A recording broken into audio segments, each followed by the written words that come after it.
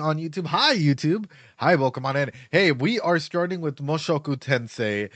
I am so excited for this. So last episode, we got a whole thing on Sophie and Sophie's journey and what she's been doing and everything. Really interesting episode. I really don't have really much to say about it other than the fact that it softened the blow to come back into Mushoku Tensei. It wasn't just like a here's a brick wall, you're coming into the show. It's like, oh, here's Sylphie and you remember this character and what about these creepy nobles? And it was really nice. I am really interested to see if we're actually going to see Rudius this episode. I try and keep myself as spoiler free as I can. This is just me being 100% honest. I don't have time with school, with work, because I work a couple jobs, and everything. Like, it can be a lot. So I try to keep myself, like, literally, I go on Discord and then I come on here and I do stuff live, and that's probably all the free time that I have, if that's just anything. So I try to keep myself as spoiler free as possible. Whenever we do any readings, we do them here on stream. My main thing here, guys, is all the Mushoku Tensei videos for the most part are probably unmonetized. So if you guys want to come and help out, come and join us here. Hit that like button, subscribe, leave a comment. It helps out with the algorithm if you guys like it. Our main job is to analyze the characters, not to go ahead and predict anything. It's to talk about the characters, what they're going through, their journey, and so on and so forth. Ladies and gentlemen, if you guys are excited for Mushoku Tensei, give me a hell yeah. Drop some Doritos, ladies and gentlemen. Give me a hell yeah, ladies and gentlemen, as we're about to jump straight into this. He says predicting things. I wish. I wish. All right, people are dropping Doritos. Ladies and gentlemen, I think we're about to get and the hell yeah comes on in here. We're about to jump straight into that. All right, let's go.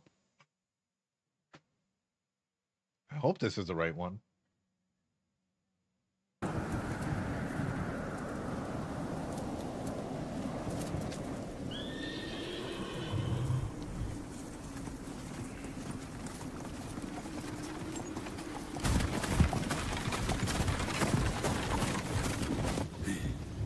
Yes!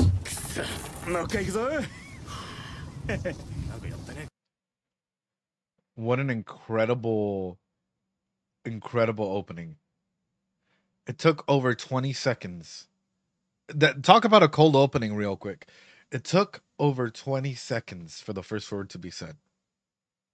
It took think about that, right? It's the first episode, literally episode 0 that we got. It was a cold opening where we literally saw the weight of the snow, the weight of everything coming down. And like you can feel it, right? You can genuinely feel that it's cold, feel the environment, feel the weight as to what's happening. And yet this episode, I guess episode 1, starts off in a very similar pattern, the weight of the snow, and all you hear is the horses trotting along.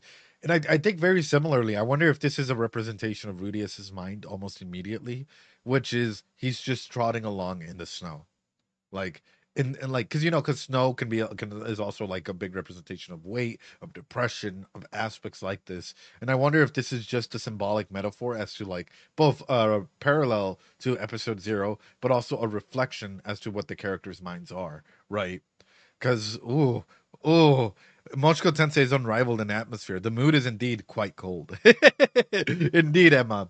But looking at this, though, for me, like that immediately jumps out is like there's a parallel in the way that both of them started, except that with this one, like the first thing you hear are the horses trotting along. And that's sort of like the workhorse that is life, if we were to go ahead and take that metaphor and just run with it, right? How many of you guys have just trotted along when you've had a mental illness or something? I'll be honest, I have. When I was really depressed, like I would get up and go through my routine some days, and some days it was really hard. But I would just go along, and it would be really hard to feel emotion, feel something. But I would just get up and go, like literally trying to disassociate or go through my life or go through something, right? And it might have been 130 degrees outside, but because I was in my in that stage, in my depression and whatever, 120, 130 degrees Fahrenheit felt like whatever. It felt like, okay, I just got to get in my car, turn it on and go. The pain is there, heartbroken symptoms, whatever, are still there, but I just got to go. And like, it was like you're talking to like a robot at times. Besides some suffering. Yeah, well, I mean, so for some people. And if you don't feel anything, ask yourself why. Why do you feel that way, right? And also go seek out mental health help, if needed. Seek out a counselor, a therapist, whatever you guys need to process emotions. I can't recommend it enough. Because wow, what a way to start off an opening here.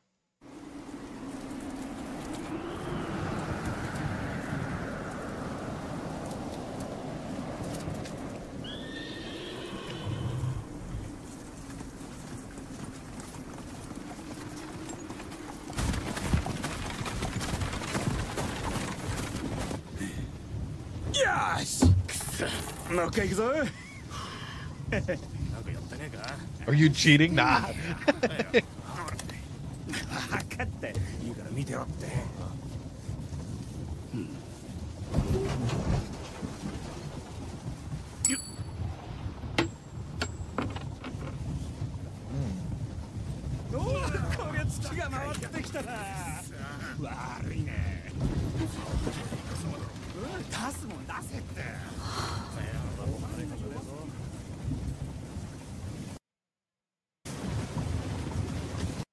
A minute in. 1 minute in. And Rudius hasn't said a word. 1 minute in. And Rudius hasn't said anything. He's just sighed. 1 minute. Well, like, think about that, guys. 1 minute in. And Rudius is a shell of his former self. That sigh. Think about it. In the previous days. Yeah. In the previous days, ladies and gentlemen, what would Rudius do? In the previous episodes, what would Rudius do? Rudius would probably be talking up a storm, especially if he knows them. Knowing Rudius, he'd probably be like, it's dog kennel master Rudius going around being friends and whatnot. But just look, everyone's having fun, everyone's interacting. There are some, of course, that are off to the side, but Rudius.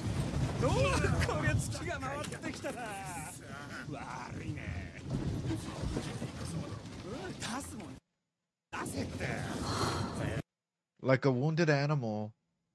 I hate to put it this way, but I'm going to use this as a reflectionary period. Rudius, like a wounded animal, has separated himself from the pack. Rudius, also, hello, Lange. Hello, everyone, guys. Appreciate y'all being here. Rudius is, in a way, trying to, and you know how some animals lick their wounds to try and heal them? Well, he can try and do that as much as he can, but he doesn't know why it's not healing. And this is an obvious retrospect in just that moment. In the fact that this is not the Rudius that we knew. This is a Rudius that is struggling. This is a Rudius that quite literally, like, off of 1 minute, dude, a minute of fucking solid intro, I can already tell that this is a Rudius that's broken. This is a Rudius that at least he feels broken.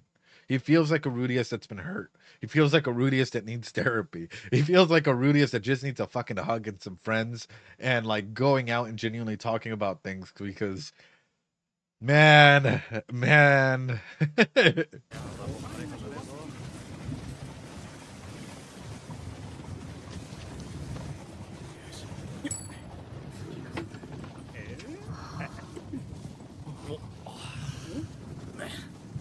あんた、さっきから随分とため息が多いじゃないか。どうしたんだい？ Damn.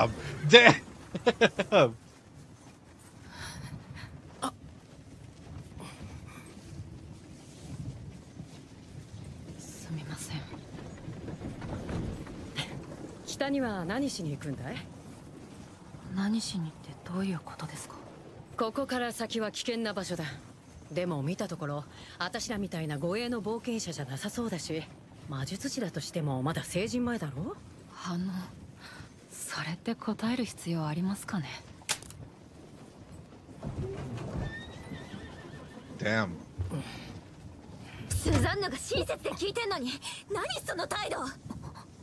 サラ、彼らと別に喧嘩売ってるわけじゃないさ。Oh no. Rudy. Hold on. Take 4 steps back, brother. Take 5 fucking steps back, bro. Take danger, fucking run. Take 7 steps back, Rudy, if you have to, please. Holy shit. Okay. Oh boy. That is a really, really nasty, like, not really nasty, but like let's talk about this because it's happened to everyone if you've been in a relationship at least once. In case you guys are wondering, Ed, what the fuck are you talking about? Let me bring this up like this. The first little bit here, right, as we're talking about this, when people try and form connections, especially when you've been hurt and you're trying to survive, how many of you are actually willing to connect? How many, like, in any form of connection, and even as children, we're taught two ways of play, right? The rope, a form of connecting, a form of going ahead and interacting with others, and the stick, a way of fighting and whatnot. We are taught two forms of connecting and two forms of play. That's usually what games are based off of, right? Are we gonna use others, or are we gonna be like PvP? Is it like everyone versus an event, or player versus players? That's usually what like styles of games we have, right? Or you versus something. When it comes to a scenario like this, though, and seeing the way that he's shutting people down, if you've been in a mental health crisis, a mental health depression, or anything like that, how hard was it for people to connect with you? This is why I'm saying Mushoku Tensei, like, people love to shit on this show for some reason, but they don't see that this show actually carries more mental health elements and genuine conversations about mental health than like 99% of the isekai out there. I'm just gonna be straight up about it. Like, in 2 minutes, this has already touched themes on loneliness, on connection, on literally pain, on depression, on like 101 different aspects like this. And you like, people like to go ahead and say like, oh no, like Mushoku Tensei ain't that deep, brother, or like it's this, and it's like, no, dude, Mushoku Tensei is pretty fucking deep. You just got to take the time to appreciate the show and actually go in as deep as you can, right? So as we're going through this, so let's go ahead and analyze that, guys. If you guys have been in a depression, if you guys have been in an aspect like this, how hard was it for people to connect with you, for people to like reach out and have a full on conversation with you, for you to be open to having that conversation? Yeah, absolutely. Absolutely. I'll be honest, it's pretty difficult. Like it is, at least for me personally. I'm gonna use my experiences and a lot of my, like, the clients that I've had, their experiences as a reflectionary method, which is it's pretty difficult to connect with others when you're in that headspace because you have cognitive distortion. You have all or nothing thinking, you have black or white thinking, you have, if we might be fortune telling or mind reading, which is, oh, if I'm in this relationship or if I try and form this, what's it not to say that it's gonna end up like all the others? Oh, if I do this, I already know the ending because it always happens. Like, we tend to put ourselves in distortionary areas where we already feel like we know what the ending is going to go ahead and be. Like, it can be quite tough. It can be quite tough. And this is why I love highlighting aspects of this show. Hold on, let me bring this over. Um let me come over here. Hold on. I'm trying to bring something for you guys. Here we go. Do I have it here? Do I have it here? What he just did with that girl. So I'm gonna pause it. I'm gonna let it come back.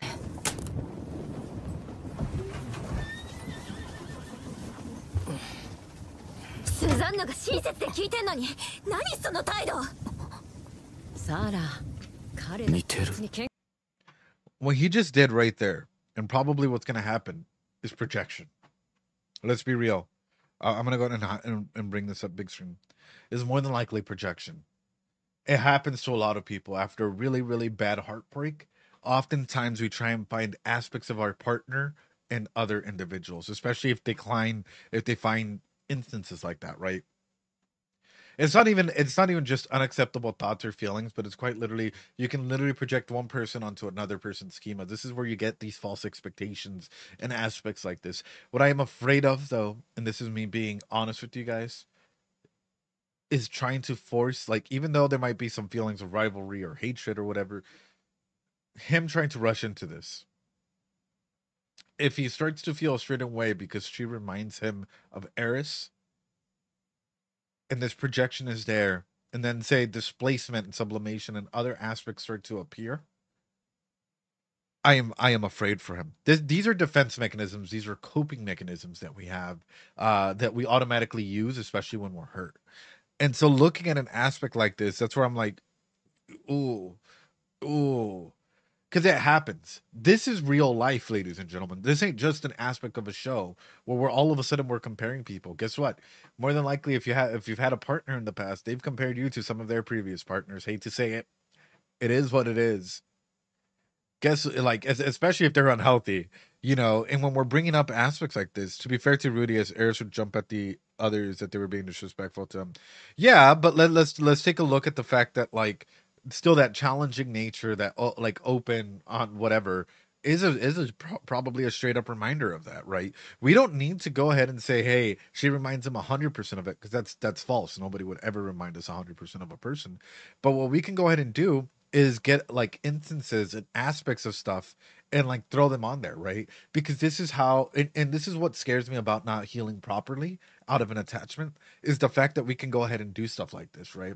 That we as individuals go ahead and project instances onto others, that we'll go ahead and do certain instances like that, and it can be quite rough. It can be quite wild. Because what does this do? If you haven't healed properly, guess what? All of a sudden, you have some cognitive distortions.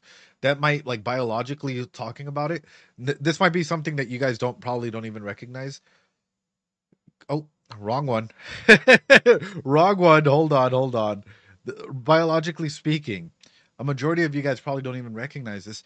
Every single time you've had a heartbreak, don't matter at what age you are, we were just going over this in my biological basis of psychology classes, which is every single time that you've gone through a heartbreak, a breakup, or you've had some really severe mental health issues, your brain gets transformed a little bit.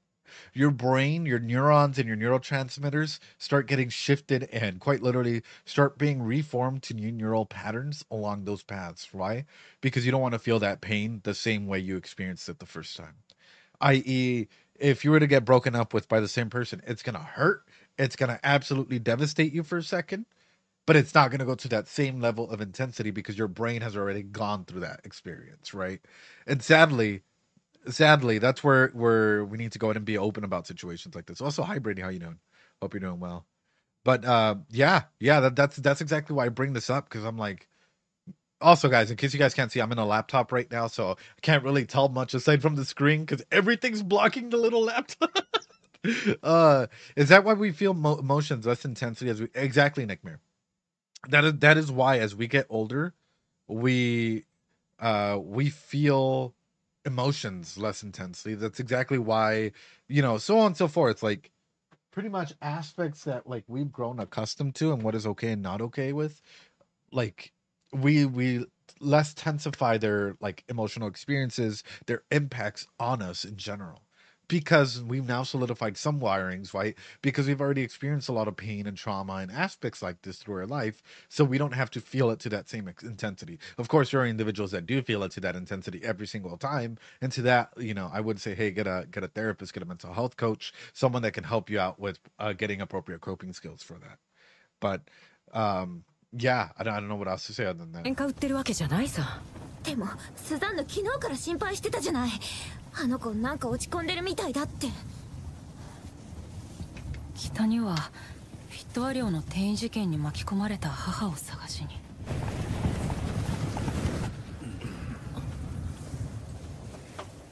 だからって。Is this why when I got broken up with, I felt like I could never fall in love or be in love again, Ed? Or is that something else? Also, hello. Hi, how you doing, Polsky Pol? Hope you're doing well. But yes.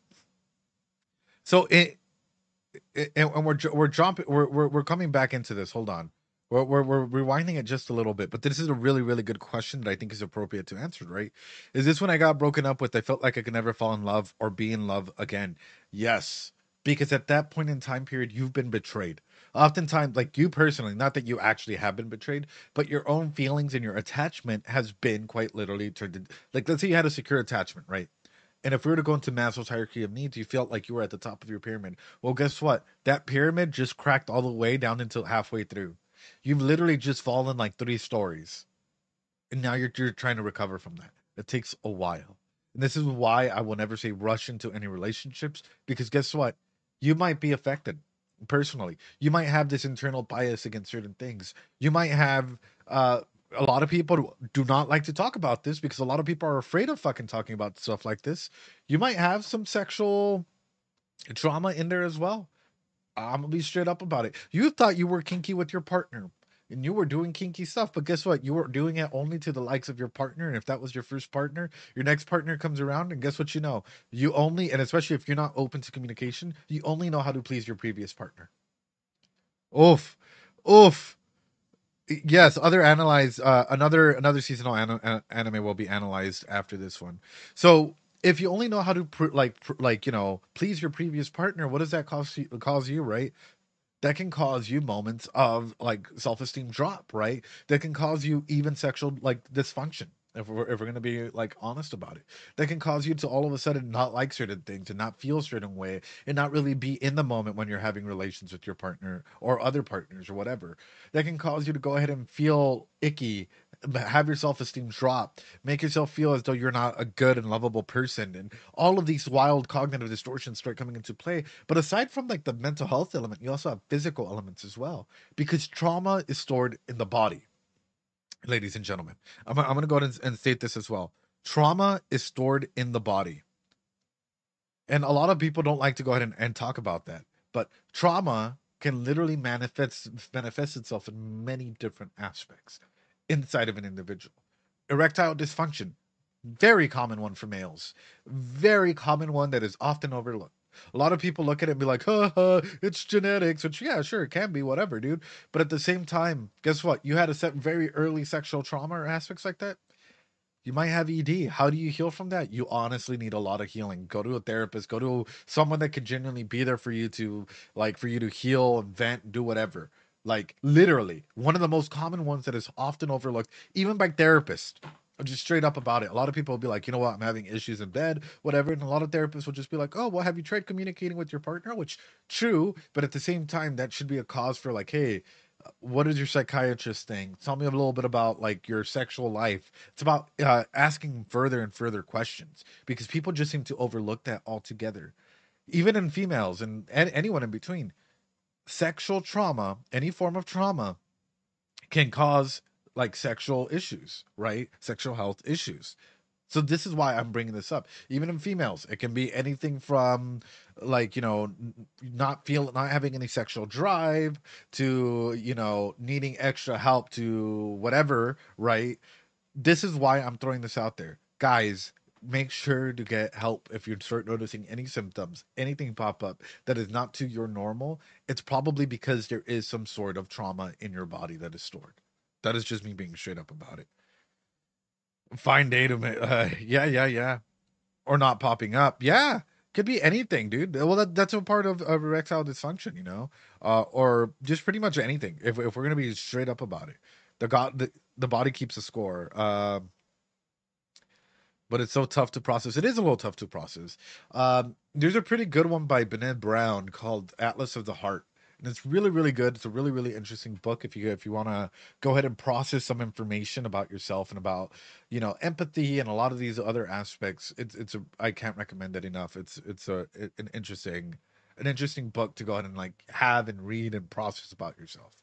Wizard powers, yes, I hope one day, but no, this is why I'm bringing this up, because this show clearly is touching on elements that a lot of shows like don't like to talk about, and you guys have a lot of experiences with instances like this. Is being in the need of this kind of stuff too much to, a symptom? What do you mean? What do you mean, Asus? Don't assume it's your body giving out performance anxiety if you're into intimacy. People hate to talk about sex in a negative sense for the most part, from my experience. Five Gears, you do. And this is why, like, you're right. People are still shy about sex, if we're gonna be honest about it. And people are still shy talking about like their traumas that come through it, right? Um, which is 100% like everyone takes their own journey. And it's 100% okay for people to not be open to talking about stuff, right? But you should be able to communicate. If you want a good, healthy sexual lifestyle and a good lifestyle in general, communication is important. Say it with me. Communication is important. Talk about what you like, what you dislike, what you could do better, what they could do better, what you like with them when they did this certain little thing, what they liked when you did this certain thing, what didn't work for you guys. This is what's important, and this is ultimately what will help you heal, right? Anyway, let me back it up a little bit because we've gone a little bit deep on this one topic. We need to go ahead and focus in on Rudy. アイドサラ、彼の別に喧嘩売ってるわけじゃないさ。でもスザンヌ昨日から心配してたじゃない。あの子なんか落ち込んでるみたいだって。北にはフィットア寮の転移事件に巻き込まれた母を探しに。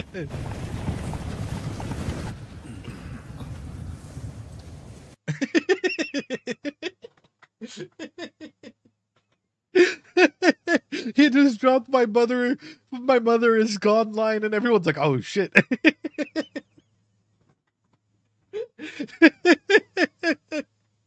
Oh, Rudy, that's a bombshell if I've seen one. Oh, but no, like, realistically speaking, here's my thing. No, that's what I'm saying, and that got really uncomfortable really, really fast. I used to have a friend who, Rudy reminds me of this friend, right? Which his mother had passed away, essentially, right? And he would always use an opportunity, like whenever anyone would make a your mama joke or anything like that, he'd be like, "Oh, that'd be funny, but my mom is dead," every single time. And at first, it was like a mood killer, right? At first, everyone was like. And then after that, it was like, oh, dude, you're just like, because he knows it's a joke that he's just throwing out there every single time. Just he's like, watch me make a room uncomfortable just by dropping this one. But like, legitimately speaking, through this though, it is a big self-reflectionary moment. The fact that he's just letting this out there in the open as a. So here's the thing: does he even realize how much of a mood killer that is? Real question. Probably not. If we're gonna be realistic about it, right? You think it's just a joke or just some? No, it was just a joke. He was healed from it. Like he had gone through his grieving process with his therapist and everything, and he learned how to take a negative situation into a positive situation, and as a form to like for him to break ice and stuff. But like through that, through that one of the big moments in here is. Like logically speaking, do you think that he said this to be a mood killer? I don't think so. I think for him, and this is what's called like trauma brain. When we have trauma brain, you know what happens? This is like when you join a Discord server and you're like, guys, you'll never believe what happened to me when I was 7 years old. I went and you start trauma dumping everything, right? Without really like asking, like, hey, this is what's happening in my life or whatever.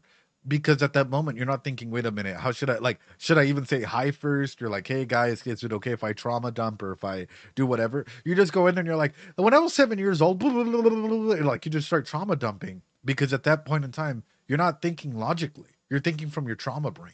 And a lot of people have so much stored up like trauma that like the first instance that someone's like, okay, so what's your story?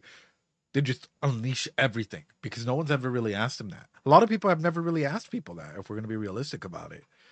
So with him though, and this is an instance of that, when people ask the right questions, people will open up, right?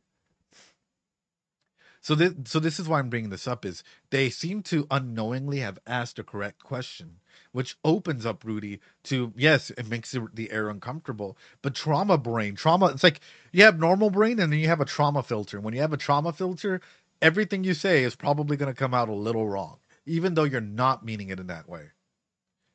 Man, input issue. Mod is an apology. だからってあんな言い方。でもどうやって探すつもりだい？北って言ってもかなり広いよ。そうですね。まあ適当に。当てはあるのかい？ No, you did なん nothing だったら wrong. 道すがら北方大地について教えてやろうかい？はあ。じゃあ。よし、それじゃ耳の穴かっぽじってよく聞きな。Oh. 北方大地にある国はほとんどが貧しいけど、魔法三大国と呼ばれる3つの国はそれなりに栄えてる。魔術の教育に長けたラノア王国、魔道具の製作に長けたネリス公国、魔術の研究に長けたバシェラント公国。 Arcane? Arcane? Wait a minute. Powder? Oh, I'm 私 kidding, ら I'm が kidding. 今向かっているところだね。彼らは同盟を組み力を合わせて魔術を発展させてきたってわけさ。分かったかい？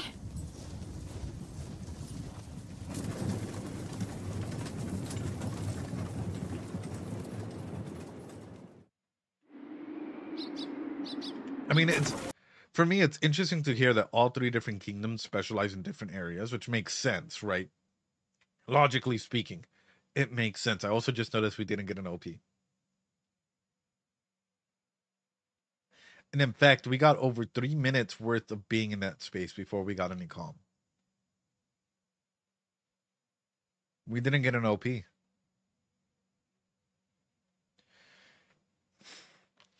In case you guys don't know, what I'm talking about is... Oh wait. Imagine waiting an OP. I know it's Mushoku Tensei, but it's, you know, still. When it comes to something like this, at least I would expect a mini OP or something at the very beginning, right? There's no OP. OPs are only for happy moments. You think we are happy and we are miserable. We are miserable and you take that back. There is no OP in this show because we are miserable. But no, like, I hate to put it this way, but realistically speaking, when I'm watching something like this, we just gone through 3 whole minutes worth being in the snow, worth hearing the snow, hearing the toughness of this until we get to a point of quite literally a little bit of light.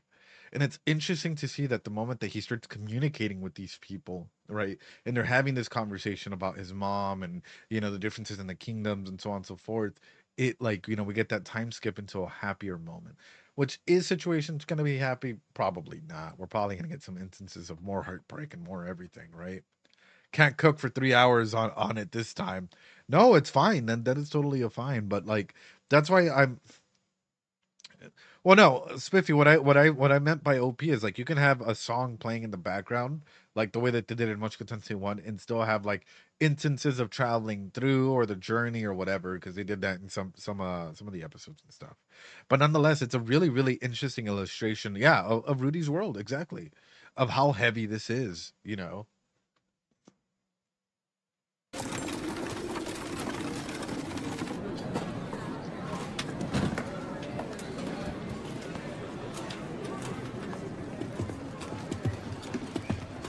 Oh, 集まったね。ほんと疲れちゃった。早く行こうよ。寒いな。Bruh. 部屋を一月ほどお願いします。あいよ。毎度。ここにサインを。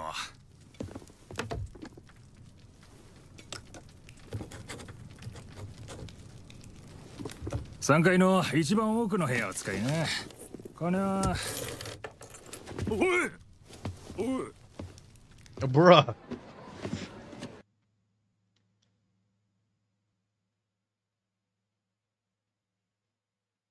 Oh, he's hurt. Oh, he's hurt. He's not even really looking at people in the eyes. He's just staring. Like, if that is a camera, he's just like staring underneath the eyes. Like, holy shit, dude. Like, and again, trauma filter. Yeah, that's sort of what happens. Is it's for some people, it's really hard to look at people in the eyes. It's really hard to, like, you know, do certain things. Like, yeah, he's just looking in the distance. He's avoiding any interaction. Like, that's a dead stare, dude. Yeah. Autopilot mode. But yeah, exactly. あいよ。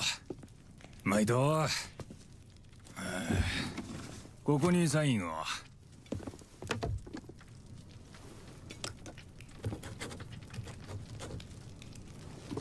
3階の一番奥の部屋を使いな。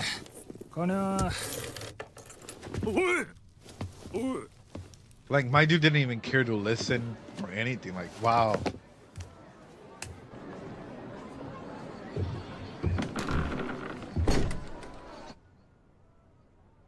Oh, no.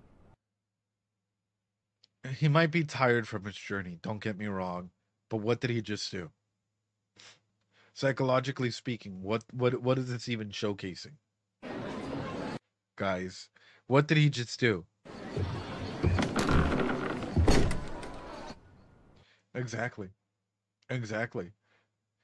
if it's daytime, there's light coming in. Don't get me wrong. I like to close my blinds sometime as well, so that way I don't get sun in. Right. I like a cold, dark room. But like in a big sense like this, he's literally shutting himself off from everyone. More than likely trying to be in his feels, and he's still holding on to the hair. Ah! As long as you don't sniff it, bro, I think we're good.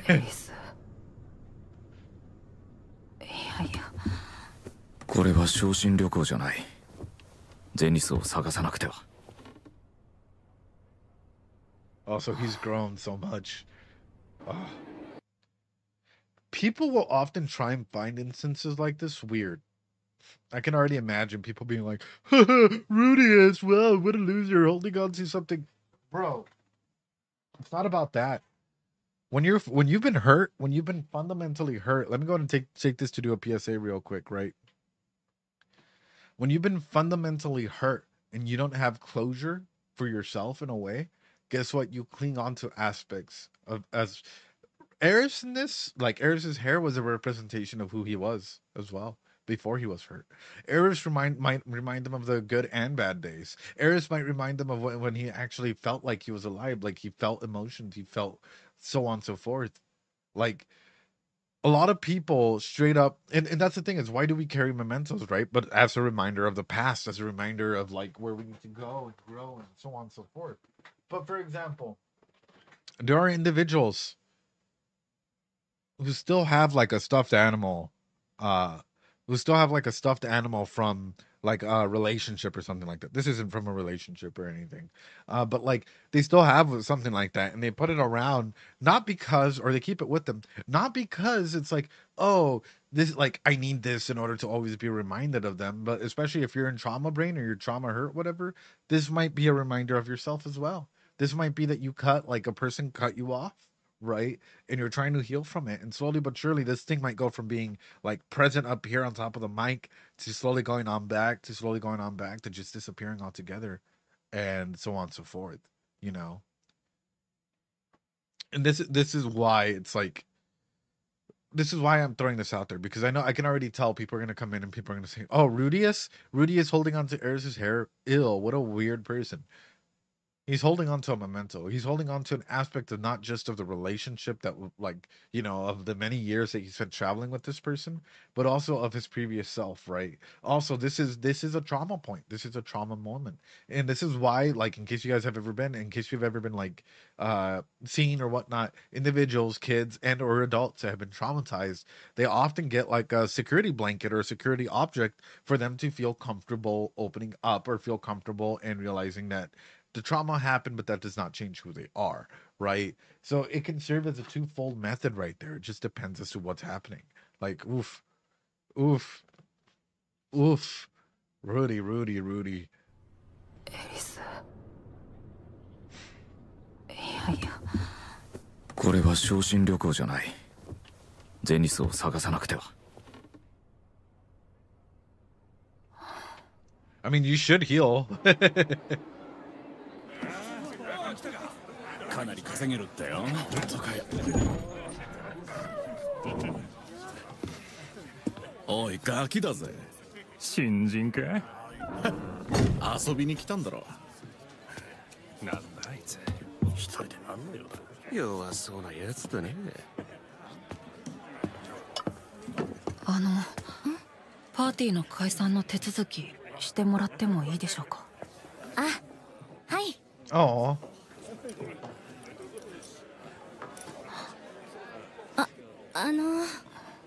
Bro.お願いします。 Bro, that secondhand that little jank back, dude. That little jank back, like he still wasn't sure, and then he had to like solidify himself. You can see the thought process in his fucking head, dude. Oh, that hurt. Oh man, that fucking hurt. You can see the thought process. He doesn't want to, but he has to. Oh. Yeah, I mean. お願いします。お疲れ様でした。おい、あいつ全滅したんじゃねえのか。かわいそうだな。一人だけ生き残って。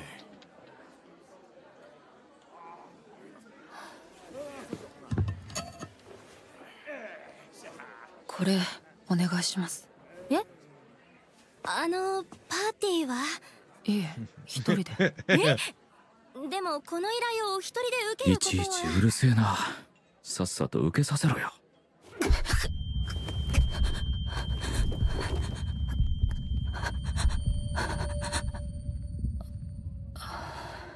なんだい？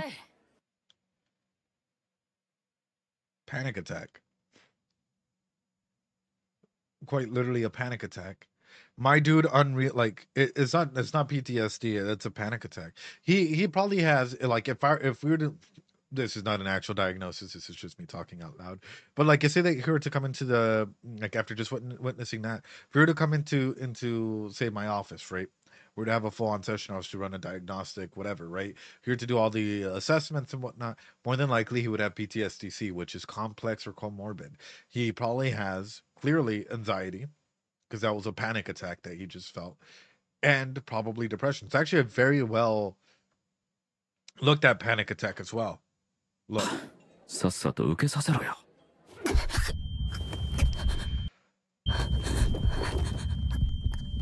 And I know what you guys might be thinking. Wait a minute. What do you mean? What do you mean?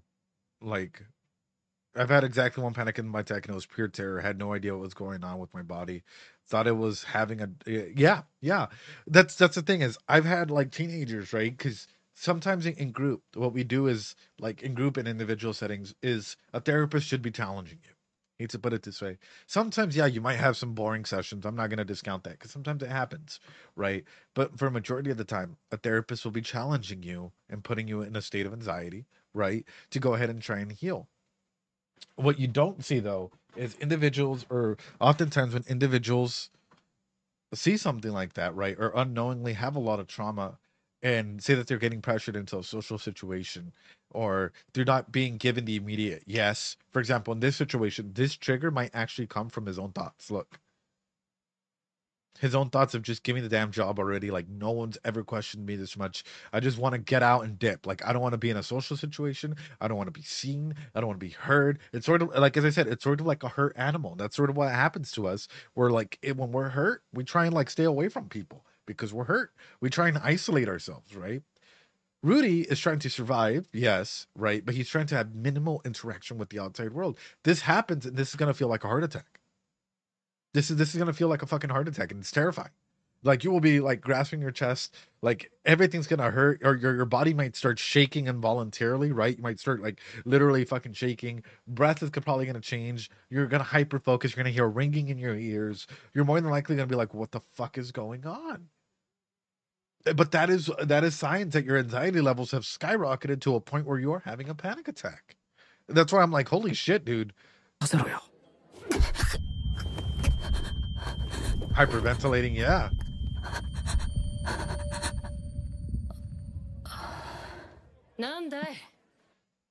The thing that he does here is actually kind of like one of the big aspects, and I guess I'll throw this out there, guys. If you're having a panic attack, right, or you are really, really like really, really anxious, ground yourself. And by that, I mean, here's a quick tool for those of you guys that need it.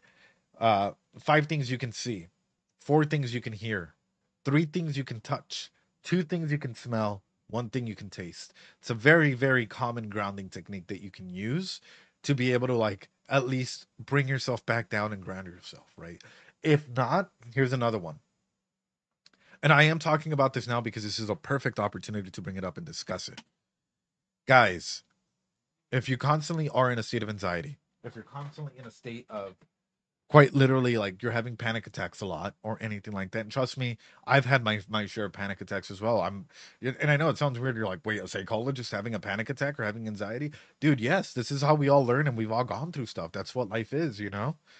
What I want you guys to go ahead and do, and this might be something that can help you guys out. This is what's helped me out. This is what's helped a lot of people I know out. Use smells towards your advantage. Use taste towards your advantage. I.e., my workspace has a different smell than my sleeping space. My sleeping space smells like a certain aroma that calms me down instantly, right? For example, I love cinnamon. anything to do with cinnamon, like cinnamon cake, cinnamon whatever, like it's an instant like, hey, get ready for bed thing, and it's significantly harder for me to reach a state of anxiety because my brain is being told you're being fed this good smell, this good information, this good everything. So if you're being fed all of this goodness, why are you reaching this state of anxiety? My workspace smells more like lavender, like clean, like, you need to go ahead and like get stuff done. So like use smells towards your advantage, use your senses towards your advantage. Do whatever needs to be done that best helps you out. And at the same time, remember to breathe. Remember to breathe. Breathe deeply. Not automatically, like a majority of you guys are probably doing right now. No. Breathe deeply. Fill up your entire chest with air and slowly let it out, ladies and gentlemen. Breathe in for 8, breathe out for 8, breathe in for 7 counts, out for 7 counts. Stop breathing automatically, you. I know, I see some of you guys still breathing automatically. I can already tell, and especially for those of you guys that need it. Take that time, close your eyes, breathe a deep possible breath as you can, and slowly let it out.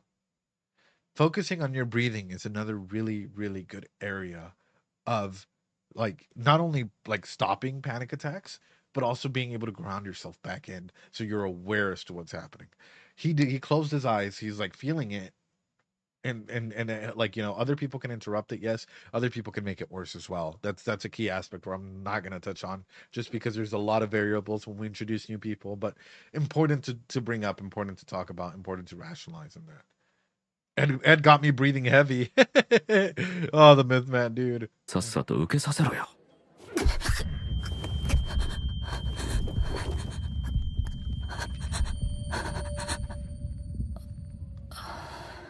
なんだい、揉めてるのかい。別に揉めてるわけじゃ。いや、話は聞かせてもらったよ。行方不明の母親を探したいのに金が必要。だからこんな無茶な依頼を受けようってんだろ。いや。でもあんたの顔が良くないね。もうどうにでもなれ、死んでもいいやって顔だ。そこでどうだい？その依頼、私たちと一緒に受けないかい？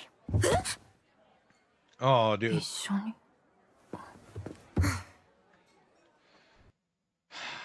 No. Oh, no, no. Oh, no, no.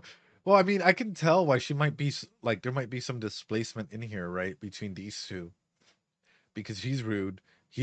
She might not fully, and a majority of us, sadly, I hate to just be straight up about it, right? He just got adopted by an extrovert. Well, here's the thing. Okay, let's talk about that for a second. As soon as I'm done mentioning this point. She just straight up, like, and this happens a lot. A lot of people, like, we go through our daily life and we don't seem to understand and or care and or empathize with others who might be around us, who might be in a dark state. We just say, oh, he's in a shitty mood. But we never take the time to find out, like, why is he in a shitty mood? Why are they feeling this way? Have they gone through something traumatic? Whatever. We usually never go that deep with people because we automatically go off of the tropes and the stuff that we have, right? And that builds a schema, like a belief pattern that we have about this person. I have a feeling that because of propinquity, these two will probably get really attached. I'm going to be straight up about it.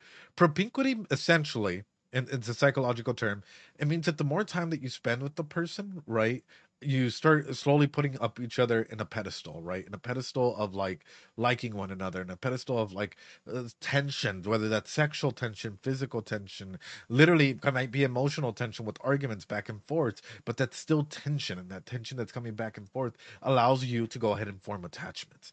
I can see an attachment happening here, but then a big rupture. He's not ready to attach. He's not okay to attach. He is not in a healthy state to attach. And sadly, a majority of people out there are not in a healthy state to attach. If we're going to be realistic, like, I'm just going to be straight up about it, right? A lot of people are not healthy. A lot of people have not healed. A lot of people are not in that safe environment to attach. My man is still healing, and I know, I get it. Trust me, get out there, date, do whatever. Like, this would probably, like, it would be an experience, but is he in a healthy place to attach to, especially to someone younger than him and not heal? Probably not. He probably needs a lot of friends. He needs a good support network first before attachment comes through. Anyway. 私たちもこっちに来たばかりでいろいろと不慣れでね。そこでお互い勝手が分からない同士協力しようってわけさ。いや、僕は一人で。一人で動いたって限界があるだろ。Lane says, so when you make friends, you spend time with them when you put them on a pedestal, but when you see their flaws on them, maybe undermines the test and grounds you a bit. Yeah. Well, think about it this way, right? We all have different pedestals at work, Lane. Friends, family, whatnot. The moment that something bad starts happening, we start lowering them, right? Because all of a sudden, they're not just a friend that's always does good. They're a friend that's kind of flawed, right? And all of this stuff, like, yeah, we oof. So constantly fighting with someone is better with forming friendships and above just that. Not necessarily. So propinquity isn't just fighting. Propinquity can be the amount of time that you spend with someone. Like let's say that Chaos and I, we are gonna go ahead and take a walking trip across America. Let's say that we don't even talk. Just the amount of physical time that we spend one another. If I were to all of a sudden dip, say near the end or halfway through, Chaos is probably gonna be like, I feel lonely. Where is he? I got used to the walking pattern, to the sound that his foot made when he would take every step. I like, his breathing at night, so on and so forth. Like, we get so used to patterns when we're around people, and they become patterns of safety. And I think that's a big aspect through that. It's better than negative, but negative is still better than less to none. Yeah, well, I mean, any form of attachment still is still there. This is why you have people that hate each other. I'm just gonna call it out. This is why you have some marriages and some relationships and stuff who they're unhappy. You know that they argue every single fucking day, but yet they will never get divorced. Because they've gotten so used to that as your normality that without them there, all of a sudden that can be going into a crisis mode.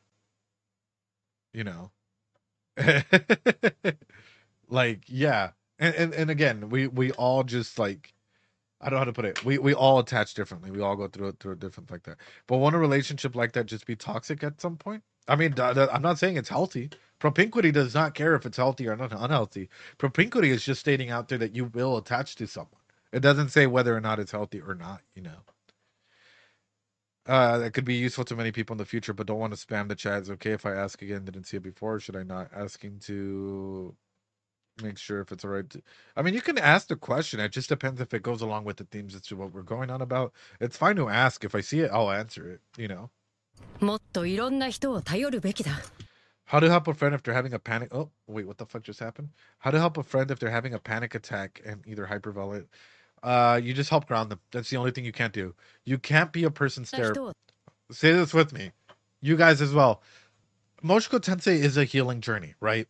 But you can't be a person's therapist. If you're not a professional, you cannot be a person's therapist or a person's psychologist. I'm going to be straight up about it. Let's go ahead and say that, right? Say it with me, guys. You should not, and you cannot be a person's therapist or a person's psychologist. Why? Because if you go into that, and if you stick into that realm, you will automatically fuck up that relationship. I'm just going to state it. There's no and, if, or buts, or me trying to go ahead and use a metaphor to try and be like, oh, but if you do... The power dynamics that you set up by doing something like that is toxic. Not only that, if they decide, say that you're doing it for the wrong reasons because you really think this person is cute or whatever, and they go with another person, you're going to end up really, really fucking hurt. And guess what? All of a sudden, your power dynamic turns toxic right there and then. You should not be a person's therapist or psychologist. Only unless you're a professional, of course. I'm just throwing that out there. We can use media to heal. We can use this show and the characters to heal. But that does not mean that we should be there and quite literally try and guide them for every single panic attack, anxiety attack, whatever, right? You can only be there and help them vent if they need to vent and be like, hey, I'm here for you in case you ever need it. But that does not mean that you should be there and help them process through stuff 1,000% of the time. You can be there for others to help them from time to time, but you should not be there every single time basis. You also, yeah, don't date your patients. No, just at all. Don't date your patients at all. And like you can self-reflect, but you should not be your own personal therapist. Even me myself, I'm not my own psychologist. I should not be my own psychologist, right? And this is why I'm throwing that out there.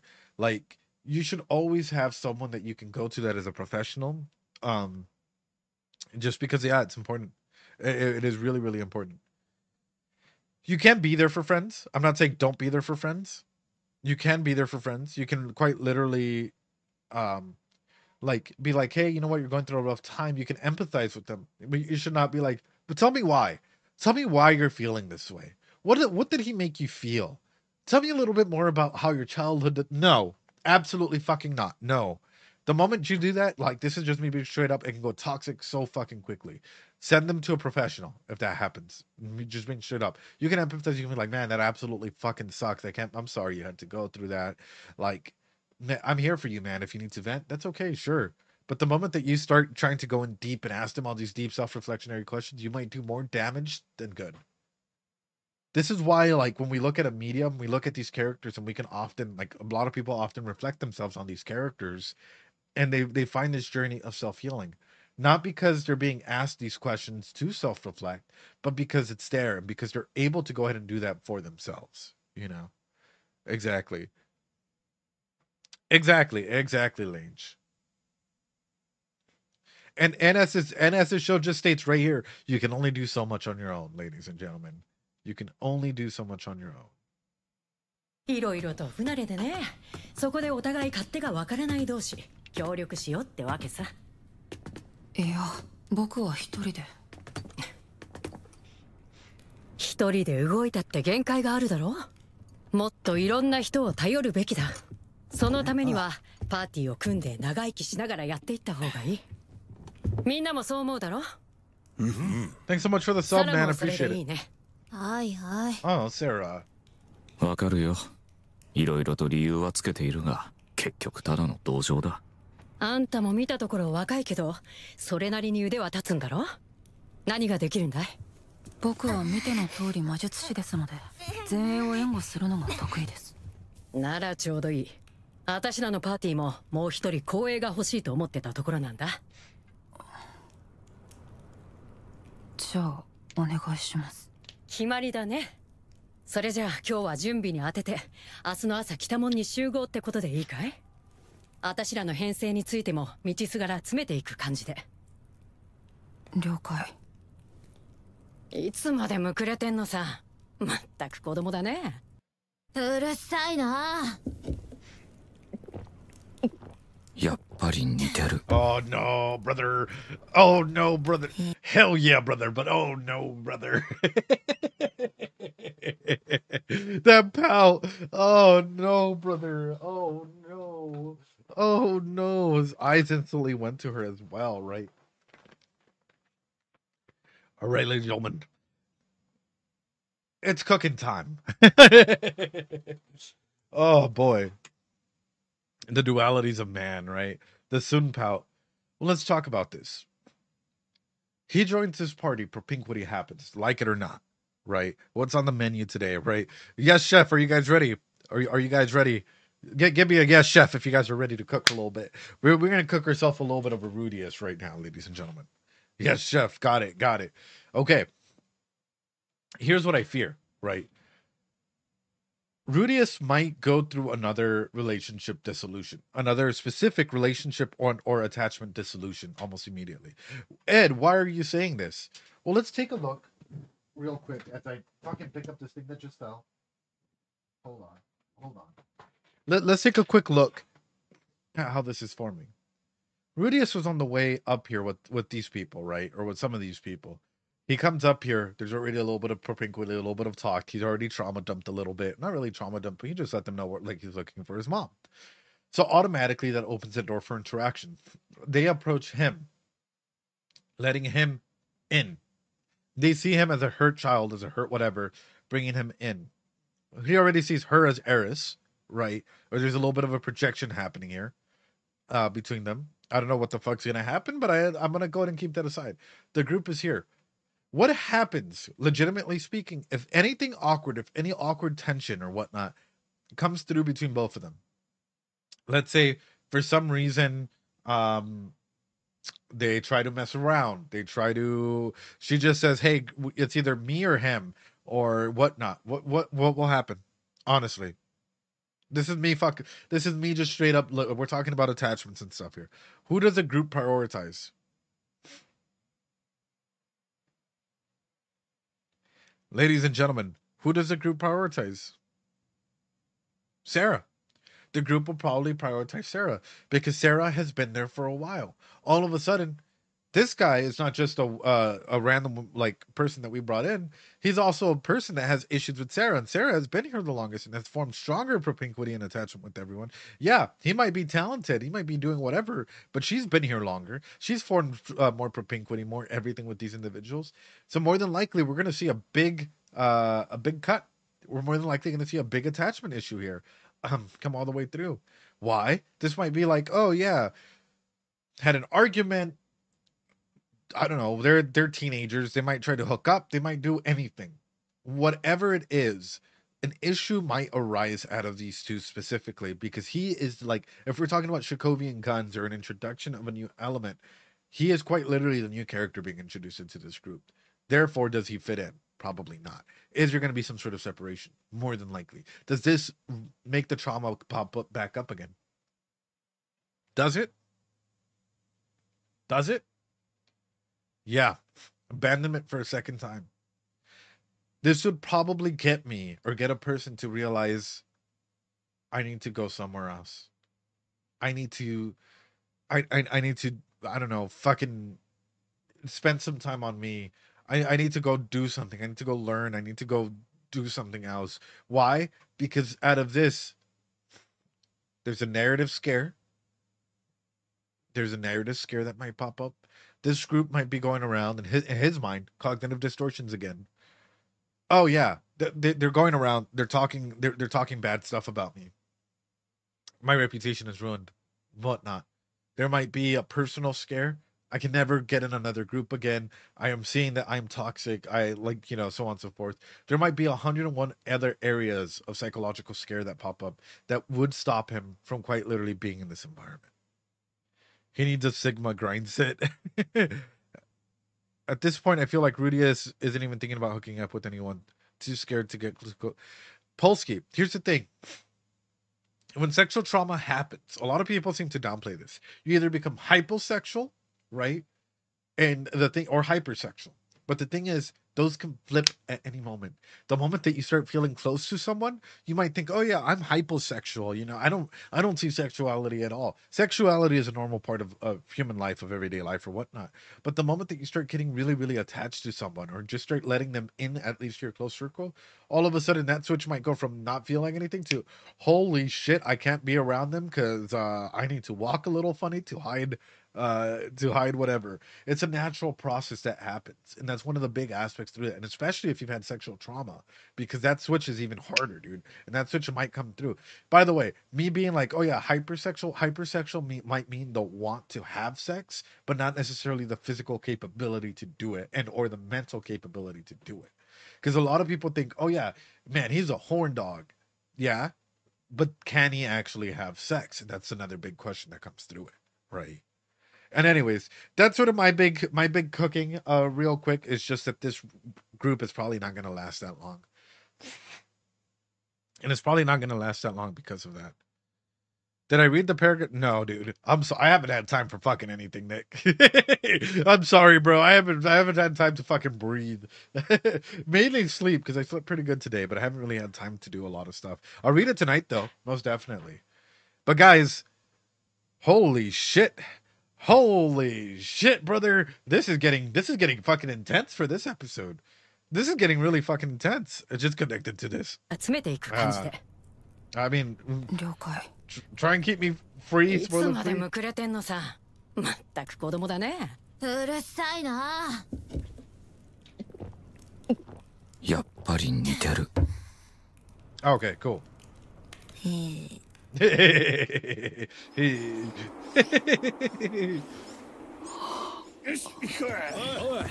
今回の依頼儲けいいな。とっとと終わらせて一本やろうぜ。お前まだ足んねえのかよ。アスラからいい酒が入ったんだよ。どうでもいいけどヘマすんなよ。任せとけ。今なら七大列強にも並ぶ強さでバッタバッタ。おや、早いね。You sure about that? You sure about that? You're even a match with one of the 7 great powers, and I'm thinking that one of them's Orsted. You sure about that? You sure about that? Here is someone that literally had a fight with Orsted and like literally died and was brought back. You sure about that? Okay, here's my actual question for you guys, because I don't know this. What does this world look like? I've been told that this world is a 6-sided world or something, right? Are we only on one side of the world? So then what happened to the other 5 sides?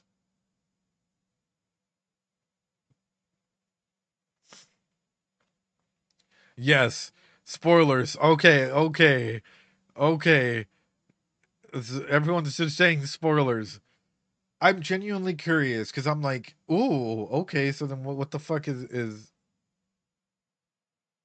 I haven't read the first volume, brother. I've only read the chapters that we read on stream, dude. Oh no. Well, okay. I asked. Wait, is it really connected to like some future stuff of like asking that question?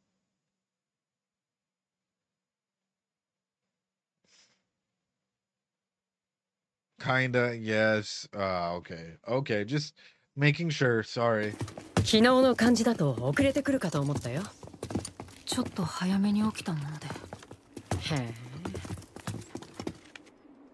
ルーデウス・グレイラット、魔術師。無影症で魔術が使えます。じゃあ、よろしくね。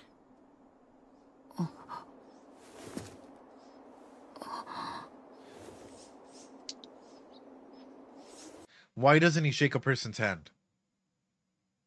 Guys, cool. This is so beautifully done. Why doesn't he shake a person's hands? I'm fucking like I'm like literally got shivers. Why doesn't he shake a person's hand? Rope and stick. We were talking about this. By shaking your hand, I am extending a rope. By shaking your hand, we are making a connection. By shaking your hand, we are literally interlocking that point, dude.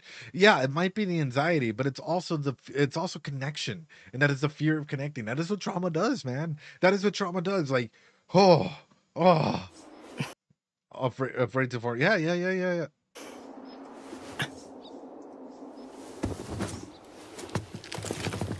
The myth, man. To stigma, yeah, dude.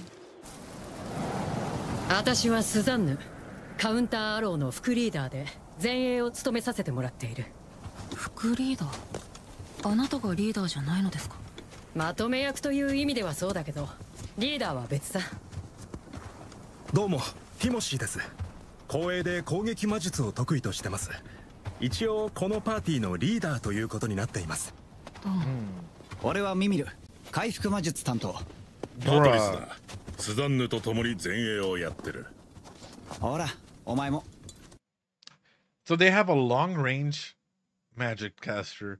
They have a healer.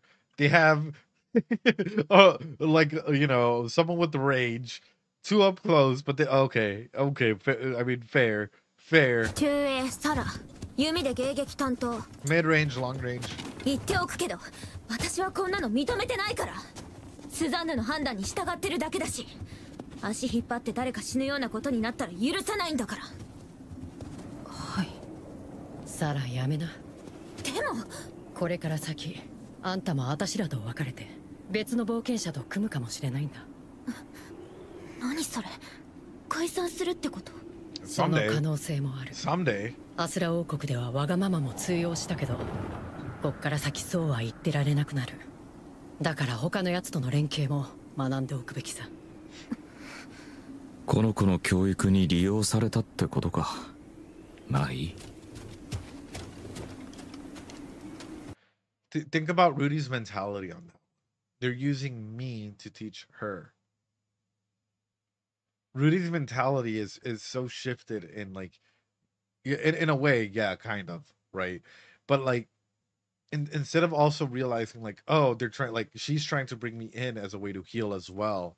Yeah, they versus me, the world, the environment, ecologically speaking. He's saying the mesosphere, the like everything outside of my immediate sphere is me versus everyone. That's a cognitive distortion at its finest. Yeah, it's only looking at the negatives. Uh, I actually have a friend from yeah, I actually have a friend that does the voice, one of the voices from Final Fantasy 16. Pretty fucking amazing, amazing dude. So one day, yeah, one day I'd take a look at the story of Final Fantasy 16. I think he had a similar mindset even before Eris left. Well, yeah, but that's a cognitive distortion that only amplifies through with trauma and in a situation like this, you know. Because my thing is, we as outsiders can see it's twofold. Yes, that is one aspect that is true. They might be doing it for this. They might also be doing it because they need him for this, right? Or they didn't want to go ahead and leave him out there. Might also be because like Susanna and them saw him and were like, wait a minute, he might need to go ahead and heal. He might need to go ahead and we might need to go ahead and bring him in an aspect, like even if it's just one trip, just to see how he goes and how he interacts and that it's okay, whatnot, right? It might be a triple fold process and or more. It's that mutual help, yeah. Oh, those trauma memories, man. Those trauma memories. Oof, oof, oof. Oh no, Rudy, por favor. Goal. Take 4 steps back, brother. Oh no. I'll open up about this. Cool Ranch Doritos girl. I was in a long-term relationship with someone that really hurt me when I was younger. Really bad breakup, a lot of trauma, so on and so forth. Let's just say it was really bad. It got to a point where I was out and about doing everyday mundane tasks, and images and flashes like that would happen, right? Where I was out and about and someone that looked very similar to her, it's like a flashback or an image would happen of like what we would do and stuff like that. And it's like, whoa, wait a fucking minute. Like, yeah. Oh damn it, Cool Ranch. Big up. Oh, thanks so much, 5 Gears. Like, my aspect is flashbacks, instances like this. It is quite literally, it's an internal fight that is happening, where your brain doesn't want to feel that intensity. It might be remembering a sweet moment or instances where you thought that was like amazing, cute, sweet, whatever, right? Plays off a good memory, but yet your brain is like, here, you might also have to deal with this internally as well, where they're connected, their relationship connected more so than your relationship with her, and it's like, oof. Oof, poor Rudius. Man, my heart breaks as I'm watching this. And if you've gone through a really bad breakup, I gotta ask you guys this: how many of you guys have had flashbacks or even moments where like you see someone and you think it's them, or instances like that? It happens quite often. And in case you guys are wondering, yes, I feel, dude. That was before my journey to become a psychologist and whatnot. Like it's yeah, a lot. Yeah, exactly, Kurogane. Like a few. Yeah, yeah. Can't have a breakup if you've never dated. No, but you can also have like friends, right? You can have instances of friends, and if you've ever broken up with a friend, you can still have those imageries and stuff. A lot of people like to automatically assume it's just romantic. No, it can just be friendship wise as well, where someone like you might meet someone and they fit all the boxes similarly to that a friend had. Broken up with the parent, those hurts, yeah. Wasn't able to catch you live in a while. What's up? How you doing? I hope you're doing well, brother. How you doing, Mash?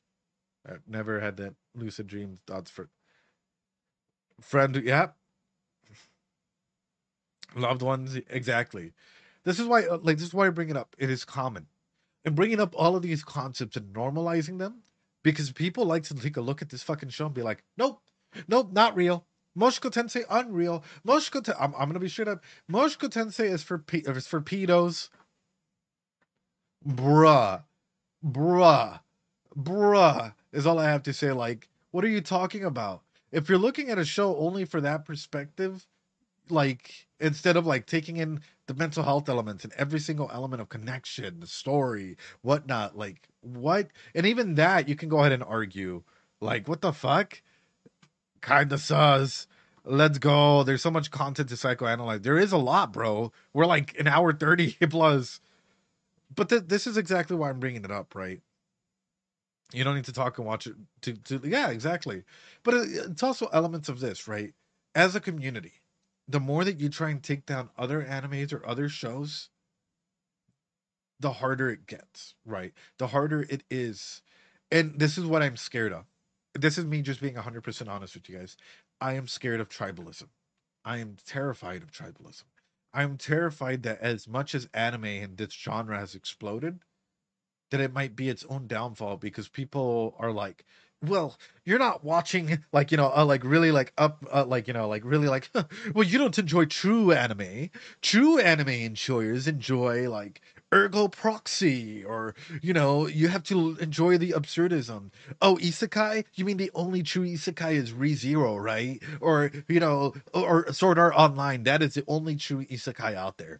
Or some stupid shit like that. Like, the more that we quite literally shit on other shows and not allow shows to flourish or be open, like literally be like, okay, I like this show, I have some criticisms, but this show was okay, or this show was pretty bad, and here are my criticisms why, but I'm not going to go ahead and hate a community for liking a show. If we are open and if we are empathetic enough to look at the shows, different shows for all the different mediums and genres that are there, and be like, okay, there's shows that are cool, there are shows that are kind of trash, whatever, but people can like it, sure, whatever. The more that we can go ahead and expand our narratives, the more that we can go ahead and learn. If we go into this tribalistic mindset, and I'm not talking about Mushoku Tensei, but I'm talking about like other shows out there, the worse and more toxic that a community can get, But anyway, it's okay to tease, but vitriol towards media seems like, yeah, exactly 5 gears.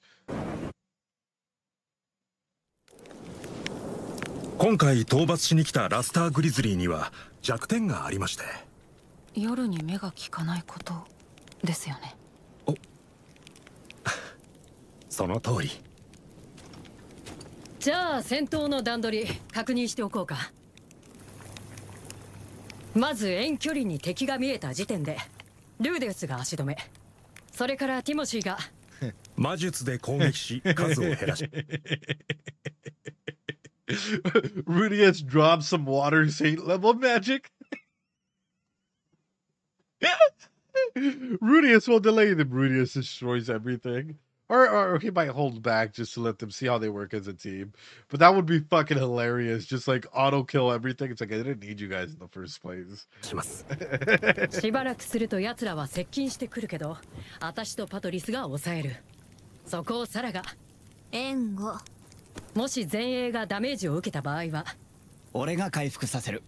これが大体の段取り。分かった？ルーデウス。何？僕の仕事なんですが、暇を持て余すと思うんで援護に回った方が。まだ前衛がどう動くか分かってないでしょ。じゃあ足止めの後の数減らしを戦いが長期にわたる場合は魔力を温存するのは常識でしょ。あんたは足止め。それじゃあ僕も前に出るのは。私に後ろからやられたいの？あんたはこのパーティーじゃ異物なんだから言われたことだけやって。Damn. こういうところも似てる。Sarah's comebacks like that, dude. Immediately saying, "Here's my fucking wall." Nope. And the way that Rudy is getting up. This is why I'm saying it feels like Rudy needs someone his age, around like Sarah's age or whatever, to heal. I know we might look at this and be like, he's shutting down, but he's just had more communication with her than he's had with anybody else. I think he's delivered more lines to Sarah right now than he's had throughout this entire fucking episode. Rudy quite literally needs someone around his age, someone that can challenge him, someone that can be there, someone that whatever, in order to start that healing process. Hold on, guys.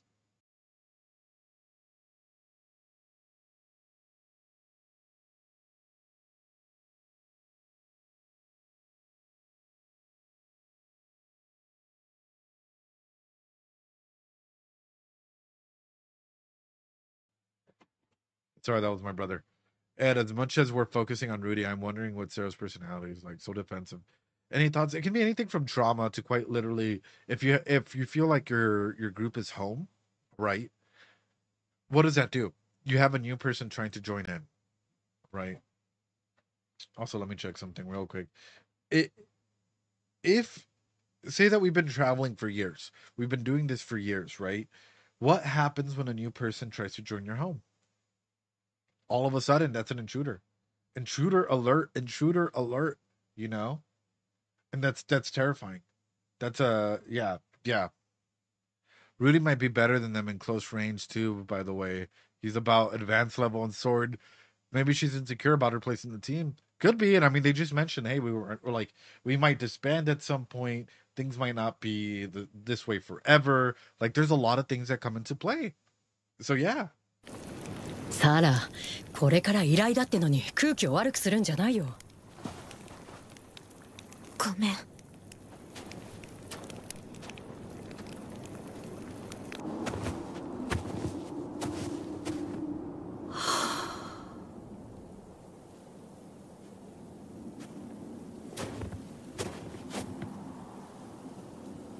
すみませんね。何が？サラのことです。悪い子じゃないんですが、少々天狗になってまして。君も相当なんでしょう？無影症魔術が使えるなんて、私の学校の先生以来だ。In your school days. こんなものが使えたところで、大切な人が戻ってくるわけじゃ。Rudy, he's just trying to have a conversation with you, brother. Rudy, it's that trauma filter, brother. Oh, it's that trauma filter though. Like, he's like, yeah, he's trying to go on and like empathize and like be there and try and form a connection, and then but Rudy's just like, these skills won't bring back my loved ones though. Oh, Rudy, but I understand where he's coming from. Like, I empathize with them 110%. Like, that's trauma filtering 101. That's like quite literally off of that, dude. This mama joke would be funny if I had a mama. Oh no. Yeah, you got dead family. That's cool. Cool. Do magic for me, nerd. 5 years. Oh, dude, that hurts. That fucking hurts, guys. Like, my dude can't even really fully open up in a conversation like this without like, and it happens to a lot of us without bringing up this topic, right? Because it's an important topic, and I wonder if he's even had the time to actually express that to others without just trauma filtering or trauma dumping on an individual whenever they ask for something completely different. ありませんよ。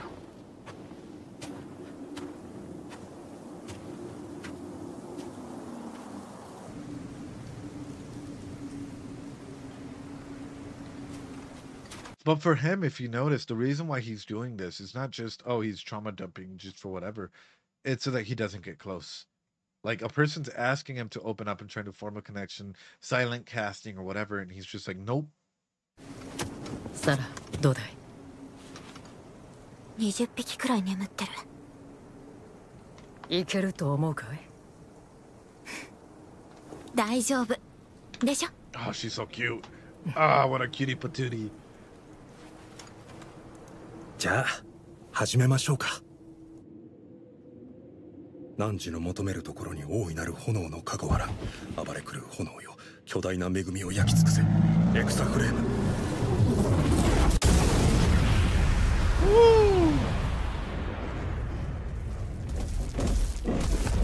And that's it.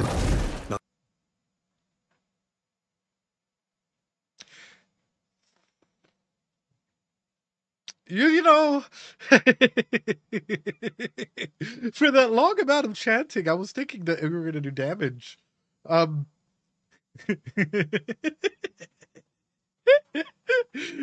would have waited. I would have waited for like the Megumin's long like explosion. Then like, you want to let Rudy take over for this one, brother? Like, but I guess like here's the thing: is we're so used to Rudy and his incredible magic that we've normalized this. That this is what normal magic looks like in this world. This is what normal magic looks like in this world. And this is why they need to work as a team. Meanwhile, we're so used to the 3-person formation of like Rudy, Eris, and Rujard, and like how they could just pretty much handle fucking everything. Like, dude, he is fast, intermediate spells. Yeah. This is actually above average. Damn.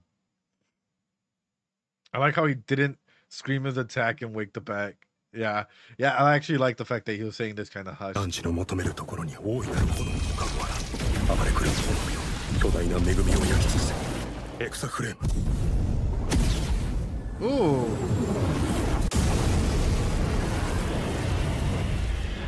男児の求めるところに大いなる炎の余裕だね。これじゃ接近戦の必要はなさそうだ。Ooh. 男児の求めるところに大いなる炎のかごわらん暴れ狂う炎よ巨大な恵みを焼き尽くせエクサフレーム Hold on, hold on. Brigitta, is that you?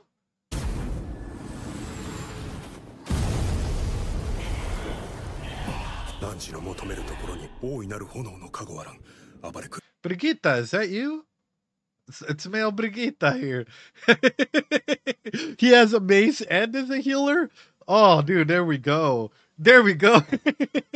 It's an Overwatch joke, by the way, in case you guys don't get that one. Oh, God. A raging inferno considering tremendous bounty. Ooh. 狂う炎よ巨大な恵みを焼き尽くせエクサフレーム 男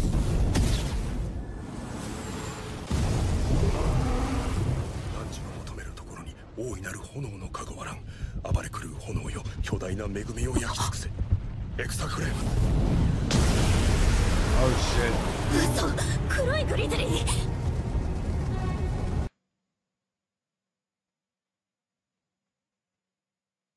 Run, bitch! Run! Everyone, run! Oh, no. Oh, no.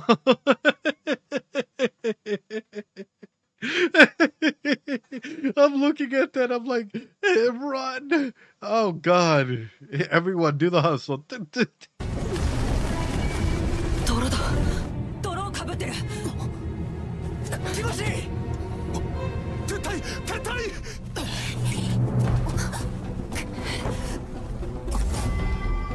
もう遅い罪だどうするいや Do it. Do it. もうなんかめんどくせえな Do it. どうせ何も残らないし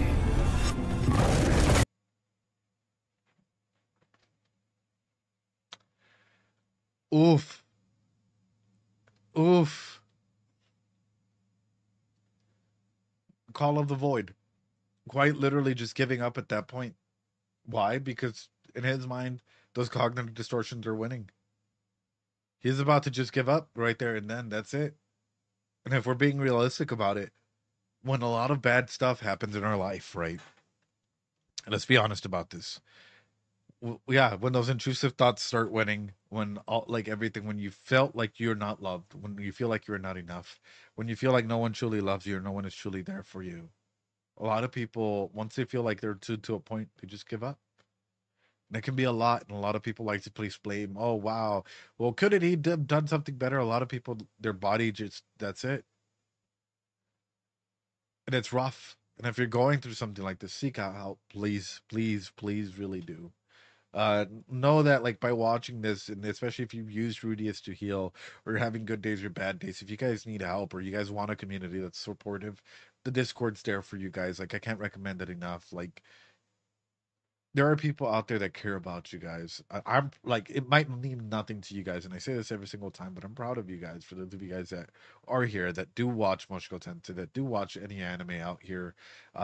You know, I'm proud of the fact that, like, you guys got up today, or you guys might even be watching this like at night and like in bottom of your, like, you know, blanket or whatever, and been like, what the fuck is this guy talking endlessly about? It is important to talk about this show. It is important to go and talk about aspects like this, because our brain can sometimes make us feel as though a lot of our distortions or intrusive thoughts are reality. And if that is happening, seek out help, please. Like, it is there for you. There are sliding scale fees.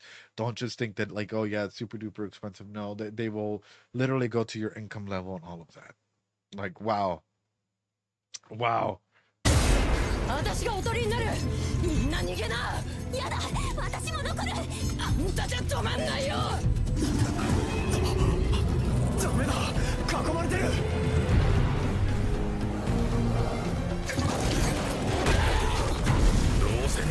ないんだ。みんなで残るぞ。ああ、全員でだ。Oh fuck.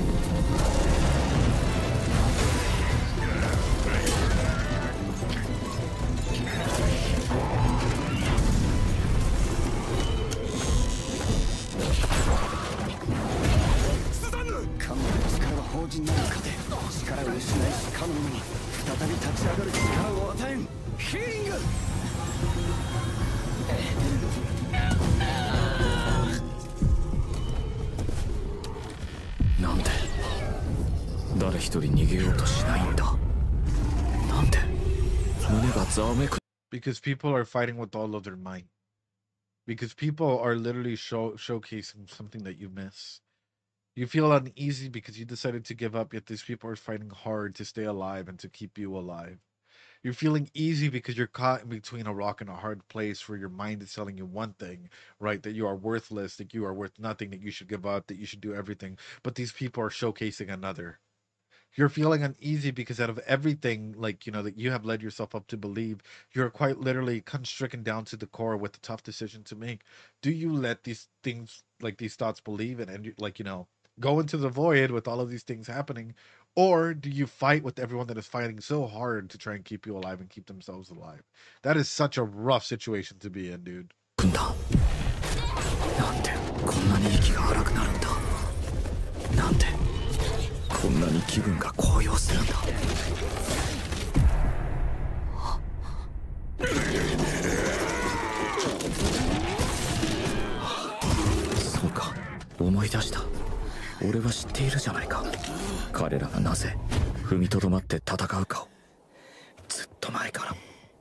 Wow.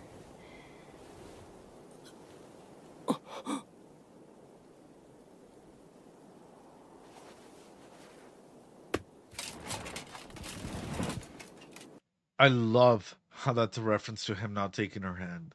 I love the parallels in this scene. I love the fact that this is all about connection. The fact that this is showcasing that specific moment where, like, all of a sudden it's the emphasis in how we connect. The emphasis in us being able to actually connect and do certain things. Wow. Wow. I think it's implied. Like, yeah, whoa.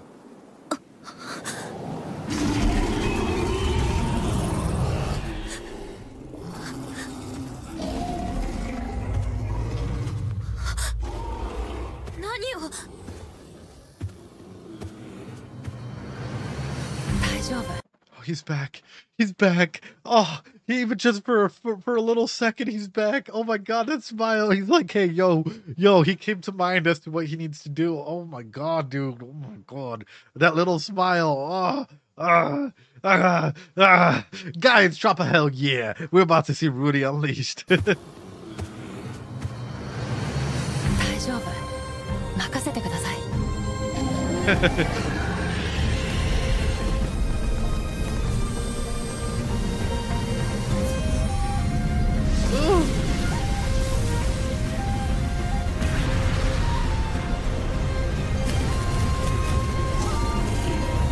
Run!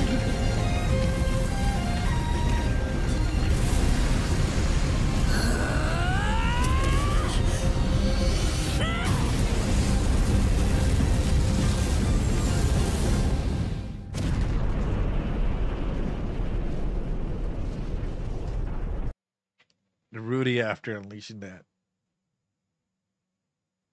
I am the bringer of death. He just Oppenheimers it.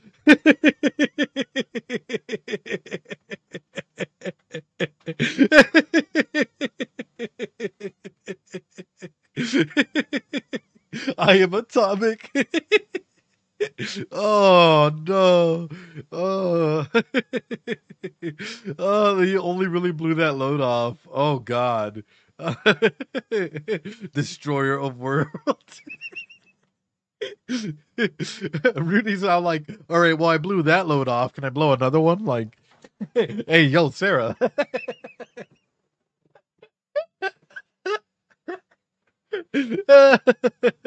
Oh, and a bonk.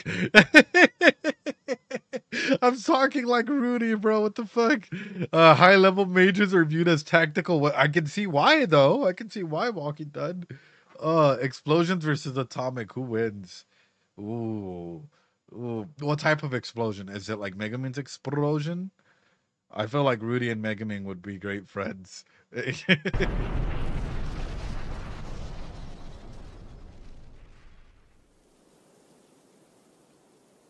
Explosion.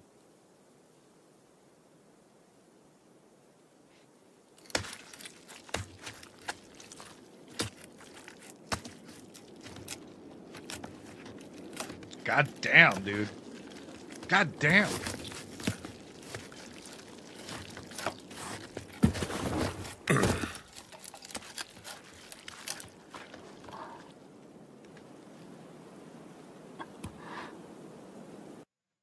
That's awesome. That is fucking awesome.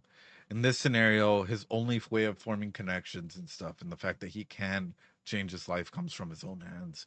Maybe that is the grasp that he needs to start making the changes for himself. Maybe this is the and it's not agents of change. People always like to point at this and be like, agents of change, agents of change. No, anything can be an agent of change. In fact, if we're going to be realistic about it, his agent of change wasn't even his hands. His actual agent of change was watching everybody else fight and seeing everybody else out there. And to constantly throw out stuff like that is actually misinformation. That's just straight up misinformation. So when it comes to an aspect like this, quite literally the connections and the attachments, yeah, call the fuck out immediately. Like whenever it comes to a situation like that, what we're looking at specifically is the attachments and the connections in here played such a vital role that they allowed him the opportunity to start the process of change. This is how he started to realize, yeah, I'm an agent of darkness. This is how they start to realize that they themselves have the opportunity to start growing, to start manifesting themselves, maybe even to start the process of his own personal change, right? Because once he has the world in his hands and once he's able to go ahead and realize that, like, hey, it's not just like he doesn't have to be alone. He can have connections. It's okay to reach out again. You know, when we're trauma filled, when we have this trauma filter, we go out and we put trauma everywhere. It's like if we have red paint and everything that we touch is sort of like we're putting this red paint on them. And so we realize, like, wait a minute, like, we need to heal a little bit, and it's okay to be vulnerable. It's okay to like ask for someone to bring water so you can try and wash your hands off a little bit, or anything like that. Like, wow, like impactful shit, impactful metaphor, especially through the aspect of a bear's death in this, right?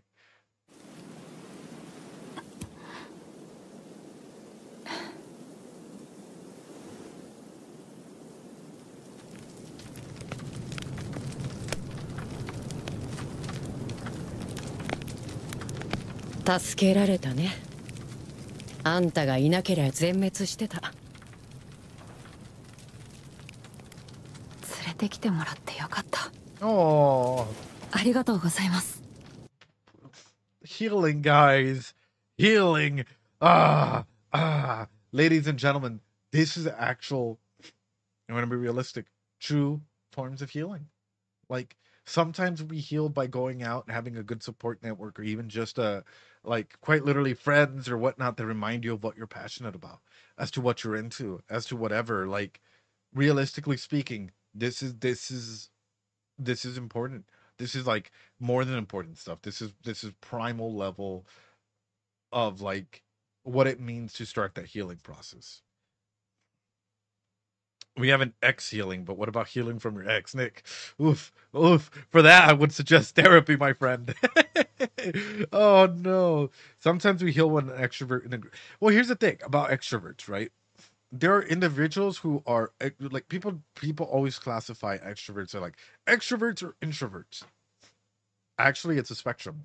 You can be an introverted extrovert, right? You can be, or an extroverted introvert. You can be someone that presents so happy and like out there and whatnot, but really just want to spend all your time home alone and like, you know, playing video games or doing something else. You can be someone that like spends all your time home for whatever reason, but yet you want to go out and like literally party it up and do certain things. Like it's a spectrum if we're going to be realistic about situations like this. But do extroverts do like really like, and introverts as well, pick up off of each other from like the ends of the spectrum? Yeah, of course, right? Because sometimes we need a person to go ahead and be our mouth or talking piece or advocate or whatever. It's all about whether or not you you drain or power your battery by interacting. Exactly. And sometimes it could be a mixture of both. Sometimes you can get powered up by interacting, and then like over time it just starts draining and then powers up and drains and so on.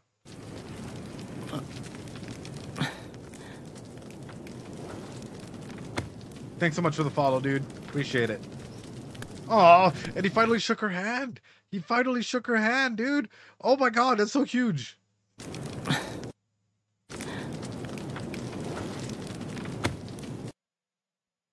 Handshaking, there's burning, he has blood on his hand. It's sort of the realization, like, thank you. Like this, wow. Wow. This is huge. But I mean, even with pain, even with this burn on his hand, he's feeling something, right? He's feeling something that he hasn't felt in a while. This is what's like screaming to me about this. And a lot of people like seem to downplay depression or seem to like just be like, oh yeah, you're just sad. No, bro. Like depression can come in waves. Depression can be numbness. Depression can be, it could be blood, it could be burn. Depression can be a lot of things. But even just feeling something in your hands and feeling the tightness and the connection that you're forming with somebody else, and wow. If it's burned hands, well then they're like, you know, you're talking about him feeling pain and actually connecting through a pain aspect of pain and aspect of connection through that. If it's blood, it's even more than that. It's like the whole aspect of like connecting because of the fight, connecting because of certain aspects. Like wow. Wow.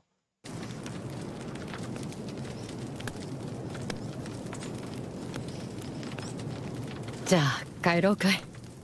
はい。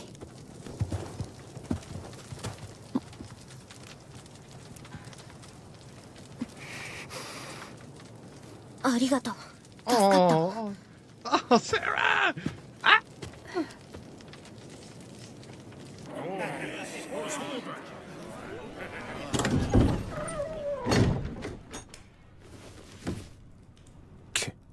Yo, someone get.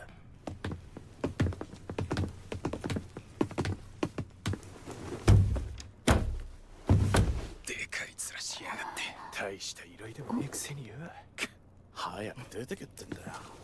今日は私たちがこの町で活動を始めた祝いです。この場にいる全員におごりましょう。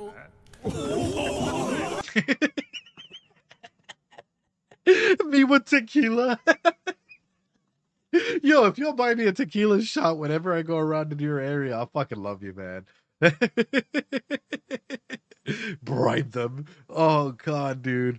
Would this work in real life? Like, is yes, yeah. So what you're doing is you're breaking the tension, right? Almost immediately. It's not so much about like bribing them or anything like that. What you're doing is you're saying like, hey, thank you so much for hosting us, or allowing us to be in this environment. We appreciate you guys by this.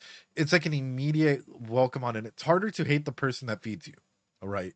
It's like it's significantly harder to hate the group that feeds you or that allows you to drink. Like, dude, rizzing up the whole guild, yes, that was so smooth. But it's also really, really important to go ahead and do certain things. It's amazing, like the group dynamics, the group processes that are being showcased here, huge, fucking beautiful. In fact, if we're gonna be realistic about it, too many social skills. The guy is scary. Oh, guys, no. いいかいお前たち、よく覚えときな。今日からこのギルドで世話になるカウンターアローとルーデウスだ。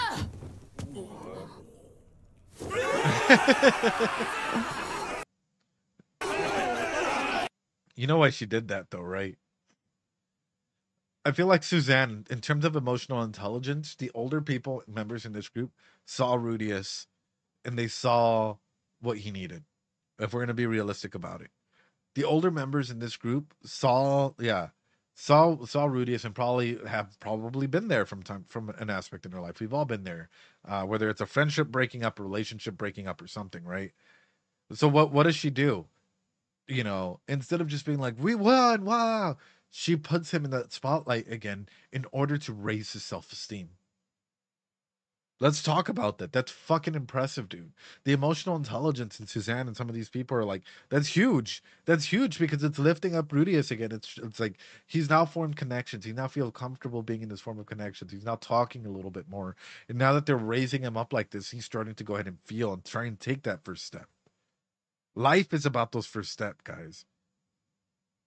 Oh, wait, no worries. Drop some Doritos when you're back. Drop some Doritos when you're back. I'll take a quick drink of water.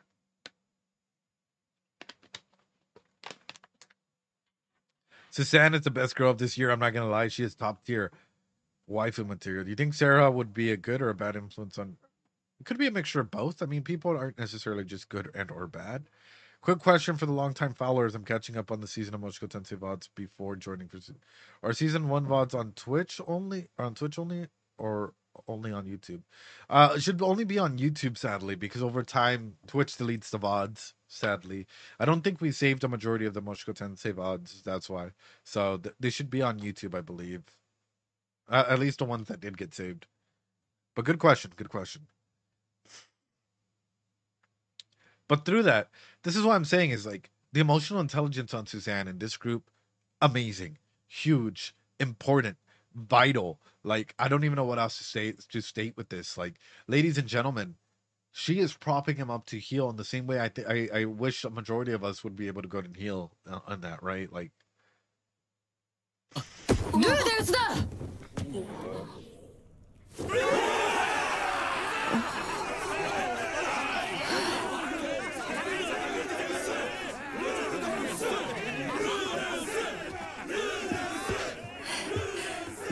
oh.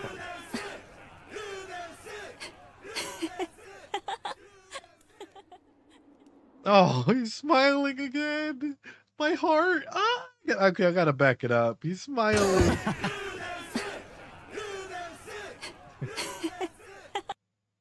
I'm so fucking happy, man.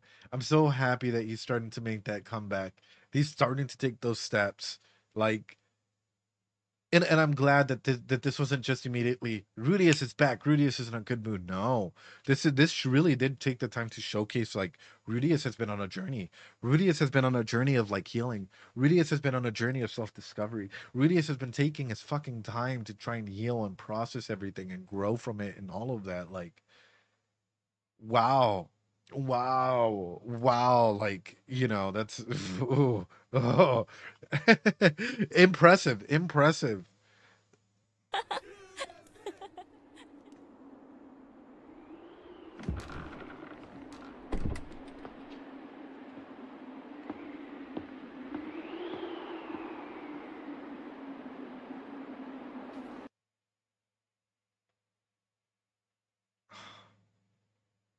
However, he took a big step forward.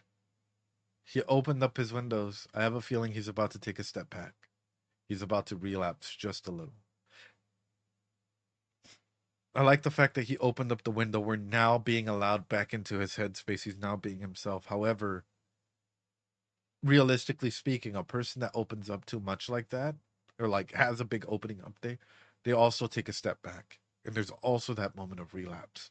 That moment of like crying and holding on, because now you have, do I hold on to this pain that I have here? Do I hold on to this pain that I have here? Or can I let it go and can I start healing?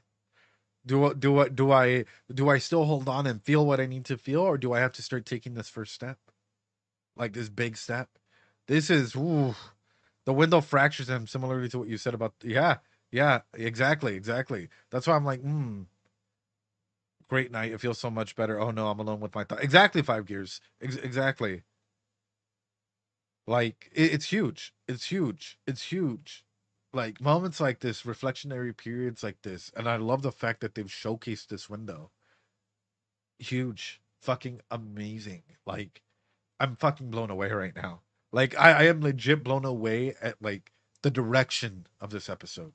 I'm blown away at the fact that they put in so much meaning and importance in every fucking shot. And when it came to this, you can feel the pain. You can feel the journey from him coming in and like closing the blinds or closing the whatever to not let us see, to now us seeing there is fire inside. Like, you know, there's change happening. But now my big question is, I genuinely feel like this. He opened up a lot, but he has to make a big decision. He has to make a big decision. Whew.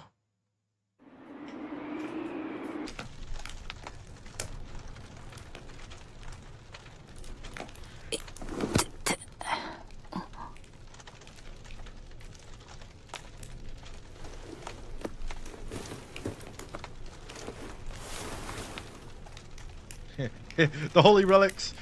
Woo! Long live the holy relic. Long live the holy relic. Woo! It's like the magic conch. Oh, hail the holy relic. The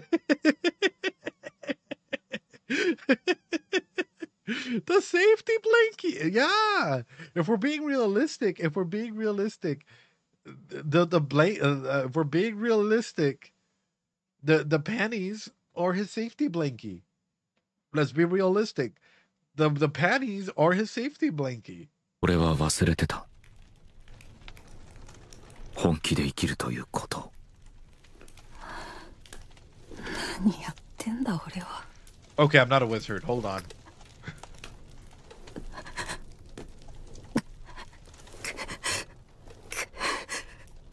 何が何も残らないだ。 I'm not a wizard. This genuinely happens, and I think this has happened in a realistic sense. This has happened to a lot of us. Like, if you've ever been at a point like that where you started taking steps forward and you're like, wait a minute, what the fuck am I doing? Like, am I really worth it? And all this questioning starts coming back. You take steps forward in life, but it's not just a straight path. There are dips. And mental health healing, and mental health journey is not a straight line, guys. It is dips and valleys and ups and downs and everything in between. And that is showcased so beautifully. So beautifully.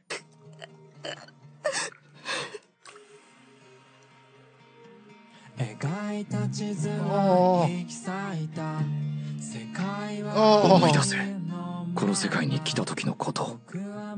彼女に連れられて初めて外に出た時のこと。ちゃんと学んだ。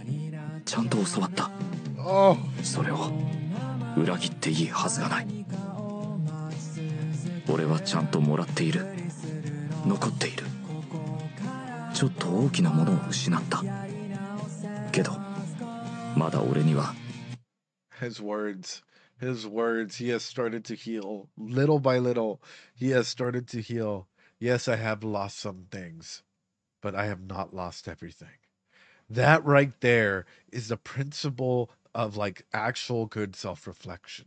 It's the principle of destroying some of these cognitive distortions and these cognitive schemas. That right there is fucking phenomenal writing. That right there, I'm not lying to you guys. As a therapist, that is what we try and reach for some people, to try and change their story like this. From them saying, you know what, I've lost everything, to like, you know what, no, I have lost some things in my life, but I've not lost everything. That is wow. That's some good shit, bro. That's some good shit. This is the OP, but played in the ending of the opus. Well, this is so good. Well, we'll get into this whole OP analysis later, though. But like, 残ってるものがあるはずだ。ふてくされてちゃいけない。遠く離れているが、まだ一人じゃない。辛いのは辛い。けど思い出せ。前はもっと辛かっただろう。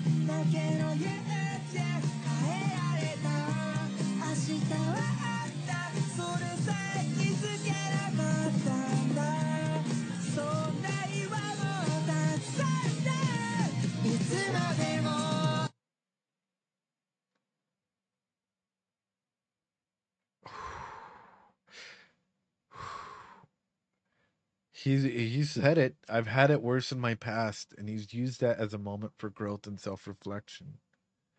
Rudy is starting to take those steps forward. Guys, give Rudy a hell yeah right now, ladies and gentlemen.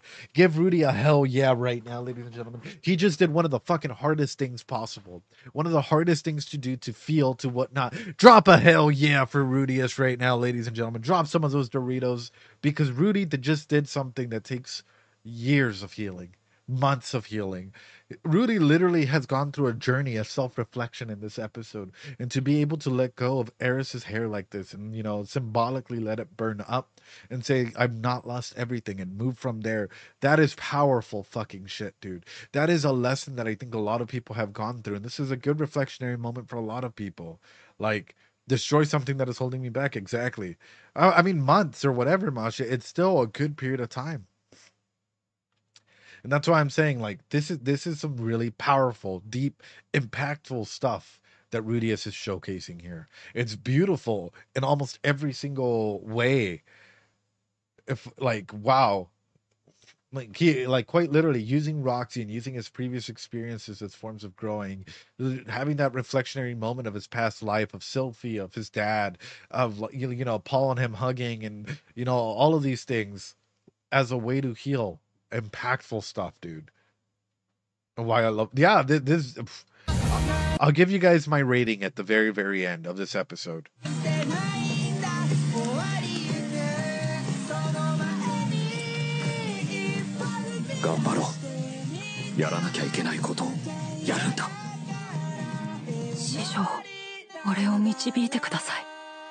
Beautiful. Beautiful. Beautiful stuff. Beautiful fucking stuff. What can I say, guys? Beautiful fucking episode. Ladies and gentlemen, if you guys are on YouTube and you guys like some of the discussion elements and stuff, we're not done yet, but I'm just throwing this out there. Make sure to hit that like button, comment, subscribe. It helps the algorithm a ton. It helps it go out there to people that may need it. After all, this is all for the mental health purposes. If you guys do want to support, because I did have to get a new laptop to help out do the streams and whatnot, I have a Ko-Fi available. It's in one of the links. It means a ton. It helps a ton because my PC is still in repair. And yeah, this laptop did cost quite a bit. So it means the world if you guys can help out with whatever. Let's jump into this episode, though. Holy shit. Holy shit. I did not expect to be like, episode 0 was good. Episode 0 was solid 8 point something. This episode was a solid 10 for me. I'm not gonna lie to you. This episode was a solid 10 for me. Like, straight up. This episode was a solid 10 for me because of the fact that it actually took its time. It did not rush through it. It did not do anything. It slowed the fuck down. The way Mushoku Tensei really is. This episode slowed the fuck down. And it was just like, hey, he's going through this. We're going to take a minute of your time to literally not even hear him say a word. We're going to take a minute of your time to just hear the weight of the depression and the sound of the snow and how this impacts him. We're going to take this time just to allow you to go and experience that. And as we could tell, it got warmer and warmer inside his own room. The metaphors and the symbolisms used to represent his own mental health state and all of that. Phenomenal. Fucking phenomenal. I can't praise this anime enough. I really can't. Like, I really fucking can't. Like, this episode blew it out of the water for me. Like, this episode just, you know, if I had some reservations on episode 0, this one just completely, like, destroyed all of those reservations that I did have. Phenomenal shit. Phenomenal. I can't praise this show enough. I really can't even praise this episode enough. I think this episode, what it allowed itself to do is it allowed us to be there in the moment with Rudy. It allowed us to take this moment and see his thought process, and see that he's scared of forming connections, and see that he's afraid of being vulnerable, and see that he's afraid of so many different aspects out there that is huge. It's huge for a show to fucking do. And in case you guys are wondering, Ed, but what do you mean about that, right? Well, let's bring up a couple of things. Let's start off with this. How old was Rudy when he has a lot of issues, but how old was Rudy specifically when Eris left him? Do you guys remember? I think it was like 15, right? He was about to go on here, right? 12, 13, still adolescence. 12 and a half, 13. Teens need to develop a sense of self and personal identity. This is Erikson's psychosocial developmental theory, right? Success leads to an ability to stay true to yourself, while failure leads to role confusion and a weak sense of self.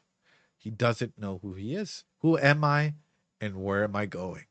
These two are really, really big aspects that I feel like the show might handle. Am I loved and wanted?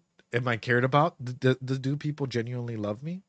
Who am I and where am I going? What am I doing? I'm searching for mom, but who am I? Am I really searching for mom? Am I trying to heal from this heartbreak? Where am I going? Am I going to find mom? Am I going to where my master told me to go? Where am I going? This is beautiful fucking shit. It's identity versus role confusion, and then intimacy versus isolation. Can you be intimate with another person, or do you have to be isolated? So here's another one. Young adults need to form loving relationships with other people. Success leads to strong relationships, while failure leads to loneliness and isolation. Ladies and gentlemen, have we not seen this?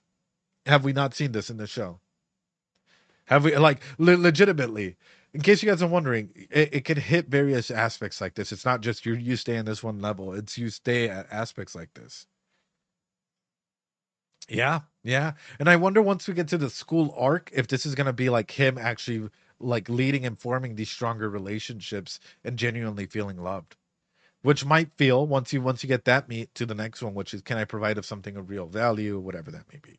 But still, this is huge. This is fucking huge, man. And seeing that happen, uh, if the show focuses on these two themes, identity versus role confusion, and intimacy versus isolation, and what is love, what is identity, what is whatever, they have it in the fucking bag. This might be anime of the fucking year. If they literally just focus on this, because we've seen them go through this, and Mushoku Tensei was already powerful going through these early stages. But if we see them focus on this, that's it. That's fucking game. I hate to call it this way, but that'd probably be game for this year. Like my dude's fucking got it. Am I right or am I wrong? True, you might ask yourself that as well. Like, wow. Let's look at this as well, right? He's still not fully accepted. Yeah, it's still an identity issue. Of course, of course. But even talking about this, right, which is he was alone for a long time. This is brought from Brenner's ecological theory. A good therapist, a good psychologist should be showing you these theories or talking about these theories.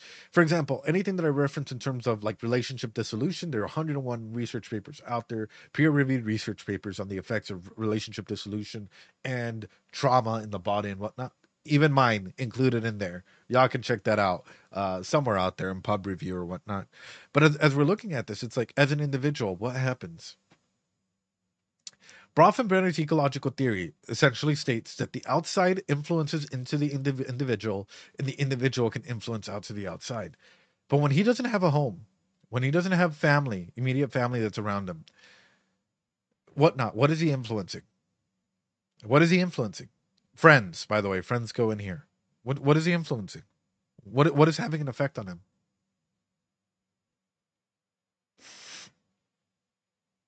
Probably nothing. Like he might be influencing one or two things, but it's not really making a big ripple. What happens when he got into this environment, when he started to get this new party? All of a sudden, other stuff started moving. Imagine all of this moving, like different discs moving, like clockwise, counterclockwise, clockwise, counterclockwise, and you're just right there. He might be influencing himself, but all of a sudden, this party has an influence on him. He has an influence on this party, but this party has an influence on him because this party has an influence on the mesosystem, on home, on what this like environment's gonna be like, on what work might look like, and this all of a sudden that's gonna have an influence on the entire thing. How many jobs they take, the guild, that might have an influence on the overall sphere as well. Yeah. Some parts intermix a little bit. Parts of the mesosystem interact with the microsystem. Parts of the microsystem interact with, yeah, like some parts intermix. But what I'm getting at is you can't handle things alone. And this was one of the key elements that was brought up in the shows. You can't handle the burden of everything alone. You need to interact with your environment because your environment will help change you and you will change your environment.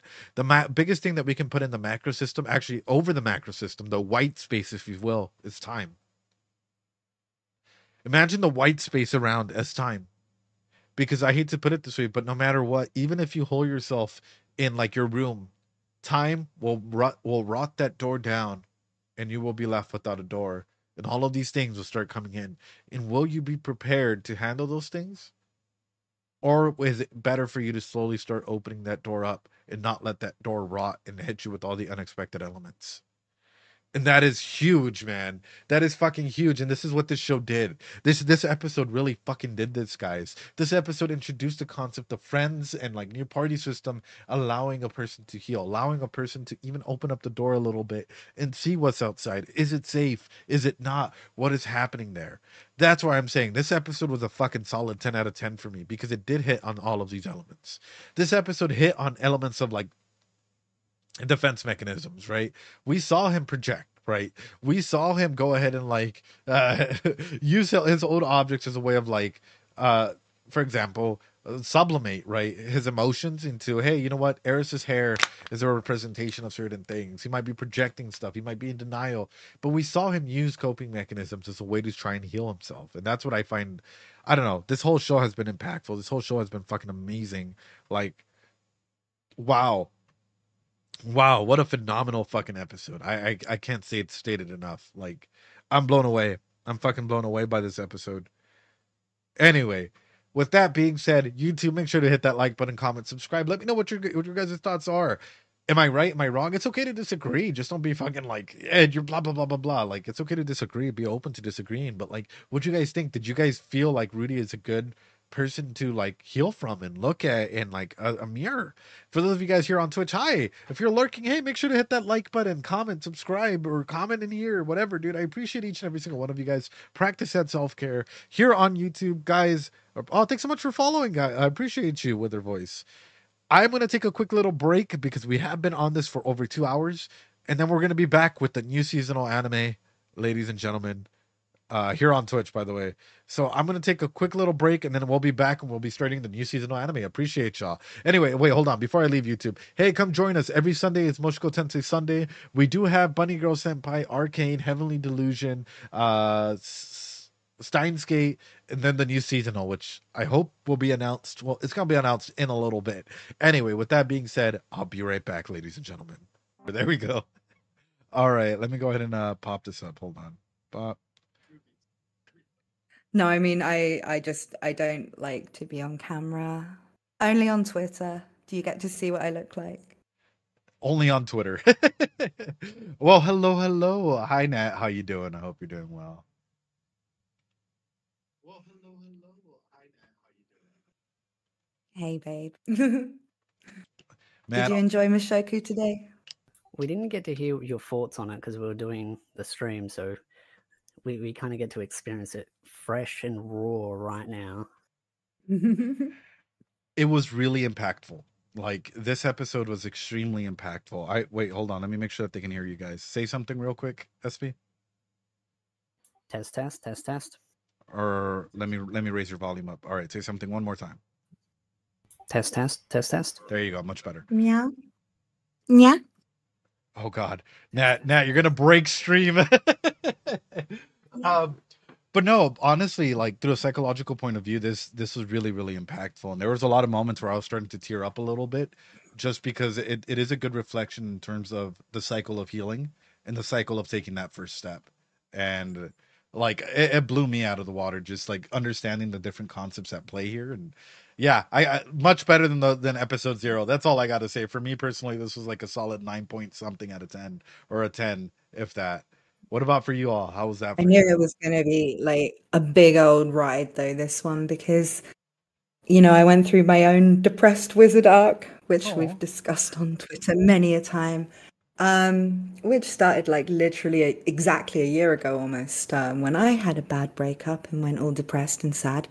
And I knew that this episode was going to get me. And yeah, it did. A lot more than when I originally read it, because when I originally read it, I hadn't had a depressed wizard arc. So when I read it, I was like, oh, this is an interesting adventure with new characters. And then when I knew it was coming in the anime, I was like, yeah, I'm gonna cry, aren't I? Yeah. So I was expecting that, you know, for you being more interested in the psychological side of things, there'd probably be quite a lot in this episode that you would hook into. You know, right?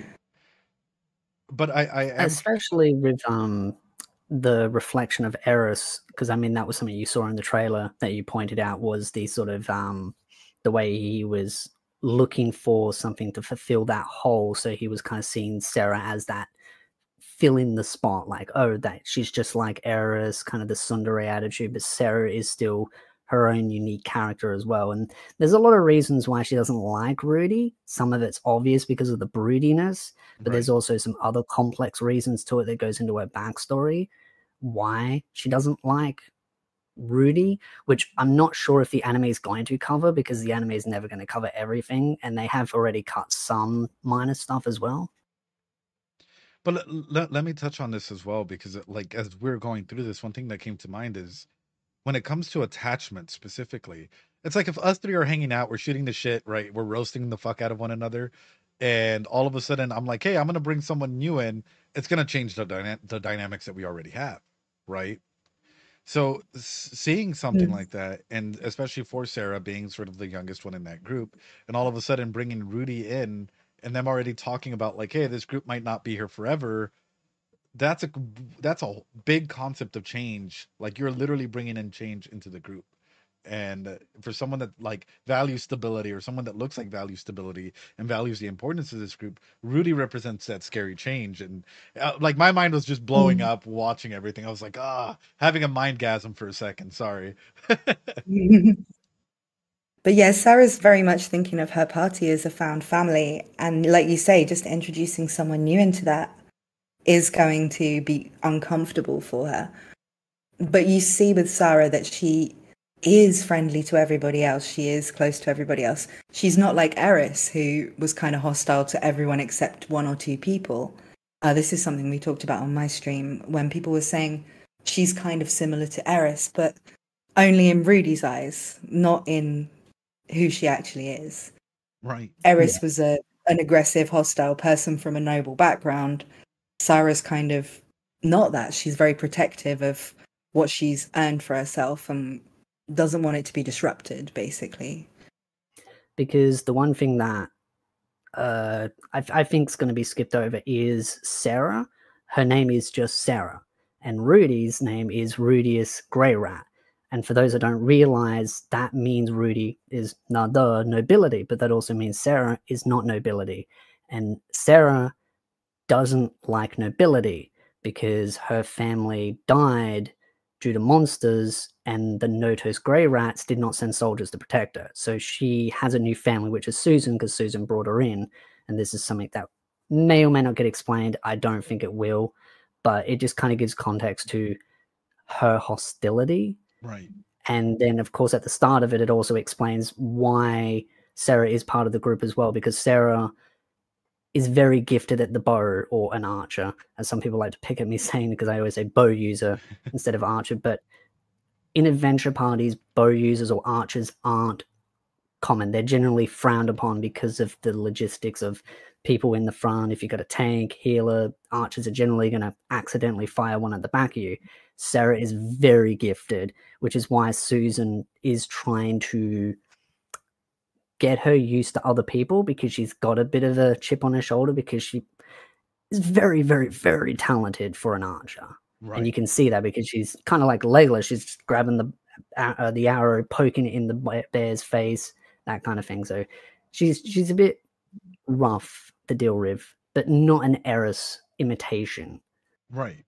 Well, one of the big things that came to me, because I did see this comment pop up, was like, oh, that's just Eris 2.0. And I'm like, no, you see, when it comes to projection, like, it can literally be like, oh, Nat reminds me of an ex, right? Just out of one saying that she said, and I'm going to project aspects of her onto Nat.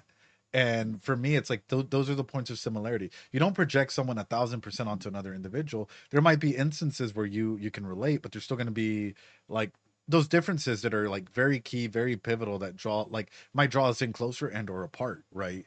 And I think overall, seeing the way that like he's having these flashbacks, this is why I'm saying, like, I'm not diagnosing Rudy, but like if he were to come in and he was talking to me about everything that happened, I'm like instantly like post-traumatic stress disorder complex with high levels of anxiety because he had a straight up panic attack and then depression. So it's like a comorbidity of both there. But well, I don't want to be reminding you of your ex, Ed. Oh, you're reminding me of the future, Nat. I don't know what you're talking about. Yeah, I want to be. You remind me of my first husband, and you know I've never been married, so. Oh, well, there we go. We're just gonna start rizzing one another up. You Told you we're gonna do the Riz. We're gonna do the Riz, but SP just on the side, like, no. What have you done? SP's my TV husband, though, so he might get jealous. Don't worry. It's okay. Or is he your TV husband? I don't know. Like, he's everybody. He's just spreading it around with everybody. Oh, it's a triash marriage. Yeah. Chat, you don't understand. There's no challenging me. I am the undisputed champion. I just let people play in my playground. Play in your playground. Ooh, okay. Exactly. Yes, Daddy. Yeah, the point that you went. If we go away from the Riz for a minute and talk about the serious matter of psychology in Mushoku Tensei, I think it was very much written intentionally the way that you said. Like, there is enough about the character that she is supposed to remind Rudius of Eris, right? But to the reader, you can see that she's actually very different from her. And Sarah doesn't know what she's being compared to. She doesn't know anything about Eris. She just is who she is. And, you know, to Rudius, he's got that. And I mean, I've had it myself when I've been on a date with a guy, and the date itself has reminded me of something I did with my ex-boyfriend or something, you know, the same place he took me or whatever. And it's like, this is like a remix of something that was better before, but you try and sort of make it be the thing that you want it to be. And you can't, because those times are gone. And that's why Rudius is so sad. But, you know, it's, I don't know, the way it's written, you know, because I tend to talk about things from a writing perspective. Sure. The way it's written to me really suggests that Rifujin has been through a depressed wizard arc. Because as someone who's been through a depressed wizard arc for the same sort of reasons, he's got it completely nailed. You know, like, everything about that episode was so hard to watch, but so right, you know, like, in terms of how you feel, in terms of how you have those moments where you think you're getting better and you think you're happy with your new friends, but then you're alone in your room and you're sad and you cry, and it's just like, yeah, all of that. Okay, how deep can I go with you guys? Are you guys comfortable going in deep? You can go as deep as you like, big boy. Oh, there we go. You've already been deep with him. I mean, like, but yeah, well, I can talk about anything, because what I can't do on my channel, I can do on this channel, because on my channel, sometimes my ex-boyfriend actually watches it. Oh, whoa. So I try not to talk about how depressed I am too often. Well, we're still kind of friends, and I don't really, you know, he does watch my channel. He watches Mushoku Tensei, so I don't really want to be on there going, "Yeah, I'm so depressed and miserable." But as far as I know, he watches no Twitch. In a fortnight's time, I'm going to be flirting really hard with someone. Really? That'd be me. Ooh.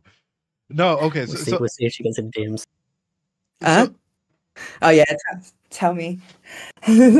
So my question to you guys is this, right? Which is, seeing the journey that Rudius has taken for you guys, especially if you've gone through a breakup. It doesn't even have to be a romantic breakup, but it could be a friendship, whatnot. What did that journey of healing look like for you?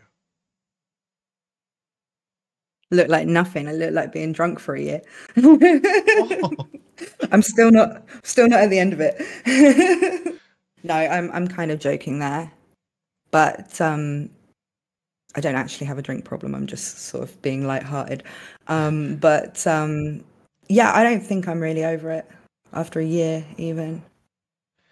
I replaced my ex with YouTube, which was just one abusive relationship for another abusive relationship. Yeah, but you got me now and Ed. Right. That's a double win-win for me. We got the cartel. Bro, you got and you got the master of, like, or the title of Riz Master now, and, like, I don't know what you're talking about, SB. Yeah, you have a lot of good support. I'm wearing that Riz Master title with pride. I can tell. I can tell.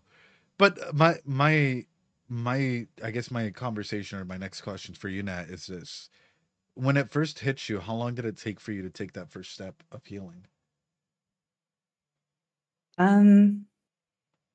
I don't know really. The first night, I basically just tweeted a lot. Mm. And I think a lot of my subscribers and supporters kind of had me on suicide watch or something, because I was trying to make like jokes and things. That's how I react. I try and still be entertaining or whatever. And but I really didn't know what I was going to do. I was having weird reactions, like maybe I should just move to Japan, maybe I should just move to the Philippines or something, you know, like I should just go as far away as possible. And that's what I was planning to do. And then the next day I called my dad and I was like, and he really liked my ex-boyfriend, you know. So I was kind of like, yeah, I got some bad news about this. We've been together for 8 years. We lived together. It was like we were practically married. It was just kind of, we never got married because he didn't believe in marriage. But, you know, it was basically like this thing that you thought was pretty stable. And then he basically had a bit of a midlife crisis or a bit of a breakdown or something. And I didn't see it coming at all. And so I just kind of was like, I don't know what I'm going to do, you know. And I was just planning all these insane things. Like, and I don't really know that I started to sort of heal from it until after I could move out, because I was still living in his house, you know. Right. After I moved out, which actually took a couple of months, because it's quite hard to find a place to rent here, especially with no references, where you've been living with someone who owned the house for however many years, you know, you don't have any references from previous landlords. I'm foreign, you know. It was hard to find somewhere. I live in basically a holiday apartment, you know, like a vacation apartment. Right. And so it became kind of a strange thing. And it wasn't until I left that I started to sort of think, well, I've got to build a life, you know, like a new life. But I didn't really know what I wanted it to be like.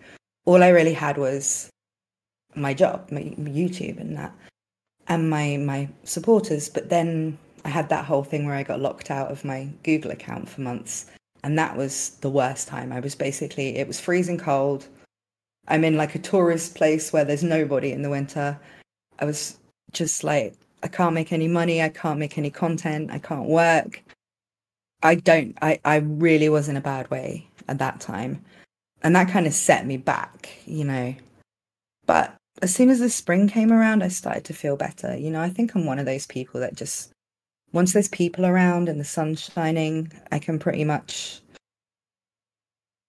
sort myself out. But when it's dark and I'm all alone and cold and the only person I speak to is like my dad, it's kind of like pretty depressing.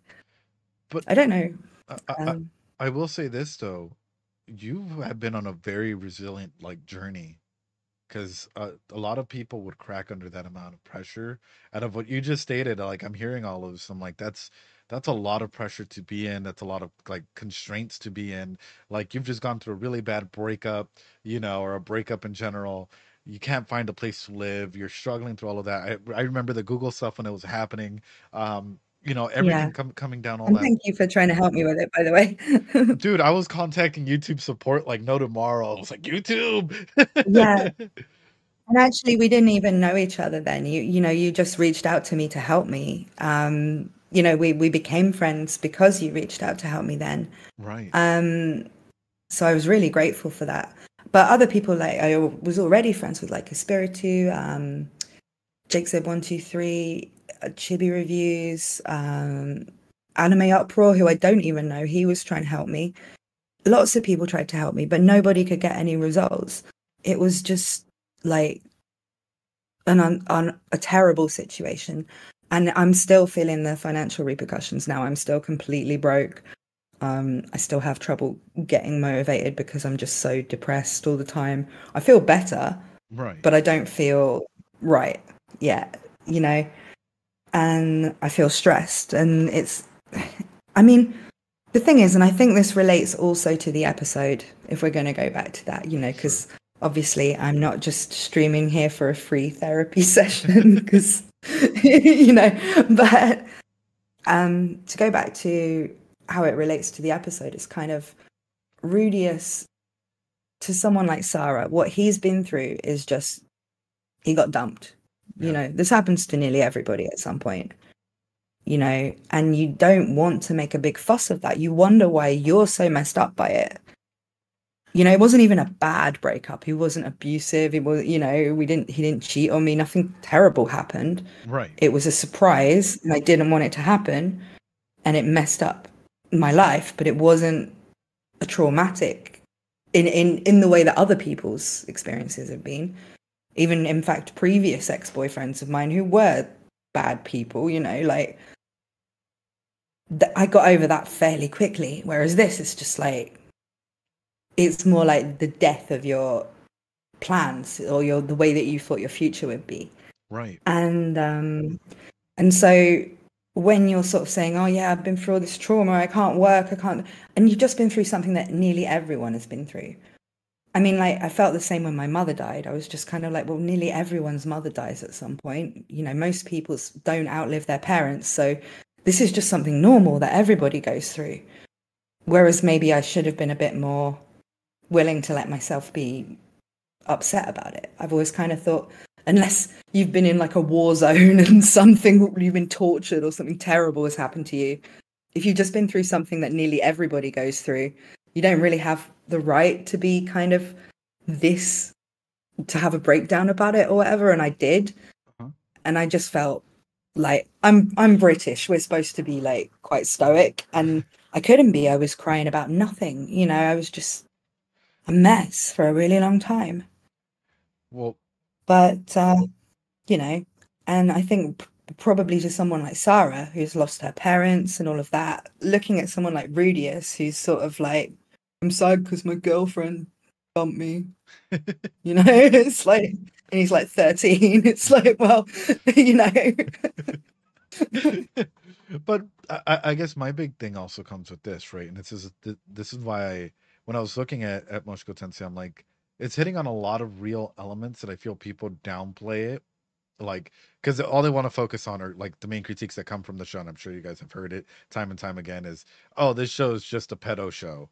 Like, number one argument on Twitter for a lot of people, right? Or this show, like, you know, it is promoting sexual deviancy or something along those ways. And it's like, no, it's actually promoting, like, it's talking about connections and the mental health elements. And like, this is a big reflection for a lot of people. And Rudius is honestly, I think, a lifesaver. This show has been a lifesaver for a lot of people in their own journey.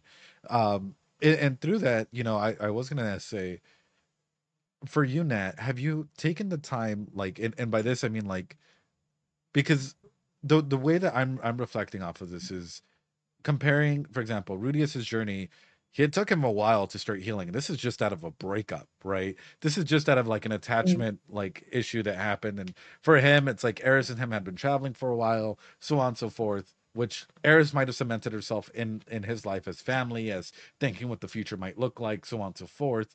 And for someone she is technically his cousin, so I mean, yeah, but you know, family. But you know, specifically when it comes down to like having a future together, and aside from the Alabama aspect, yes, having a future together. They were considering marriage like the night before, so you know, right. And so going through all of that, and especially from someone that was bullied in his past and had all that IRL trauma, sexual trauma, deviant trauma, all of the things that happened to Rudy, all of a sudden having that moment of sex, having that moment of connection, of intimacy, of vulnerability, and then boom, experiencing sexual trauma right after that, or that trauma that comes through like relationship breakup, that's going to take him a while to heal. That's why I've been saying, like, trauma is stored in the body, right?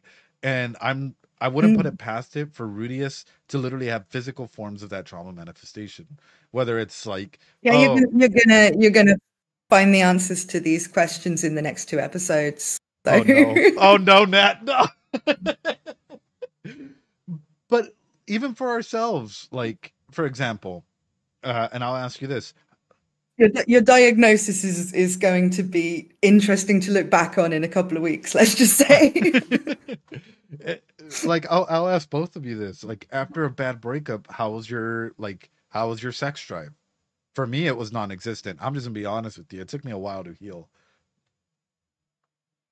I would say, yeah, mine was non-existent. And I mean, I ended up burying myself in YouTube. That's why I said I replaced it with one for the other, because I wanted to distract myself from the thoughts, because after my breakup, which wasn't as traumatic as Nat's, but it was one of those where I like came out of one bad one, then went into another, then it was another bad one. And it was like one of those situations where I really wanted to take my mind off of it, because I constantly kept self-reflecting on it, and I kept bringing myself down and down and down, thinking, am I the problem? Am I the problem? Am I the problem? Did I do this wrong? Did I do that wrong? Could have I said this better? Should I have approached this situation differently? And I constantly was like telling my friends, like, did I do something wrong? They're like, no, you didn't do anything wrong. But it's just like, you constantly doubt. You're like, well, maybe they missed something. Maybe they're just saying it because they're my friends. And so that was when I just decided I'm going to bog myself in work and just grind until I forgot about it. And even though it still stung, it's like alcohol for me. It was basically just drown it out. Right. For me, well, you follow my Twitter, you know, do I seem like someone with a low sex drive? No, but I did have a phase when I first broke up with my ex-boyfriend where I felt like I needed to prove to myself, because I was with him for like the whole of my 30s, basically. Right. And I needed to know that I could still like attract men, because I was like, am I just going to die alone now? Because you hear all like Andrew Tate and that saying that you're just, if you're single at my age, you're just useless and nobody wants you. And so I kind of needed to prove to myself that people would still want to date me. So I tried just going out on dates with like the hottest people I could find on like Tinder or whatever. But what I found when I went out with them, if they tried to like hold my hand or touch me or anything, I just didn't want to be touched. I didn't want to do anything. I burst into tears on one date because he took me to a restaurant I'd been to with my ex. And that guy still tries to chat me up like nearly a year later. But it was kind of like, I did go through a phase where I did not like the idea of anyone else touching me, even though I wanted to. You know, it was a strange thing. Just to add on to her, because for some reason I have a lot of knowledge about her relationship. She very much self-doubts herself. Like, she's constantly paranoid about the idea of being 40 years old and never being able to find a relationship. Sorry, Nat. I have to expose our DMs a little. Yeah, it's all right. We already said we'd let him go deep. So you did just reveal my age. But everyone on Twitter already knows, but you know, everybody else doesn't. But I mean, go ahead. Sorry, Ed, you go. No, SB, you go, handsome, go. I think going back to what her point was this whole insecurity because of a lot of that stuff of like, oh, well, you have to be young. And I think some people underestimate the capability of a good person by nature and how that can attract other people to you in different age brackets. I think sometimes we get round up in this stupid, and again, she refers to Andrew Tate, but it is a thing to refer to because it's constantly this fear of people feeling like the older you get, the less desirable you are. And I think that's highly, highly inaccurate and ill-informed, that there's this and it's whole absolutely turned out not to be the case. Like, you know, I've been single for a year now. I have no trouble getting dates or anything. It's just that I don't really like anyone I've met enough to and I think be the interested thing that Nat in needs them. to do is just find someone that she connects with, that she's able to Yeah. have a meaningful relationship and a conversation with. And I think that's, you know. But honestly, it's actually probably easier to, because I do look younger than I am as well. So a lot of people don't know that I'm as old as I am. But when I tell them, they're not bothered. You know, nobody goes, oh, gross. You know, I literally have like 22-year-olds ask me out all the time. It's like nothing. But it's just kind of like, MILF is the top tag for a reason, maybe. But you have this drilled into you all the time on social media, like, oh, you've hit the wall or whatever. You're not going to be able to have babies or whatever. It's like, well, lots of women have babies in their 40s, and I don't want any anyway, so I don't care. So why are you trying to insult me with that? Right. You know? It's just kind of, it bothers me. Like, I I feel like they're just putting out this message like you're disgusting if you're over a certain age. And I really felt that because I thought I can't be single. I'm too old, you know? And they talk about how all women who are my age and single are like the most depressed demographic and all that sort of thing. And it's like, well, we didn't necessarily choose to be single. It's not that we necessarily were just sleeping around for like 20 years and then went, oh God, it's a bit late, I better find a husband. You know, maybe we thought that the relationships we were in were going to last and they didn't, you know? Right. Like, well, my thing is we don't even got to go that far because if we're going to be honest about it, Japan has a big sentiment in this as well with the whole leftover Christmas cake idea, right? yeah.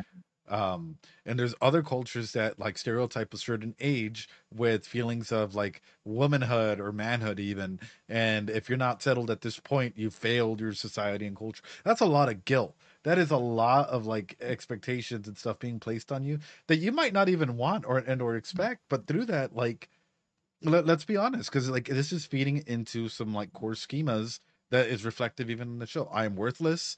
No one loves me. I'm gonna be alone. I can't connect with anybody. Like, you know, is there anyone really out there? Am I doing enough to create something of value?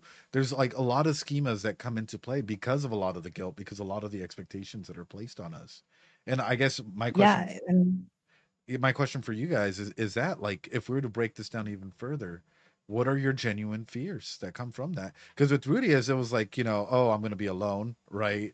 And then, or I'm worthless, and it's like, no, there are still things worth fighting for, which he says in this episode. Like there are still things that I care about. I may have been hurt, but like, you know, there's still wonderful things out there.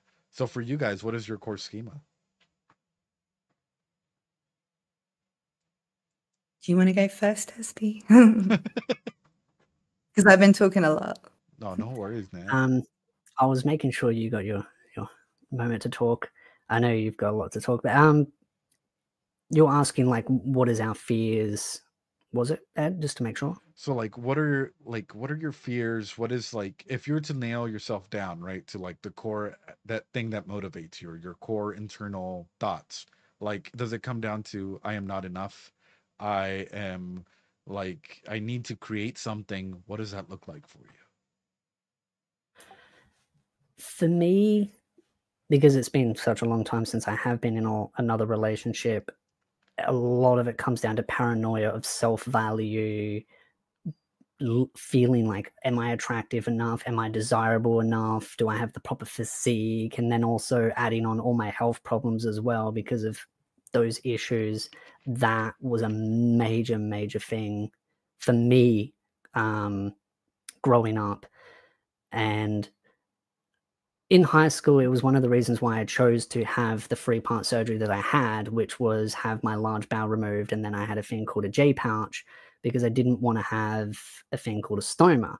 And for those that don't know what a stoma is that's basically where you have a shit bag, and it comes out of your side, and it's easy to manage, very easy, very hygienic. People panic. They're like, oh, you're going to be feces. No, very easy to manage. But the problem was that ripped me apart in my mind was the paranoia that people would judge me based on having that colonoscopy bag and thinking that I was inferior. So I ended up having the surgery, which ended up giving me liver problems. And it's why it's one of those things that I kind of really understand Rudy's mindset, because he's going through that constant self-doubt, constantly devaluing himself. And that was something that I did for many, many, many, many years. And because of it, it also made me very bitter and angry as well. And it was something that I had to slowly overcome personally within my own mind, because I was very angry at the world at that point in my life. I was pissed because I felt like I was unfairly treated by the divine gods out there. Right. Don't worry, I looked it up on Google, not for any specific reasons. But you can have a perfectly normal sex life with that. Oh, really bad? Oh, yeah, you can, but it was that whole paranoia of it looked unattractive, like it was that constant doubt. And even though the bags themselves, they don't actually show anything, you can have very nice looking bags. It's like a fashion choice. But thank you, Nat, for checking that out. I'm glad I got a chance. Wow. See, I made him blush a little bit there. You got me a little bit there, a little bit. I'm holding my composure. I said to myself, when we do these streams, I'm going to hold my composure well. Oh, you're gonna hold your composure well. Ooh. All right. I'm gonna start DMing you some stuff. We'll see how I'll long you hold can your hold it. composure well. Oh. See, we told you we were bringing the Ritz. Yeah. See, this is why I'm sitting back and relaxing. I want to see her try and riz me because she hasn't tried to riz me properly. So I want to see it. I want to be. Oh, you want to be rizzed up? Okay, yeah. Yeah. It's not. It gets boring if you only riz people. You want to be rizzed back. Yeah, but I want to hear it. It's different. Reading it, I want to hear it in your voice. That adds an extra sex appeal to it. Ooh. Yeah, usually people pay me for that. Yeah, well, I'm special. I'm allowed to get. Yeah, you are special. And when I say people pay me for that, I mean voice acting, not anything. I mean, you do you, Nat. I don't judge. I don't have like a phone sex line or anything. Only Nat. It's like when people find my Yali and they're like, "Is this you?" And I'm like, "No." I want to start a Twitter's OnlyFans where I sell maid outfits of myself, but I don't know if there's a business for that. I don't know.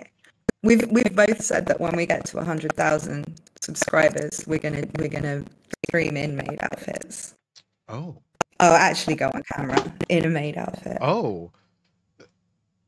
But at 100,000 subs, and I'm only at 40,000 now, so get motivated, people. Get motivated. But yeah, to go back to the serious part of the question. Sure. Like, I don't think that, like, I can understand what Espiritu is saying, like, why that would make you angry and feel like you're not enough, you're not good enough or something, but it's really, I think it's one of those things that to other people isn't as big of a deal as it is to you. Like, I don't think that something like that would bother me now, and I don't think it would have bothered me when I was in high school either. It's just, it's like if someone has a pacemaker or something, it's just part of what they need for their body. It's not a big deal.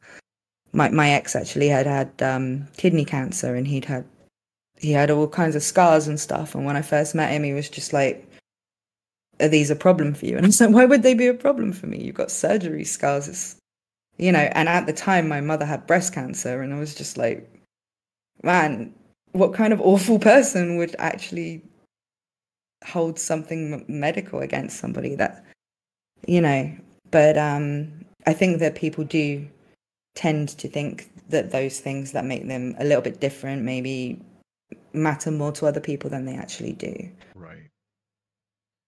But I think, like, in my case, the thing I'm scared of is not really anything like that. I mean, I'm still, I guess I'm still considered conventionally attractive and all that stuff.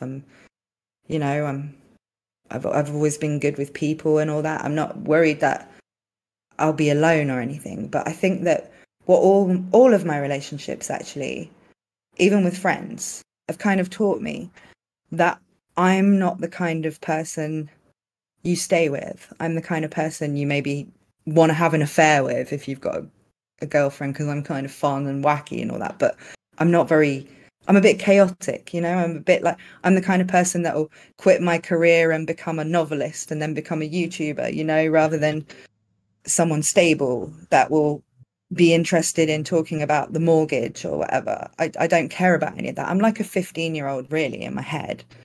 I'm not dumb or anything, but if something isn't interesting to me, and I always attack problems in like a slightly weird way. Right. Like if I'm like, oh, I don't know what I'm going to do about this, I'll come up with some really like crazy solution to it, where other people would be like, well, I'll go and talk to the professionals, and then I'll arrange this with the bank, and then I'll do this and I'll do that, and I'll be like, I'll sell foot pictures or something, like I don't I don't work like other people do in the same way. And I do work hard and I'm quite creative and intelligent and everything, but I'm not very I'm just not really like a wife. I'm like more like the kind of person you want to have a laugh with, and then you marry someone way more boring and then bitch to her about how you wish you hadn't married someone so boring. And that's like what nearly all of my long-term friendships with men have been like. It's like they all like marry some very plain Jane kind of woman that does lots of housework, and then they kind of they'll complain to me about her and be like, oh, I wish she was more like you, you're so cool, you play video games and stuff. And I'm like, mate, nobody stays with me. Nah, I kind of disagree with you on that, because I don't feel even like own an ironing board. I feel like a relationship isn't just the boring stuff. I think it is about the connection. Right. So I feel like if you can't connect with someone, have similar hobbies, have those, those laughable moments, and it's all just serious and boring, I think that would lead to a very awkward, boring divorce where you'd be sitting there going, yeah, we were together for a couple of years and it was fucking boring. But I feel like relationships did have all of that though, and I thought that was enough because it was for me. Well, but it seemed like what he really wanted was someone who was also. Yeah, I think that's maybe that does all the with a lot of depressing things. Yeah, because I don't know. I think I said this on Ed's stream before. I feel like relationships are about the friendship and the love as well. Yeah. And I feel like people get too wound up in the sex appeal and the sex itself rather than the actual friendship. And that's why people keep referring to like friend zoning. That's always going to happen if you're best friends. But I feel like friendship is just the first stage of a relationship. You are friends and then you become something more intimate. But I feel like in my case, it's more like the last stage of the relationship. But yeah, they always want to be best friends with Nat at the end of the day, But my main thing is, like, I'm hearing this narrative that, like, you were saying, and I'm like, it sounds like a very distorted, like, narrative that's come from other people, like, and maybe, like, what's happened so far, like, it being drilled. Because what I'm saying, Nat, is, like, I'm sorry, you sound like wife material. I'm just gonna be straight up about it. Like, you sound like someone that, like... As there is. that, like, I'm not gonna lie, you sound like someone that you can straight up go through, have an amazing friendship with, be kooky, be fun, be goofy about, go on some fun dates, so on and so forth, and like explore off of that, right? Not so much just the aspect of like, because there's a lot of relationships where all they do is they focus on sex, and then they forget, like, oh, wait a minute, you can be silly, you can be goofy, you should be able to have lighthearted conversations and laugh and do so many things. And instead they just focus on the routine aspect of like, well, we got to pay our mortgage now, and they're 80 years old down the line, and they're like, I wish I would have done more, I wish I would have dated someone that genuinely kept my childhood self alive. See, Ed's saying exactly what I've been saying to you, Nat. You're kooky, you're weird, but you're fun. I'm not that kooky. Kooky in a good way. Yeah.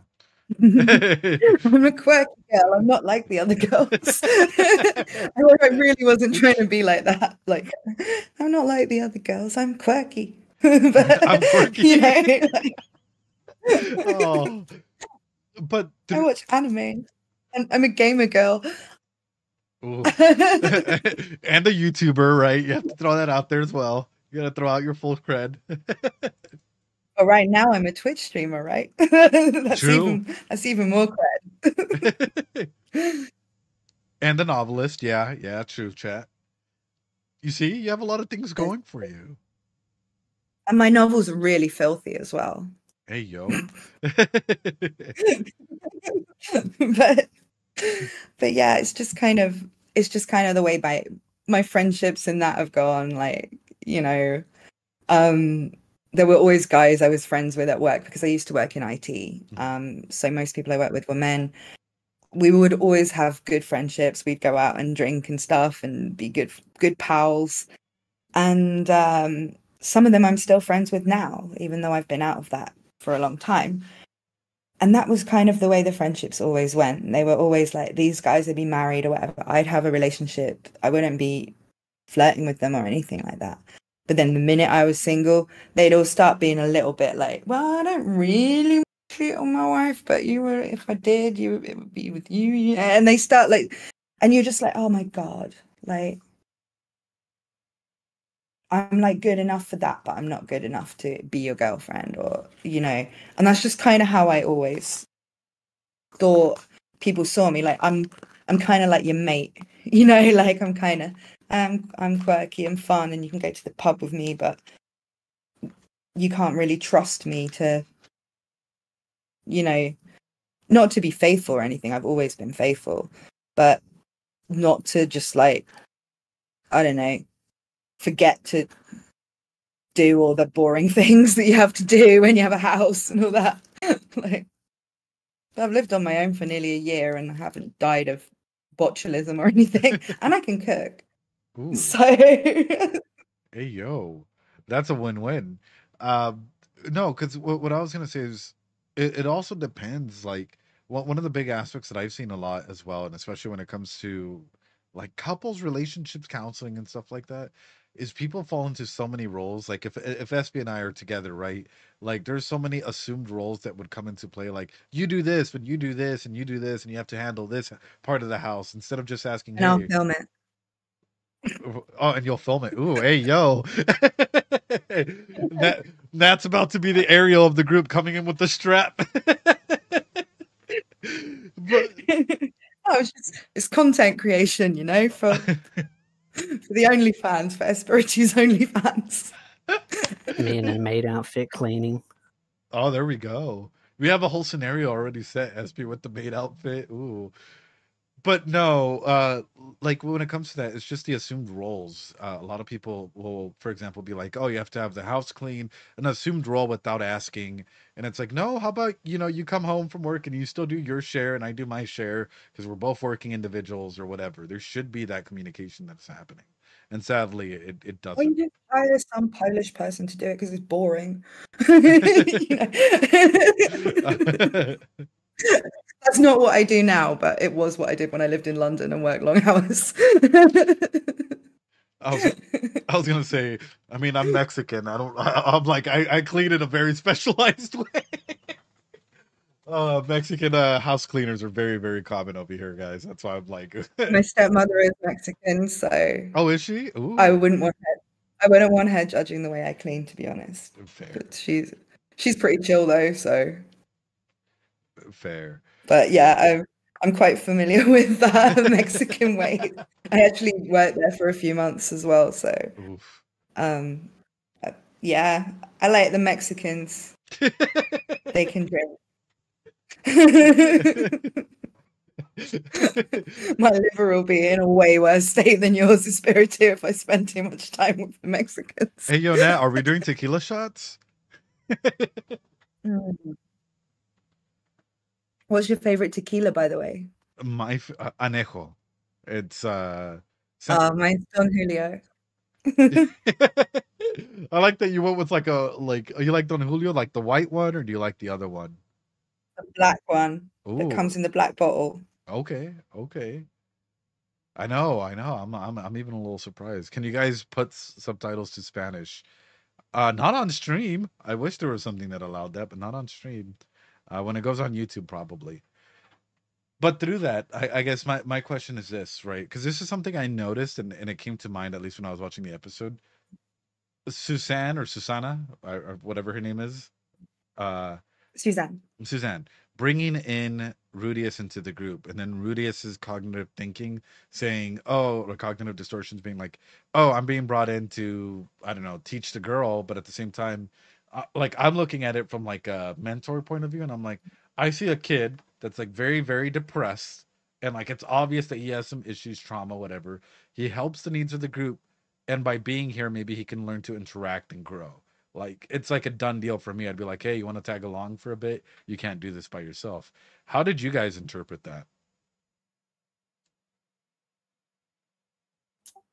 I saw it as the sense of like killing two birds with one stone. Suzanne was trying to give Sarah some basic skills so that when she does venture out, because clearly Suzanne sees it as you're an adventurer, at some point you're probably going to die. So Sarah needs some people skills so that she can deal with people outside of that group, because she's clearly is part of a little cliquey group that she's very much gotten very close to. And Rudy is as he saw, it was an easy test dummy to kind of give her some people skills. But I think it also just kind of softened Rudy up. I think Suzanne kind of felt a bit of sadness for Rudy, because one of the things that the light novels didn't really quite explain was that everyone there thinks his party died. Oh. He doesn't explain it, but everyone thinks his party's died, and that's why they're kind of a little bit more sympathetic, because he's really mopey. Because generally, if you go into an Avengers place and you go, hey, need to disband, they automatically assume, oh, your party died. Right. And the way Rudy also worded it when he was talking to the cleric, when they were staring out into the distance, he kind of said, even with my magic, it didn't stop them from leaving, or something along those lines. The context basically indicating that how the other guy would have interpreted it was that, oh, even with Rudy's skills, they still died. So everyone thinks his party died, while Rudy hasn't explained, hey, I slept with one of my party members and she then ditched me, and Rudy decided to go elsewhere. So they don't know that. Otherwise, they'd probably maybe counsel him in a little bit of a different way and be like, hey, cheer up. You'll find another cute girl someday. You still got, your charm left in you. But they think, oh, they all died. Right. Mm. Nat, what was your interpretation on that scene? Well, the thing is, I actually had to watch it in Japanese because whoa. because I don't have a Crunchyroll subscription at the moment because I'm kind of broke. So I was watching it on one of those sites, and for some reason they hadn't uploaded the subtitled version.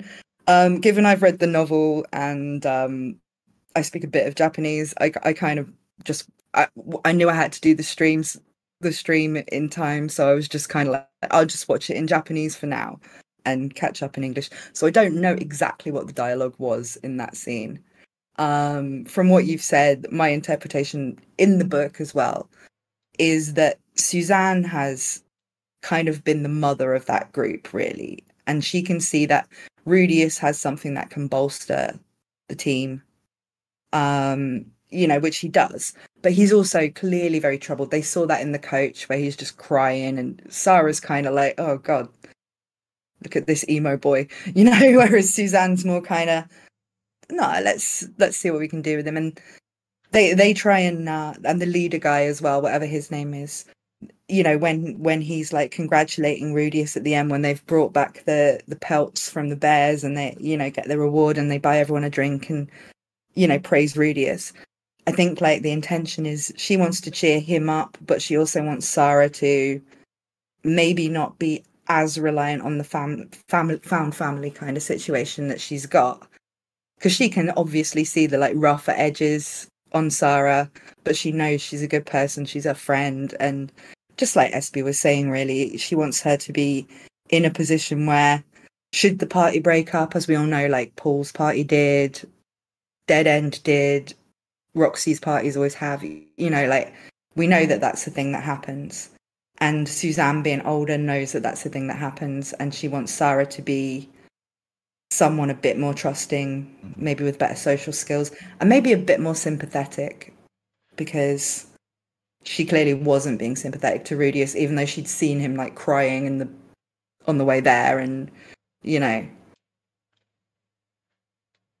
my big thing came with like Suzanne having that high level of emotional intelligence and like clearly being aware of like how everyone is feeling, what like hey, do the thing to, I think Thomas was that the Riz Master at the, that was like straight up like, I'll buy everyone a drink, or we're buying everyone's first round, or what.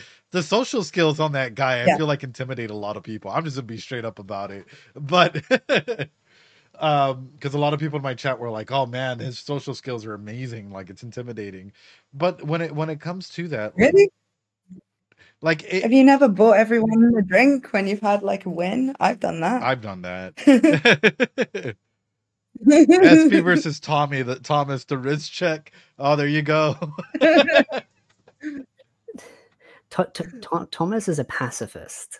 that's why he did that, because he saw the hostility in the room, so he instantly did that as like an icebreaker. And he's like, oh, okay, we've got some money, let's shout everyone drinks, put Rudy on the pedestal, make him the hero, because he did save them, so they want to kind of repay him, so they kind of cheer him up and go, hey, you know, Rudy's the hero, and then everyone chants. It's I joked with Nat on our stream, adventurers are like Aussies. You give us a free beer, we'll be praising you for the rest of the night.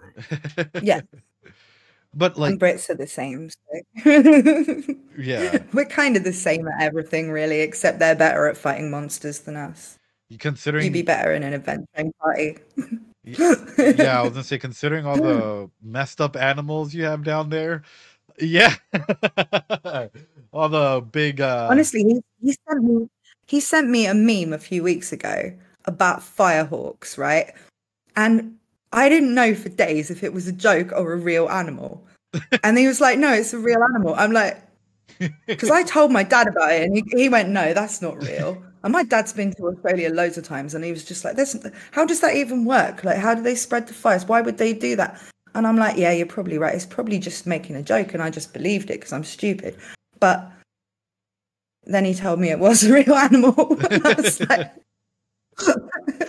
For context, it's a bird that basically goes where there's fires. It will take bushery of the fire, and then it will dump it in areas where there's bush, where they know there's animals are, to make the animals leave the area so that it can then catch the animal and eat it alive.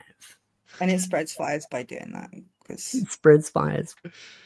That is so... But yeah, I thought that was like, oh, I'm just so gullible. I'll just believe they've got anything there because, you know, my dad was like, that's not real. I was like, well, Spiritu says it's real, but he's probably just pranking me. I guess it's, you know, but they are real. And yeah. See, even chat knows it's real. So there's some pretty crazy animals over here. Yeah. And not just the animals. There's that tree that makes you go insane and makes horses run off cliffs because they're so like... Wait, what tree? Badly hurt by just brushing up. It's called a gimpy tree. Because obviously everything in Australia also has really cool names. I think it's a prickle tree. It's got a prickle tree, and if it prickles you, it drives you insane. Gimpy tree. Yeah, it's got prickles on it. I just call it a prickle tree. There was a man who accidentally, he was in the army or something, and he accidentally wiped his ass with it in the woods, and he was in hospital for 6 months, and apparently the pain was just, and literally if a horse brushes up against it, there have been horses that have been driven insane by the pain and run off of cliffs just to end it, because it's so painful. And that's just a little bush that you can find. Terrifying. So it's not even, you don't even have to worry about just the animals and the monsters and the firehawks. You have to worry about the gimpy trees and the if the animals anyway, babe, I'll come and visit you when I got the money, all right? Terrifying. But no, the reason... He said he'd protect me from them. Oh, will you? Look at that. That's a big thumbs up.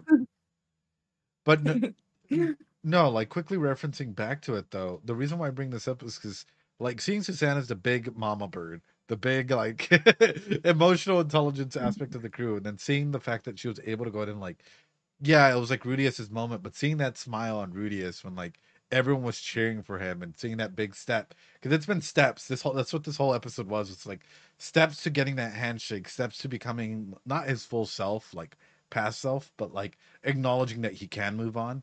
I was blown away this entire episode, just seeing the steps that it took for him to even get that handshake to Suzanne. It was powerful stuff. I guess. Yeah. She is very much a mommy type character, without spoiling anything. Suzanne honestly was a character I pretty much didn't remember very well from the novels.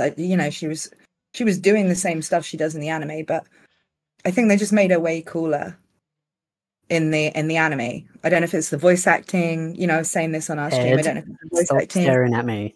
The character design. I don't know. See, I'm not on camera, but I feel like I'm making eye contact with you. It's really weird. He's watching me because he's watching my reactions to everything you say, and then you said "mummy," and I just started smiling. SB has had a weird. We've had He does have the mummy milkers. I mean, a good Dami mommy makes the world go round. That's all I gotta say. But SB, you want to talk a little bit about like your key giveaways there? She is quite literally the mummy. Oh. She's got the mummy milkers. Oh. Let's just say her personal skills become great asset for future reference. I am scared but interested as to where this is gonna go. It's actually something really wholesome and not at all weird. Don't worry. It's just fun to talk about like this. SB gaslight Ed just like we practice. What the fuck, chat? Oh yeah. Before you got on, your chat was talking to me and voice message basically coach me on what to say to gaslight you. Oh wow! Cool. Now you're getting coached by my You chat. can't gaslight him. He's a psychologist. His own community is coaching me on how to gaslight a psychologist. He knows all the signs though. Yeah, but then I need to put my poker face on. Well, I was gonna say, considering that you look down to the right or down left whenever you're telling a lie, it's been interesting, or whenever you're hiding truths, it's interesting to know. See that? No, don't play poker with this man.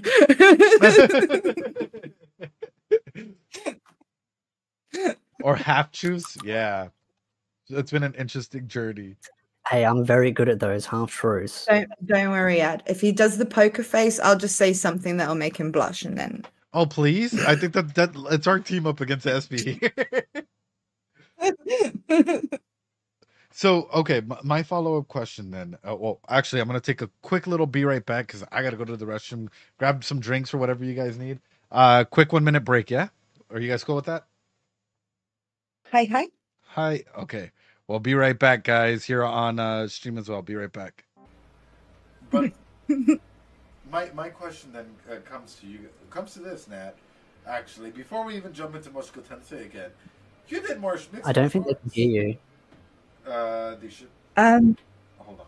I do martial arts. I do. There we go. 3 different styles, coming on for 4.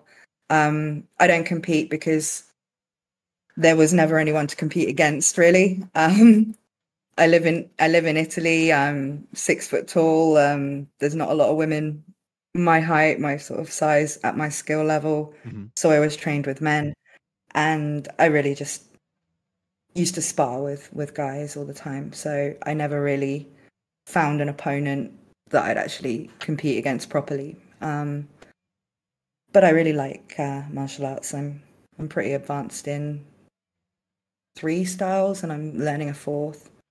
What styles do you know? What are you learning? I know Wing Chun, Eskrima, and Muay Thai. Mm-hmm. And I'm learning a style of karate at the moment. Nice. Because I can't do that. I can't go back to my old gym because one of my instructors was my ex-boyfriend. So, and I moved to another city. Hey, yo. But I got some friends here who run a karate dojo, and we have some fun. All right, you guys heard it here first. It's gonna be Nat versus me at an MMA match coming soon. What do you do? Thank God I don't do MMA. Me, I've been in martial arts since I was 3 years old. I train a lot of the LFC, UFC fighters that are coming up in my state.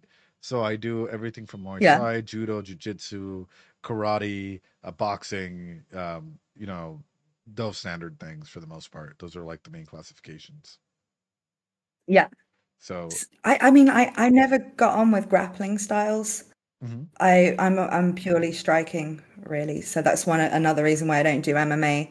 I tried judo for a while, but I just didn't get along with it. And jiu-jitsu and BJJ, I just find that the gyms, it's like I don't mind training that stuff with people I know, that are serious, but I don't really want to be in those positions with like sweaty guys I don't know. So I just prefer punching and getting punched, you know? You're like, they're quite compromising positions, right? Yeah, and you get like sweat in your someone else's sweat going in your eyes and stuff. It's like I don't mind that if you're my friend and I trust you and we've been training together a long time.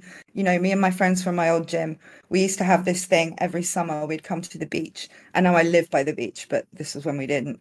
We'd come here basically to the beach, and we would do this thing of all trying to suplex each other in the sea. Oh wow! Because I wasn't strong enough to like suplex them on land. But if we were in the sea, you know, they would weigh less, so I would suplex them in the sea because they were all guys. And it was like, yeah, we do suplex. Last year, I sprained my knee doing that. And then that was actually the start of my run of bad luck. That was a week before I got dumped. But I sprained my knee on vacation, suplexing one of my friends. I couldn't leave my apartment. It's right now. Because we lived on like the 3rd floor and didn't have an elevator.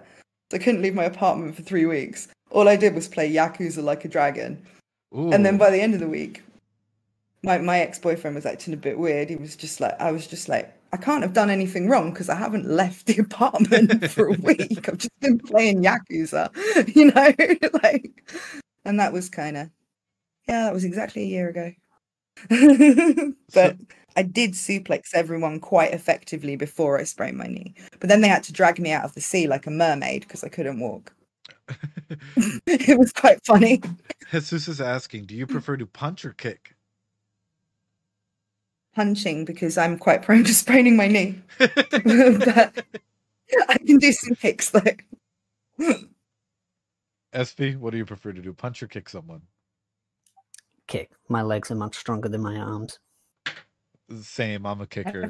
I used to actually do long distance running. That was my other sport that I also did. And that's kind of built in my genetics because my mother's a long distance runner as well. So we're both very proficient with our legs. I tried doing that, like long distance running. But it's not really a good sport for people of my build. It's like something I was very good at. And I think what I liked about long distance running was it allowed me to clear my mind. But I just don't run and walk anymore. And I think like I find it enjoyable as an activity, but as a sport, I'm just not built for it. I'm too tall. I use too much energy. You know, I can run like a half marathon or something, but after that, I'm just like, I'm too long. You know, I'm built more for the sprinting than the distance. I'm too long. So I'm too long. I'm very long. I can't help it. I'm a long girl. All right, hold on. I was gonna. Is there a way that I can send you guys something? No. I was trying to send you guys something because I was gonna say throughout this episode something popped up for me. Oh, not that. That did not pop up for me. I'll try and bring it up later. Not that. That's a completely different thing. But something popped up like that I'm kind of curious about, and you guys can tell me whether or not this is what like this core or season is gonna be on, right? Which is well, I'll save that to the end. I'll make that one of the last questions. Hold on, because that's a pretty deep question I think to get into. So I'll save that as like one of the last questions. But I'll guess we'll continue on with the episode, which is this: the burning of hair. That's got to have made his room really stink, is what I thought. Like the worst smell, burning hair. Right. My parents, right? They used to have like a wood burning stove, you know, to warm the house. And what my mum used to do sometimes when she brushed the dog, because we had a dog with long fur, and she brushed the dog, and then she'd pull out all the dead dog fur and she'd just throw it in the fire, you know, and it would just go up the chimney so you didn't smell it. But there was just something like throwing hair on a fire and it just, you know, like, no, it smells bad. When you get like a single strand of hair in the way when you're lighting a cigarette and that little hair just like frizzles up, it smells really bad. And when I saw him throw Eris's hair on the fire, although I was moved by the symbolism, I was at the same time, that's going to stink, mate. It's not going to smell good. It's going going to pen and ink, as we say in London town. Even in my chat, they're like, yeah, the smell's fucking horrible. Yeah.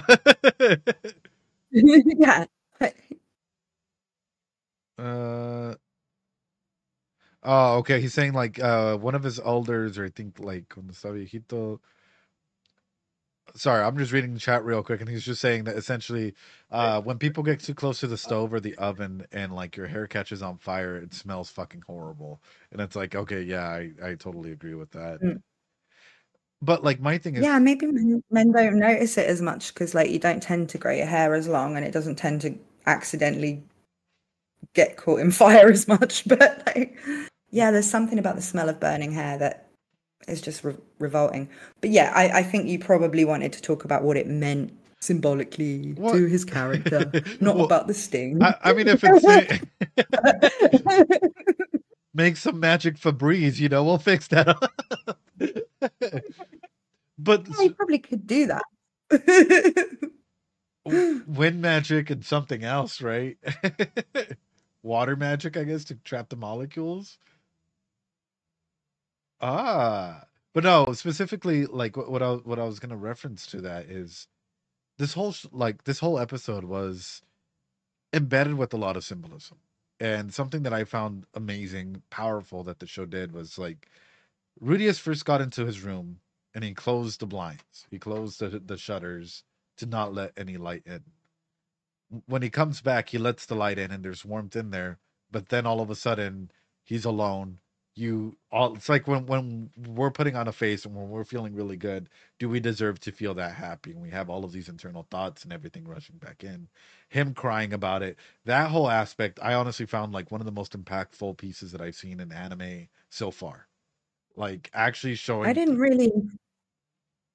Go ahead. Sorry, I was going to say I didn't really interpret it exactly the same way. The way I saw it, it was that kind of yo-yo feeling you get when you're in a new place and you're trying to like move on, and you have these highs when you're with your friends, your new friends, and you're starting to think this might be all right. Maybe I'm going to be okay. Sure. But then as soon as you're alone again, you're on the bottom of the yo-yo and you're alone and you're looking at a fire and you're crying and you're holding a bit of your ex-girlfriend's hair and you're just like, you know, and you see him trying to move on from that. Well, and that's why he throws the hair on the fire, but he's not going to move on from it by throwing the hair on the fire. He's not. He's just not. That's not the end of this part of his mood. My thing is, I feel like we're actually on the same page about that. Like, it's essentially just stating, like, you know, because he was experiencing a lot of this goodness. There's friendship. There's, you know, he was being accepted back into the group. He finally got that like handshake that he wanted to. He was smiling. He goes back in. You know, the room is now open so that people walking outside can see, and there's that warmth. And that's sort of where, like, for me as like a therapist, this is where I will always say it is the silent moments where relapses tend to happen the most. Right, where all of a sudden you might have taken 4 steps forward, but you'll take a step back and reflect. Like, wait a minute, yeah, am I comfortable going through this? Him throwing the hair on the fire for me wasn't him just I'm over it. It was like him saying, "Hey, I can start taking a first step."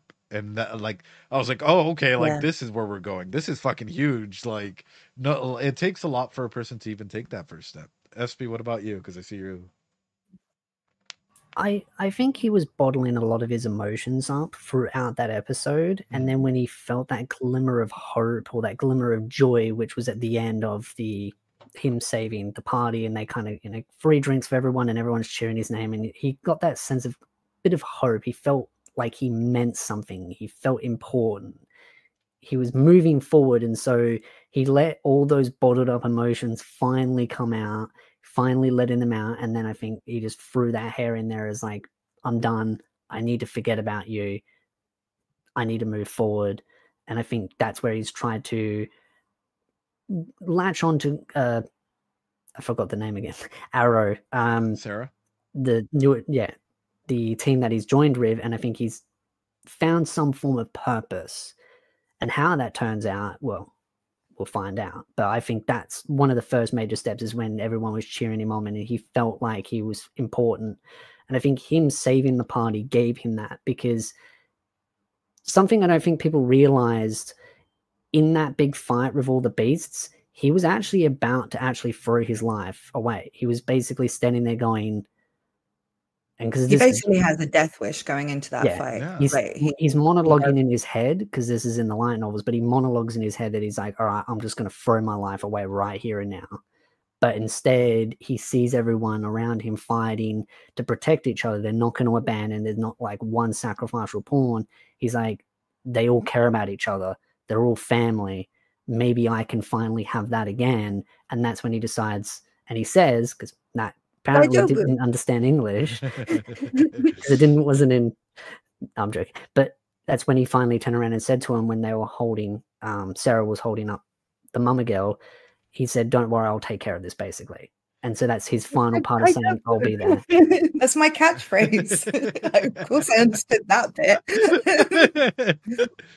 I'm just giving you shit because, yeah, you watched He's giving me shit because it's spirited. How long have we been online together at this point? It's been like 5 hours or something. I feel like we're a married couple. At the rate you guys are going. Oh, married yeah, couple. I just have to get to Monster Island. It's pretty free real estate here. Everyone's too petrified of the monsters.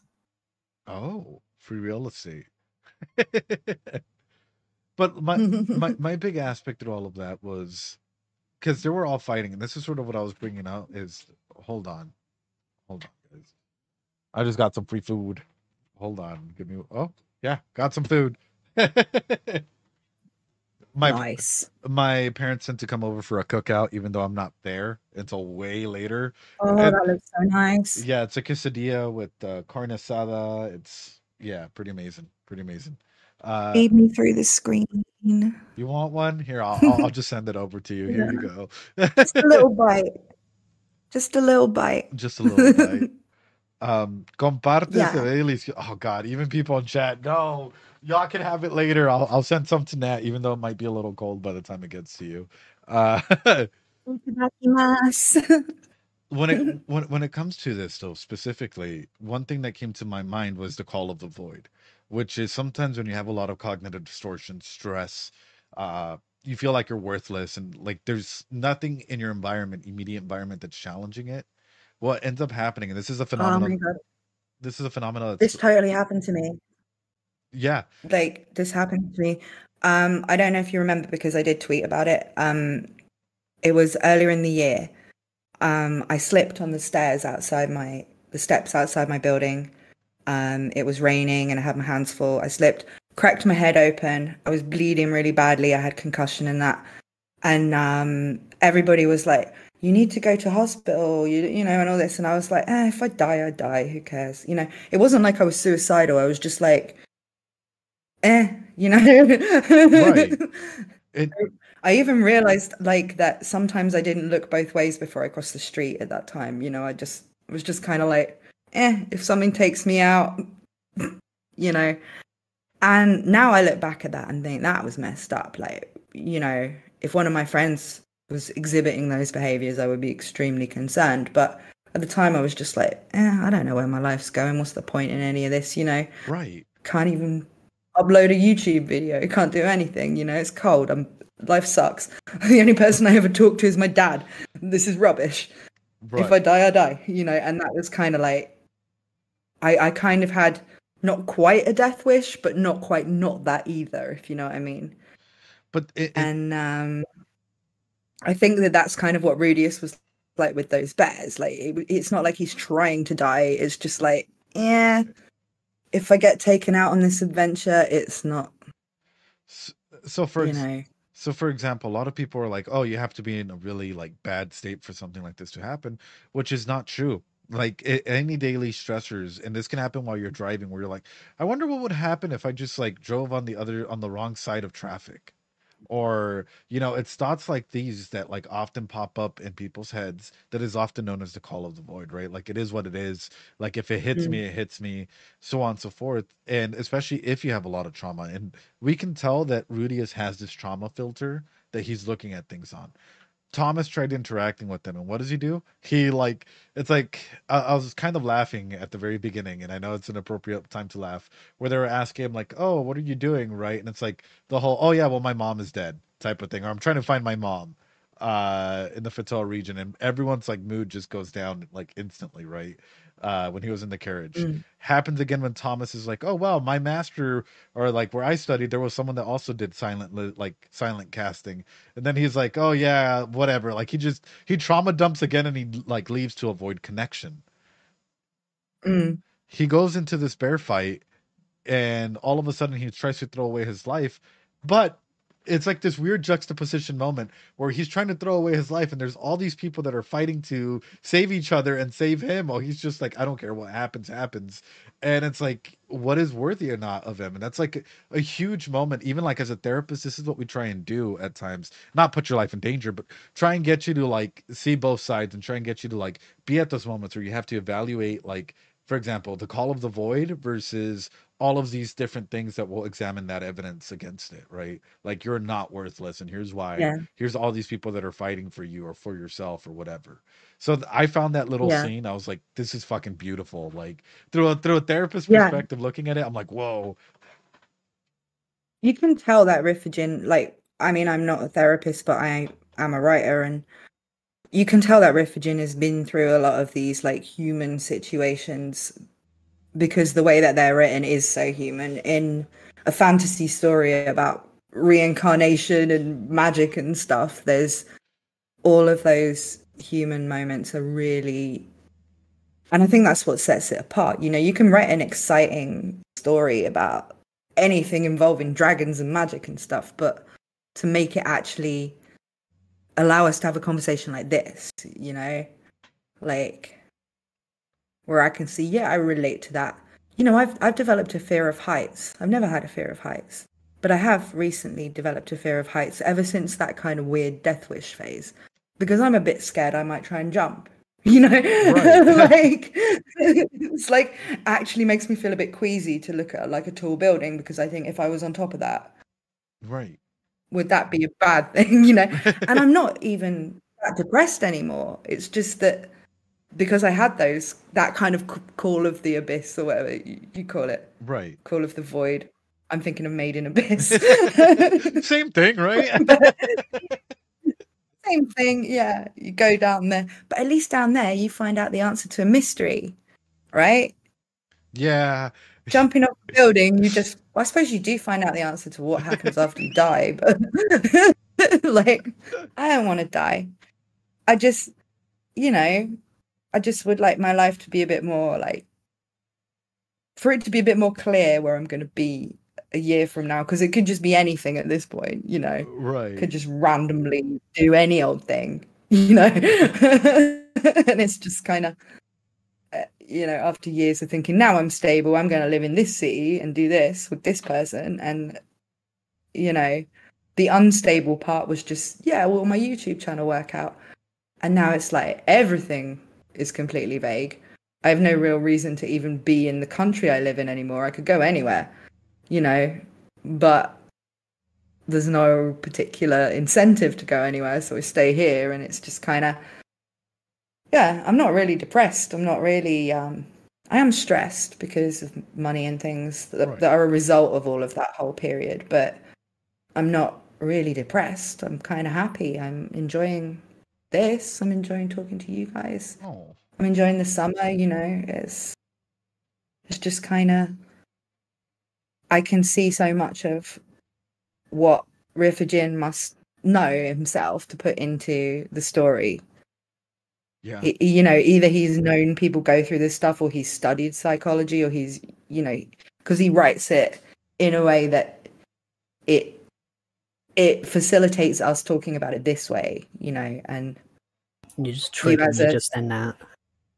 You just triggered me on some I triggered you. Yeah, because I remember when I did a video, I took a clip from me and Ed's stream, and it was where he was guessing something, and he was pretty damn spot on, and someone in the comments like, oh, clearly he's read the light novels, and I'm like, Well, no, clearly the writer's a very competent writer in psychology, so that's why Ed's able to pick up on these subtle details, and then that's when the whole rant on Twitter started about writers and understanding psychology all being competent enough to do research. And then everyone's like, no, writers don't do research, they're just dumb and Really? Oh my god, if I'd been on that stream, I would have kicked some ass. We got Brandon in as well. Yeah, it ended up going on Twitter. I just remember that because I feel like some people underestimate the competency of writers. Like, they either have very good life experiences or they are able to do basic research. Right. Yeah, sometimes it can be kind of a mixture of the two, or intuition, or just people that you know, because Riffigen, you won't have read Old Dragon's Tale yet. Not yet. I know you haven't reached it yet, and you aren't reading it at all. So it's like, that's a prequel, and the main character, it's set thousands of years before Mushoku Tensei. And the main character is completely different from Rudius. There's no ecchi stuff in it at all. This character has no pervy thoughts at all. He's like, there's nothing of that in it. Mm-hmm. There's all kinds of wars and all this character building stuff, and yet he can write him, who is not a human. The writers demonstrated that even in the main story, because if you just take Rudy out of the equation, everyone else. Yeah, exactly. Yeah, you got Paul, Zenith, the whole kit and caboodle. Even, I mean, honestly, Roxy is so well written as a character, especially with her connection with her parents, and then her past adventures and all that kind of stuff. So I think people focus too much on Rudy and forgetting that there's so much else to the story. But this is what I'm saying, is that this is a whole novel with a different protagonist who's very different from Rudius. He's not from our world. He's, an alien species, basically. He's like half dragon and half demon. And yet he can write that character in a way that you can completely relate to him and understand him just as much as you can Rudius, who Rudius could at least in some ways resemble stuff that's happened to you or people that you know. This is like, it's set in another world where everyone's like dragon race and stuff, and yet you can relate to all the characters. He's not a one-trick pony. He can't just write guy who's exactly like him if he was a bit worse but goes to another world. He's not just writing his own experiences or his own wish fulfillment. He just understands what goes into a character, and he can make any kind of character, I think. So I think he's had a lot of life experiences.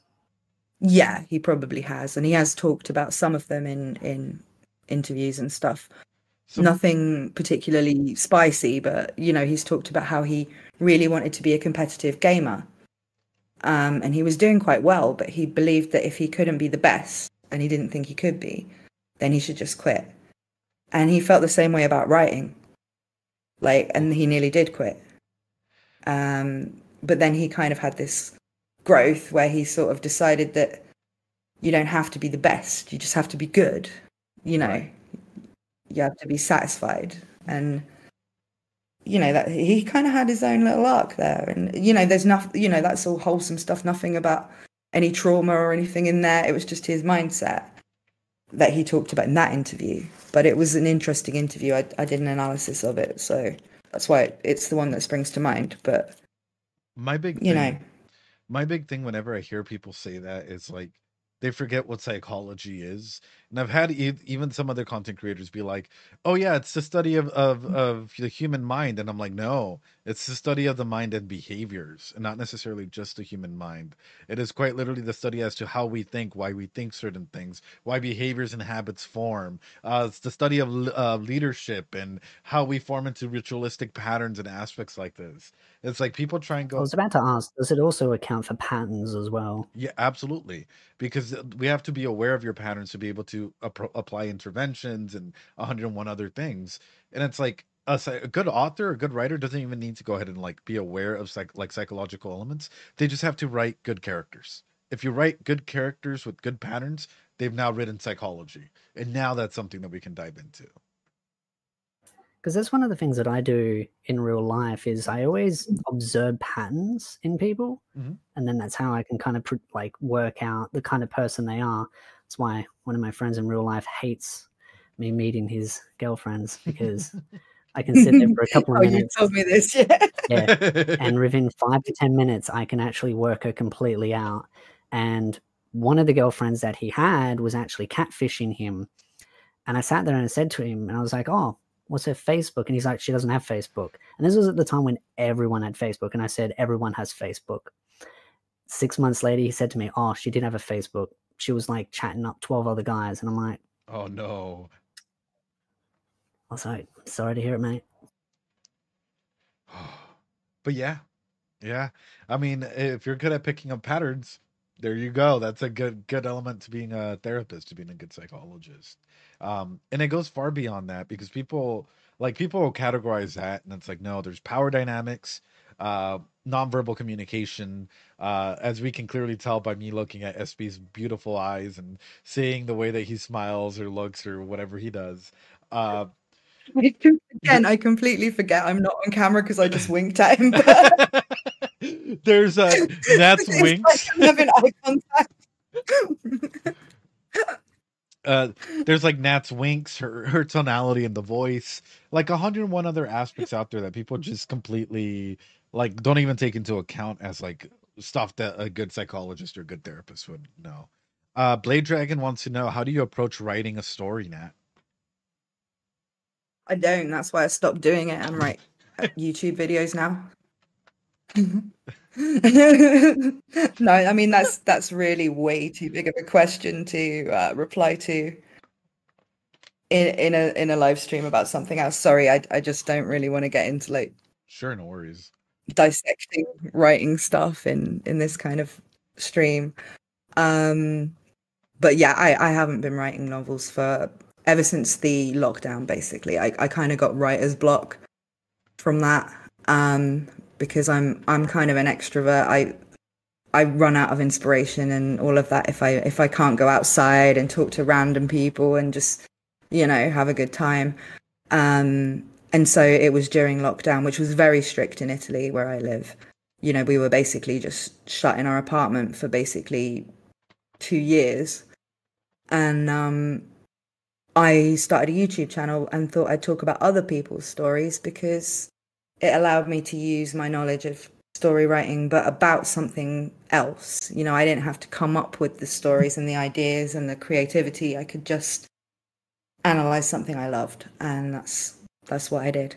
And I actually find I prefer it. I prefer this to writing my own stuff. I've always kind of preferred non-fiction to fiction in terms of writing. I mean, so that's what I do now. And I may go back to writing novels one day, but at the moment it's not on the cards. So weird question for both of you. Sorry. How old was Earthius when he died? How old was who? Rudius when he died on Earth. 34. That's what I thought. Okay. A little bit older than you, SB. I guess I'll ask this. Hold on.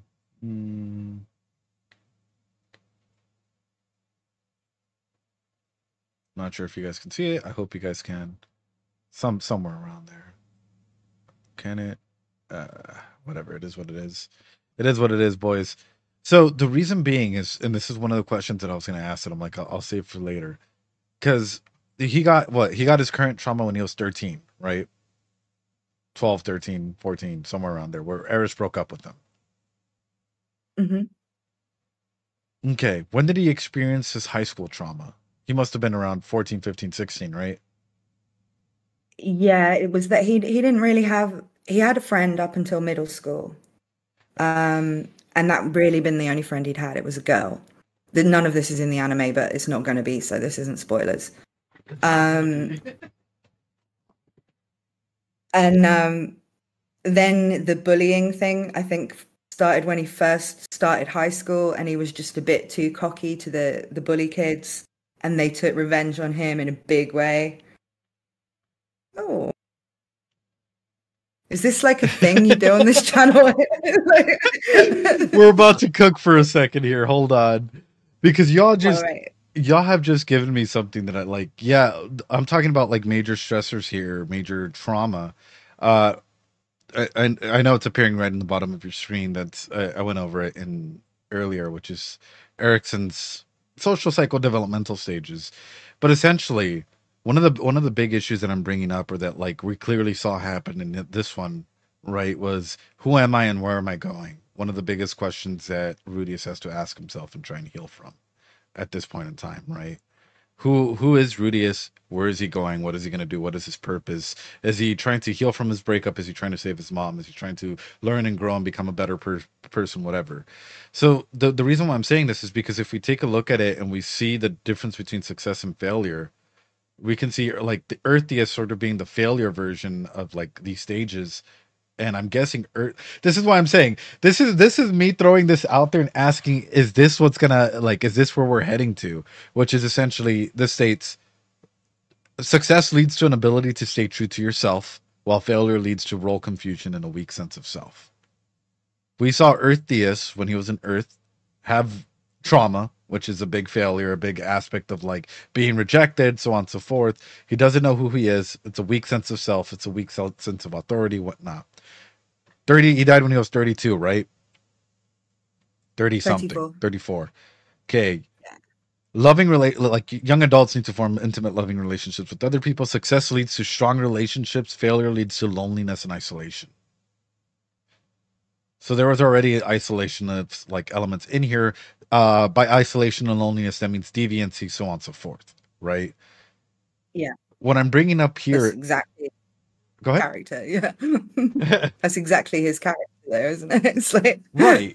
But that's what I'm saying is, because right now we're getting a repeat of these two particular, I guess, ages at the moment, or like the adolescence and this stage right here. So are we about to see? But he's having the more positive, reinforcements, at least in the earlier part of his life, than he had before. Right. So yeah, he is kind of reaching the kind of age where he would have been excluded. I can't spoil anything, so I'm not going to. But one thing I think you'll find interesting that I don't really see this as a spoiler because I don't think it will really be mentioned in the anime, but there is a point later on when things are going better for him and he looks back at his old life and he realizes that even as a shut-in, he was talented. He built computers. He learned everything about computers. He was very good at that. And he was like, there could have been jobs that he could have done from home. Right. He could have been successful. He could have done coding from home, or he could have, been a freelancer of some kind and done that sort of thing. But those things never entered his mind because he just had written himself off because he lived just in his room for literally 20 years. And even though there were things he had an interest in and things he cared about and things he could have made good money doing, even just staying in his room, he didn't do them. And it's only after he's grown up as in a more sort of in a better world, in a better mindset with better people around him and all that, that he looks back and thinks, oh, actually, I wasn't in a complete dead end, at least not at the start. It didn't need to spiral like that. Even with the problems I had, I could have made something of my life, but I didn't. Oh, so I mean, that's one of the big aspects is that self-reflectionary period, right? Because as we're going through this, like that's sort of what's sticking out to me is like this is a second go through of these really big like developmental milestones that we all hit. And through this, and of course, if it's spoilers, don't even tell me. Just gaslight my fucking ass, please do it. If it comes to something like this, because you don't just heal magically overnight. It takes forever to heal. Sadly, that's the way that healing is. It says in here, right? One of the big important events is intimate relationships and social identity healing, whatnot. Him going, because I know that this is going to be a school arc later on. Him going into school, is this him developing his social support structure and then an individual being there that allows him to truly heal by intimate relationships? Is this what we're hitting on? Because this is fucking masterful writing if it is. That's all I'm going to say. I don't want to tell you if you're right or not because you're going to see it soon. Okay. What happens in that arc? This is not fair because you don't have to see her face. You have to see my face. You can't tell if she's lying. Her voice did Carry mine. Your voice did do a cool little curvy thing though. I did like that. Yeah, but remember, I'm a trained voice actor, so true. Actually, very true. But no, that's sort of that's sort of where my mind goes. Is if it comes to that is actually a genius way of like showing a person's healing journey. This is what a psychologist would like genuinely think about how to like heal stuff and whatnot. But that's just my mind. Y'all can feel free to ignore it. That's just what you'd write if you were writing it, right? Yeah, or I guess like any person that's looking at it through like let's see how much pain or how much relatability we can look at for a person. That is sort of like a major element that would probably pop up. Oh, these streams are going to be fun moving on through this season. Like, they're going to be fun. Theories, though, Ed, was that he could have ED, right? Right. Is there other forms of showing trauma other than just ED? 110%. So you do have, for example, even earlier in this episode when he wasn't sure about disbanding the group, right? And he goes in, he has that second little jolt back. Instances where touch becomes a big factor for a person, that's automatically a trauma sign, right? When you start seeing moments of anxiety and panic attacks, and even trying to go ahead and like not form connections as often as you would, for me and for a lot of therapists and psychologists, that screams it's a red flag for trauma. Being a pleaser, a constant people pleaser. I know a lot of people might not recognize this sign, but that is also a sign of having trauma in your past. When it comes to, for example, people have asked me, how do you know that it might be ED? Because ED is one of the most common issues that happen for males and females for like sexual trauma. Any good type of a breakup. I don't think it happens to females, to be honest, Ed. Wait, what? No, but I don't think it happens to females, to be honest. What? I don't mean erection. We don't tend to have erections in the first place. But specifically when it comes to being turned on, your lubrications, like, you know, if you do get lubricated or not. Have sexual malfunctions and stuff. But right. I know what you mean. I'm just, it just sounds funny. ED in women. You heard it here first. I've always made that joke about, actually, no, I can't even say that, can I? But like, how does Ed happen in females? I ask myself all the time, piece of the content. No, I'm kidding. But realistically, like, that's one of the big aspects is like, for example, even vaginitis, right? Or extreme closure or whatnot. I think it's vaginismus. Yeah. Where they just can't. You can't penetrate. Exactly. Someone, a lot of, aside from it, like, say nothing happened to you, then that might be a natural cause, because there are natural causes for that. But trauma is a key indicator for aspects like that. And that's what I'm saying. People just like to go ahead and look at the male side and just be like, oh, there's only one aspect to things. It's like, no, it impacts everyone all around. Like, for example, stamina, duration. You're looking at even the way that you talk to others, how you look at certain events, whether or not you can you be friends with someone younger or someone older? Are you traumatized by that? So there's certain aspects that come off of that. Even like, let's say Nat, right? Let's say that every single time Nat has a show, we all go over and we're all there for Nat. But let's say that there was someone with really, really, like, I don't know, bad intentions that is just draining Nat every single time that, like, she does her show. An aspect of trauma can literally be everyone not saying anything and just like essentially Nat just feeling like she has all this stress in this world and she doesn't even know if the show's going good or bad or so on and so forth. It's like a gaslighting that people allow for stuff like situations to happen. Yeah. So that would never happen to me because SB's got my back. but yeah, I could see that. But I think also appetite is a big one. I haven't been able to eat properly for like a year. Right. Like, for the first few days, I didn't eat at all, and I tried to. I tried to eat even just like a protein bar because I've been working out really hard before this happened, and I was all like big into making sure I have enough protein every day and all that. Oh. And I just couldn't. I kept buying food and not eating it, and even now I only eat every couple of days, and I think it's like messed up my digestive system in some way, because when I do eat, I can't eat as much as I need to eat. So I take like 3 hours to eat one meal, and whenever I go out for dinner with people or something, it's always like a big deal because they all point it out and they're like, "Oh, you never eat anything." And I'm not like the skinniest of people, you know. I'm not fat either. I'm just kind of thick, you know. Right. And I think I've got some like metabolic issues that I've had, you know, my whole life, because I did have a bit of an eating disorder when I was a teenager, and I, you know, probably messed up my metabolism a bit.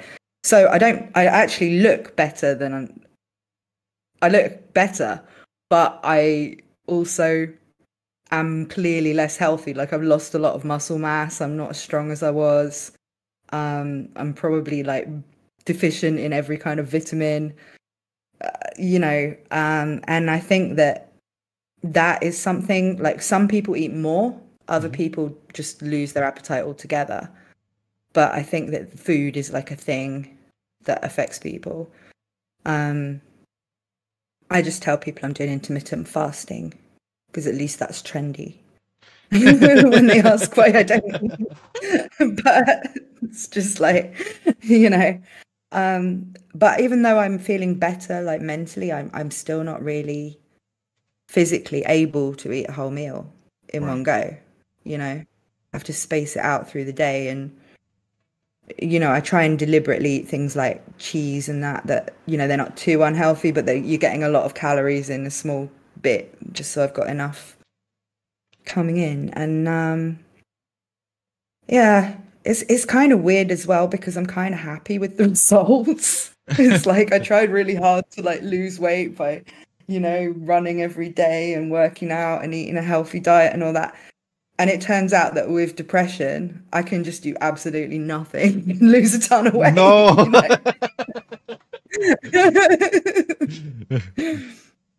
But I guess. So go ahead, SB.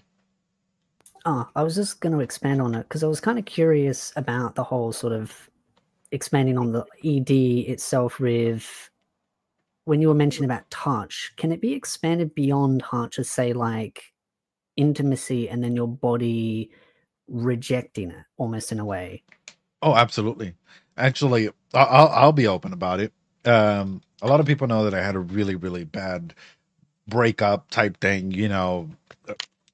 Trigger warning, almost tried to, you know, do the big no, you know, suicide, so on and so forth. Like, it was pretty bad.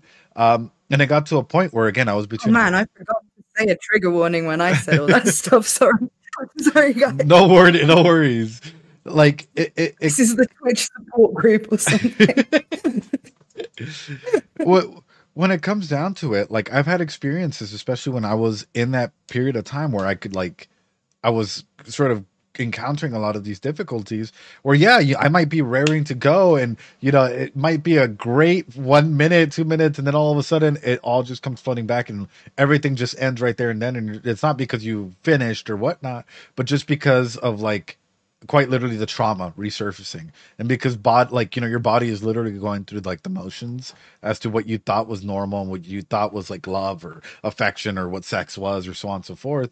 And, you know, once you try and go into that again, trauma is stored in the body. And I think this is one of the key examples in that, where like it might pop up and you might be raring to go, you might be in the middle of it, and then boom, you're like, it stops because you're like, your body just definitely happening. So I guess it's for men and women, it's just like we're all kind of the same in terms of how we, you know, experience life, I guess. Maybe we react to certain things differently, maybe we have different hormones and stuff, but I think that when it comes to things like this, like the big life matters, I think men and women are pretty much the same. It's just, you know, like I said, I had that thing where I couldn't stand someone even like holding my hand or something for a little while, and I guess that is the same sort of thing. I didn't have anything as extreme as a severe like sexual dysfunction or anything, but I just didn't want anyone to kiss me or touch me, you know, for a really long time. even if I thought I did, you know, even if I went on a date with them because I thought they were hot or something, it was just like, no, don't touch me, you know. You're nice to look at, but no touching. Yeah, I couldn't explain why either, you know. And that was depressing, but it was understandable too, you know. And that's, I think, what you're explaining too. But right, this is like the people who've been through horrible breakups discuss the episode of Mushoku Tensei about the horrible breakup. This is awesome. So expanding on that even further, because I'm digging deep. You know how people can like what's the way to put it? Like when they're under stressful situations, whether it's like an argument or they're having like a situation where they're under a lot of stress and they can sort of shake, like get the heavy shakes. Can that also expand into intimacy, where the body has that kind of reaction? Right, 110%. It's quite literally, it's kind of like a panic attack, except it's just anxiety leveled up essentially to the max, where you start shaking, where even involuntarily, and you might just be absolutely terrified about continuing on forward or doing anything because you're like, I don't understand what my body is doing, which brings concepts of shame. I'm just gonna be straight up about it. Like, there is such a shame and stigma around encountering issues like this, because all of a sudden it turns into, oh, well, what are they going to say? What are they going to think? I fail as a man or as an individual for not being able to go ahead and like do certain things with my partner or with whoever.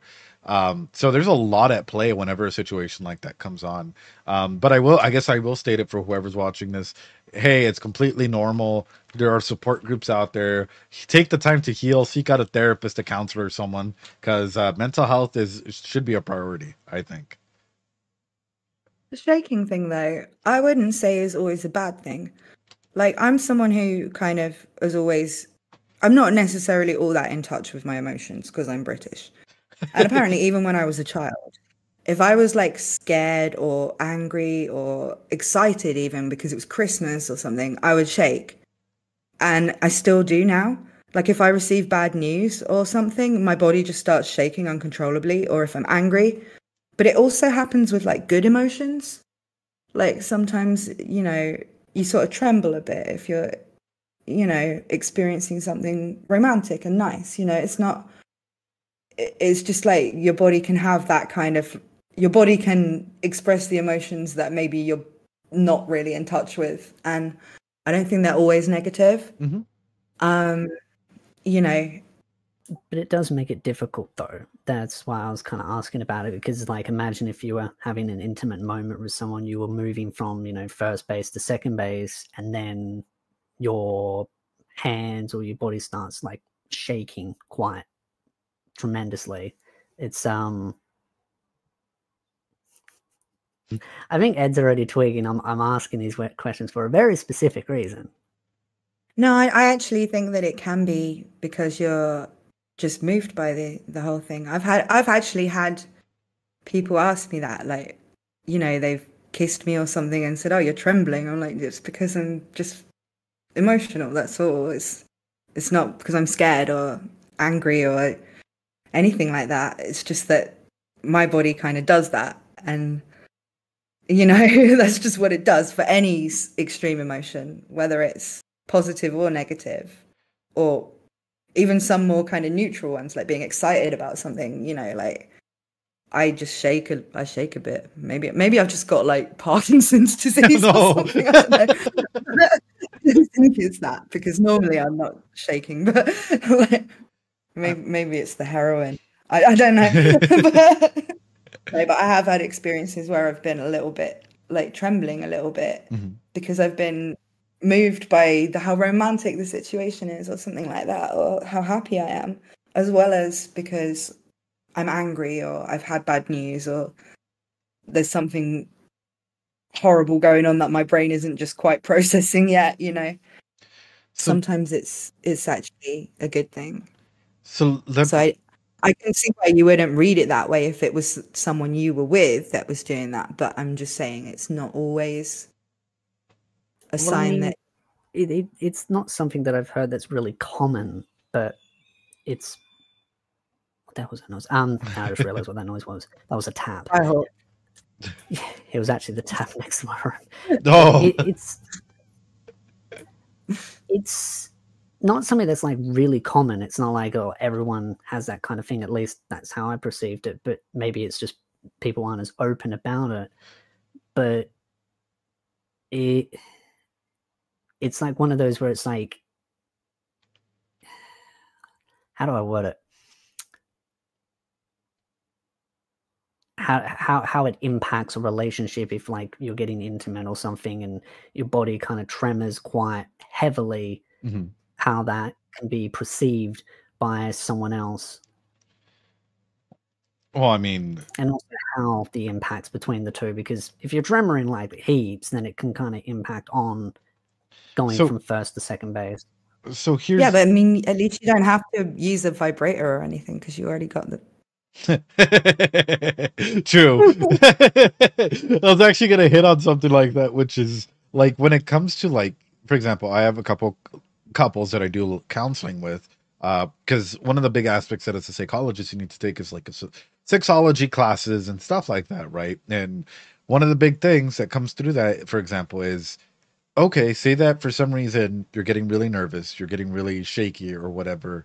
Say that me and Espy, we're together, right? Okay, I'm really, really shaky. I'm doing whatever. Hey, Espy, you want to get a little bit freaky tonight? Hey, just pretend I'm not there with the camera. Yeah. Nat's there with the camera, you know, just...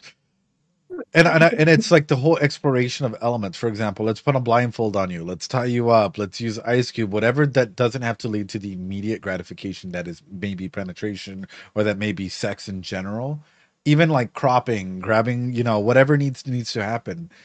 Like you can also explore sex through other areas that does not mean, for example, that, right? Because oftentimes what I've had a lot of couples say is they come in and they're like, oh yeah, he's shaking, there's some like erectile dysfunction or, you know, hyper or hyposexual, like sexual activity on both sides. And it's like, well, let's talk about what sex is to y'all. What does sex represent? And I think in this story, Refugene has done an amazing job. Because sex is not just, oh, it's sex. Good. It's more than just that, right? It's a way of like incorporating a character changing or growing or whatnot. So I'm kind of... Yeah.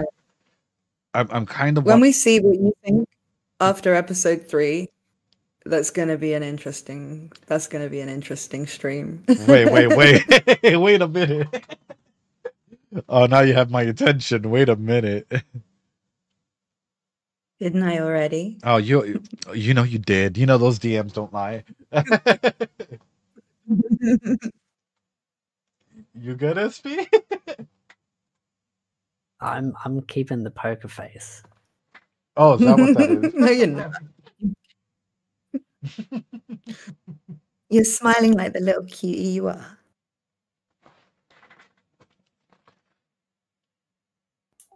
Composure.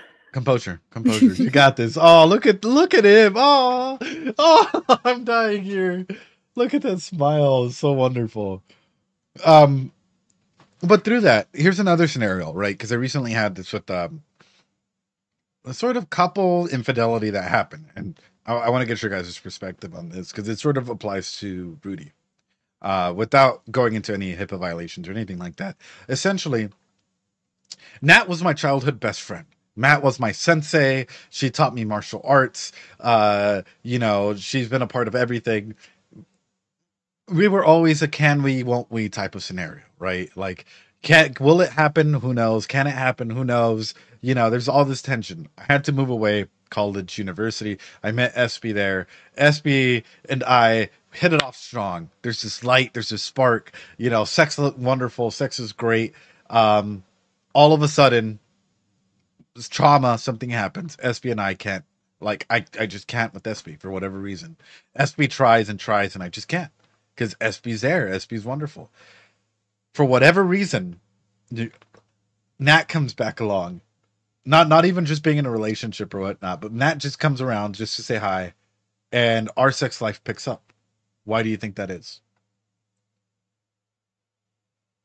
Because I held the camera.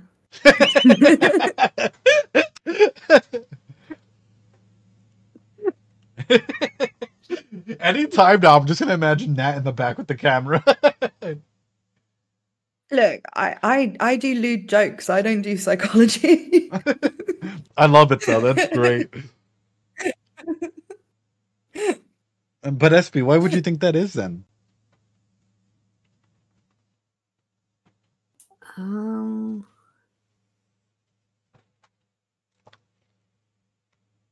I guess it depends on the connection with the individual. Like maybe there's something different compared to couple A to couple B. Yeah. So this is, and like there's something much more like intimate, I guess. Like it's one step further that sure couple A might have had something, but it was not as intimate as say couple B.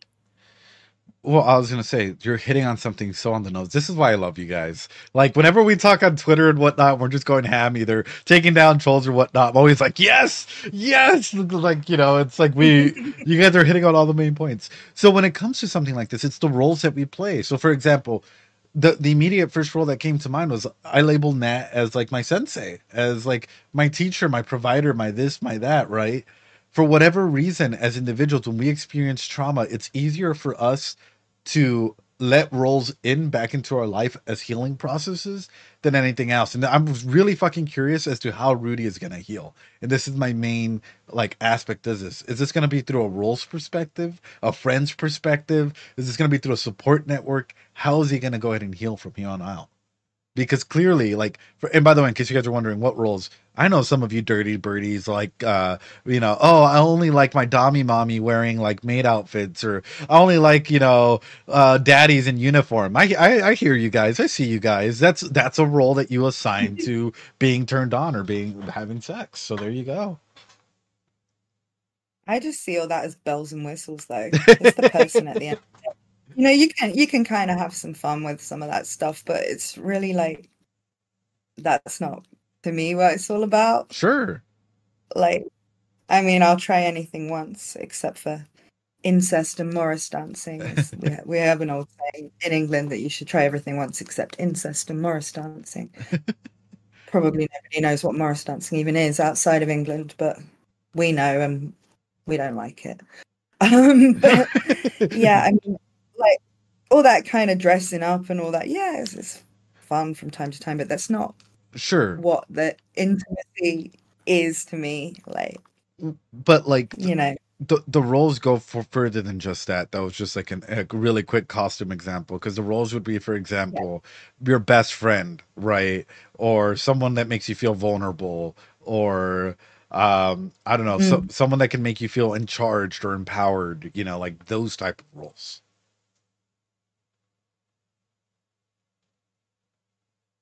Yeah.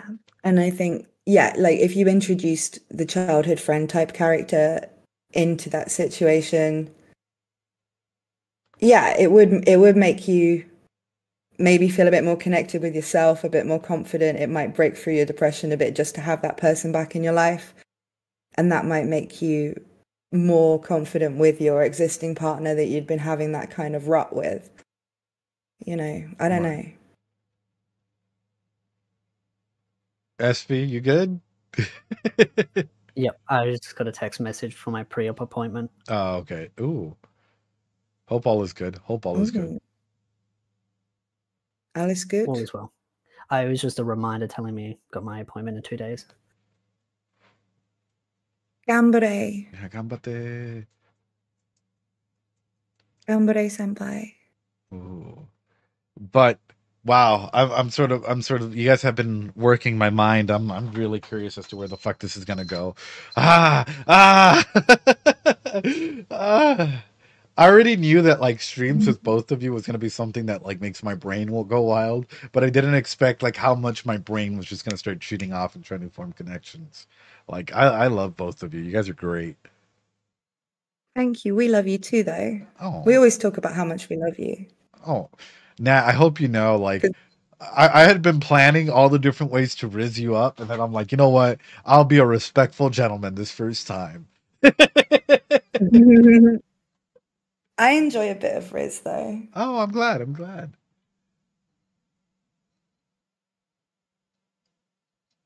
I'm just a bystander. But you seem like you're in another dimension, brother. Well, I'm like in that trance mode. It's just like the stars flying past and thinking all deeply. It's like really deep thinking. We already did a 2-hour stream on YouTube before this, so he already raised me a little bit there. Oh. So I guess I'll ask this final question. And I know SB got to answer this. So I guess I'll ask this question to you, Nat, and then I'll ask SB another question, which is, if you could give advice to your younger self, what advice would you give?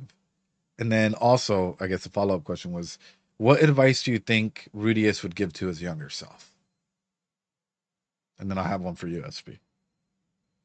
I don't know that I'm in any position to give my younger self advice, because it's not like I've really worked out to be in a better position than my younger self was in. So I don't actually have any advice for my younger self, apart from, you know, like very clear things like, don't move to America. That was a mistake, you know,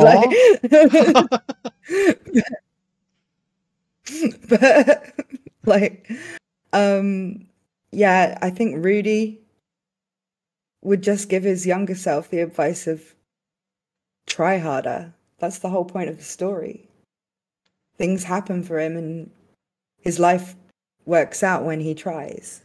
And that's the regret that he has, is that he didn't. He couldn't, or at least he thought he couldn't, but he really could have. His family tried to help him.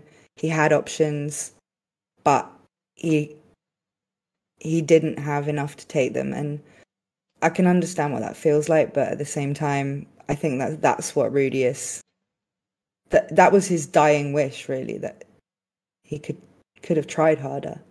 And that's the point of Mushoku Tensei. He does. So I think that's the advice he'd give to his younger self. Right. Oof. I guess also tell your younger self to buy Bitcoin but sell it. Around like 5 years ago. Yeah. Buy Bitcoin but sell it. That's good advice. SB, for you, my question is, when it comes to the progression of this show, when it comes to the character dynamics present, who do you like recognize yourself with most, like out of all the characters, and why?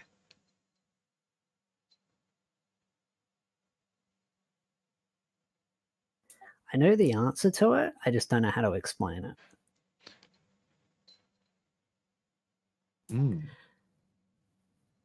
I would say Rudy. Okay. And it comes down to Rudy self-doubts himself a lot, and he questions himself, and he becomes very paranoid in his own self-doubt, and he constantly allows the past to hold him back, but also constantly questioning if things are going to be okay in the future. And I think that's one of the things that Rudy does in his second life, is that he lets the past hold him back to the point where others around him even say, we don't care about your past, we care about what you are now. But he still is fixated on that as like it's a shackle for him, or like a weight holding him down. Right. He's constantly paranoid about what others are perceiving in him, when he probably should just not focus so much on what everyone's thinking, because it's not as bad as what he thinks it is. It's all okay, but he's constantly fixated on, well, how are they seeing things? Are they thinking that I'm less, or this or that, or all the rest? Okay. So, because my big aspect is usually like when we pick characters to self-reflect on, they're like, for example, when you guys were reading Mushoku Tensei, I'm assuming that you guys grew a lot and you guys understood a lot through the novels, and it probably helped you understand life maybe even just a fraction little bit better, right? Maybe. I don't know. I never really think of things that way when I'm just experiencing the story.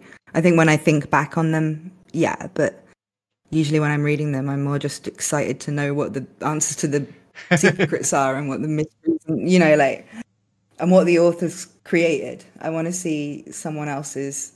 I want someone else to show me something I haven't seen before. You know, that's what I like in a novel. Sure. And you know, that was the experience I had reading it. I wasn't I was happy when I read it. You know, I hadn't been through any of this. I was just happy. I was reading it. I was like, cool, I can't wait to talk about all these interesting characters and events and, you know,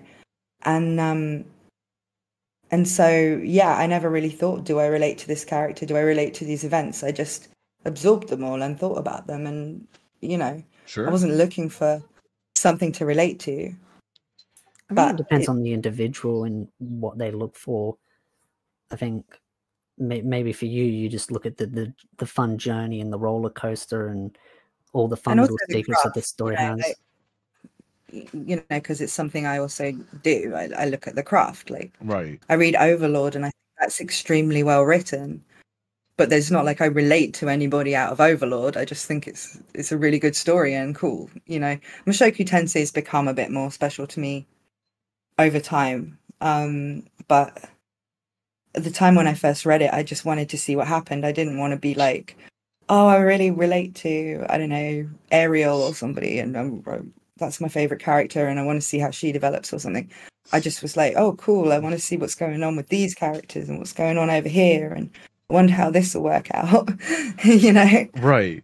So actually, I think sorry.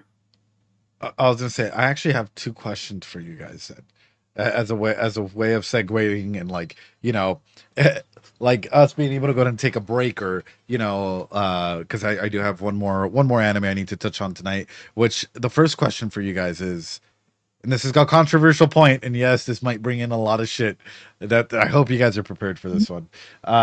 So then, what is the best isekai for you at the moment? Oh, Mushoku for me. It used to be ReZero, but I would say at this moment in time, it's Mushoku. I would definitely say Mushoku, but I mean, I feel like I've expanded a lot more into different types of isekais. I mean, I like my Eminence in the Shadow and my Overlord and all that because it's just fun power fantasies. But Mushoku, this is what I was about to say. Ed spoke is I like analyzing things and overthinking things, like going really, really, really deep. Right. And so Eminence in the Shadow, not Eminence in the Shadow, I can't do that as much with. With Mushoku Tensei, I can do that with. Overlord, it's a little 50-50 because a lot of it's power, fantasy, and then some of it is like Irons and his insecurity and his paranoia of people being around the corner. It's like the boogeyman. Oh, is someone going to come and get me? You can analyze that to a point, but then a lot of it's just like, how horny is Albedo today? Yeah. Yeah. Like, I mean, one of my favorites, one of my top 3 is Konosuba, but I never make content about Konosuba because I can't analyze like what's and the only thing I can really analyze is like why the jokes work and things like that. And I just don't enjoy, I think, sucking the joy out of the comedy, you know?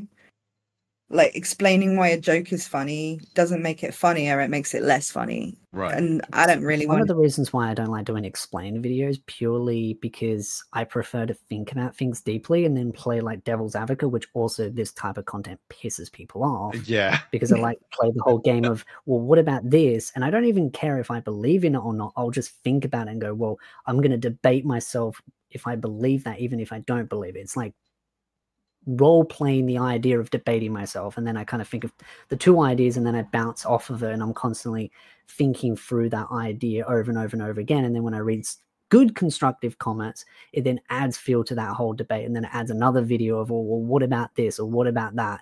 Like Dark Marchi I really like, because Freya, as much as she is gaslighting type character, I just like the complexity of loneliness and what will loneliness do to you, and what levels are you willing to go to fulfill that void? Are you willing to really gaslight someone or manipulate someone just to fulfill that loneliness? And then people go, oh, you're defending Freya. And it's like, no, I'm acknowledging that she clearly has flaws as a character. And so Mushoku Tensei allows me to do that. Right. But other animes and light novels don't quite let me do that, which is why I've really grown attached to Mushoku Tensei, because I can do that.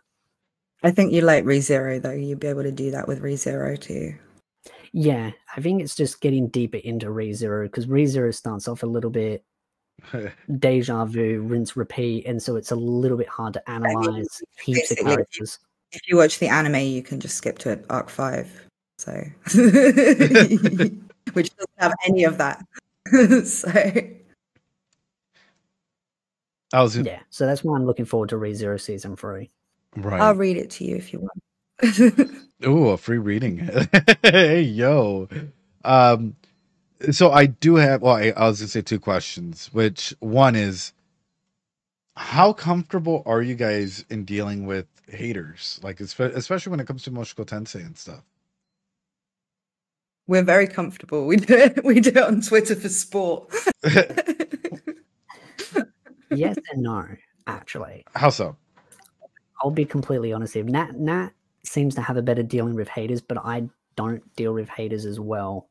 And I think that's because I try to please everyone too much. And I'm always paranoid about making everyone happy to the point where I end up making myself miserable trying to make everyone happy. And if I see someone being really toxic towards me, I guess it kind of brings me down because I'm always kind of like trying to do the best I can. And I think I try to overachieve. And we've talked about this before, right? If somebody gives me any trouble, SP will be right on their case. He will just like my attack dog, like rah, rah, rah, rah. But if someone attacks him, he just blocks them. He won't engage in the way that he will with someone being mean to one of his friends. And I do both.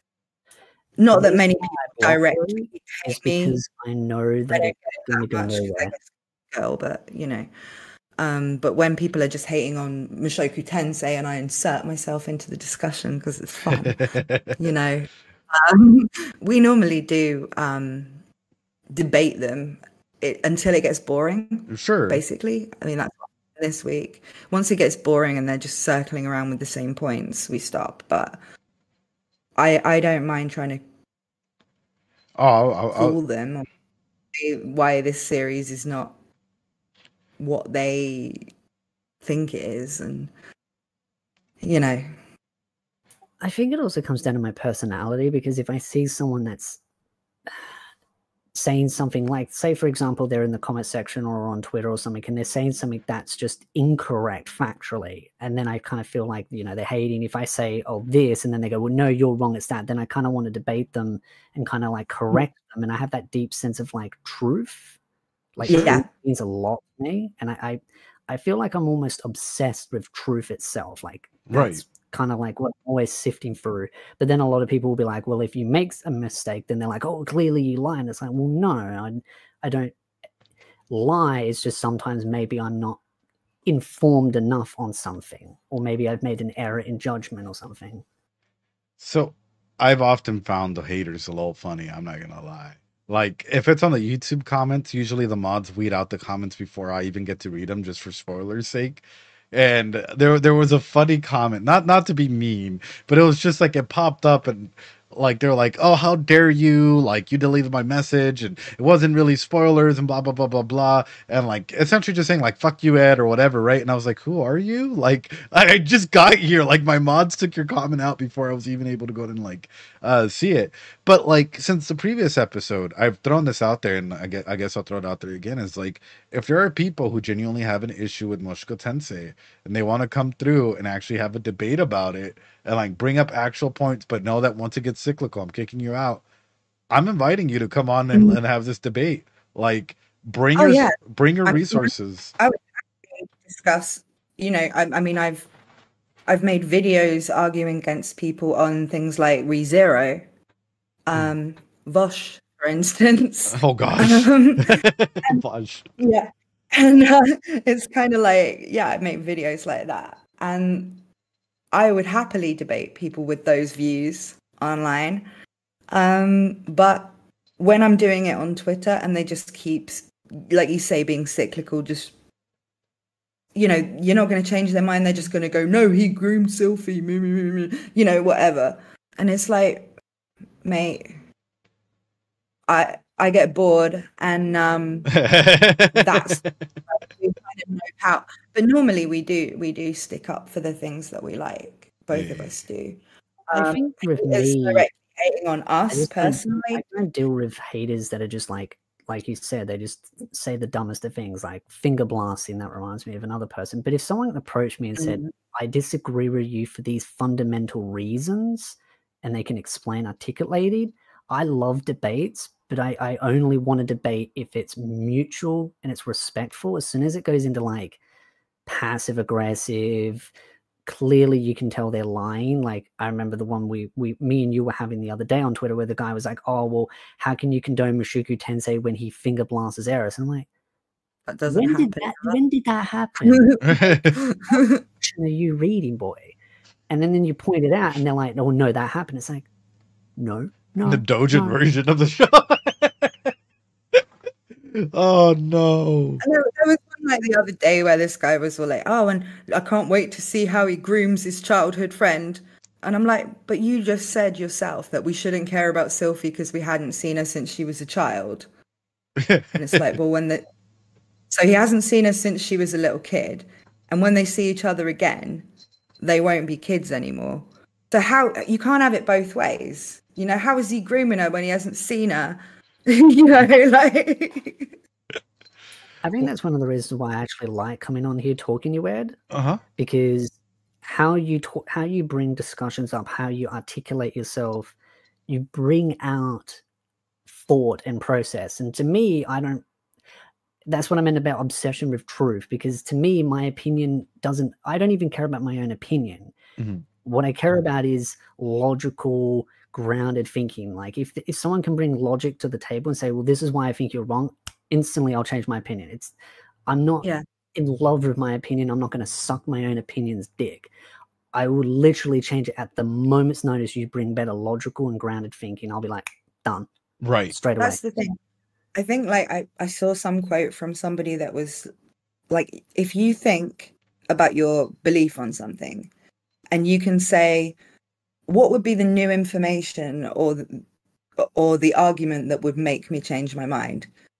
If that exists, you know, like if you're like, well, I believe the earth is flat, but if somebody showed me a picture of the earth from space that showed it was round, then I would believe it was round. You know, then you know that your belief is based on your current knowledge and your opinions on that knowledge. If nothing could persuade you, you know, even if you don't believe that information exists or that argument exists, if the fact that you'd be open to, if I saw it, if you showed me a picture of an angel, I believe in angels, you know, like a real photo that you took with them holding a newspaper from today's date on it of an angel, I'll be like, yeah, okay, I don't believe in angels, but now you've shown me that, maybe now I do. You know, if you're open to the fact that there could be information that would change your mind, then your belief is probably healthy.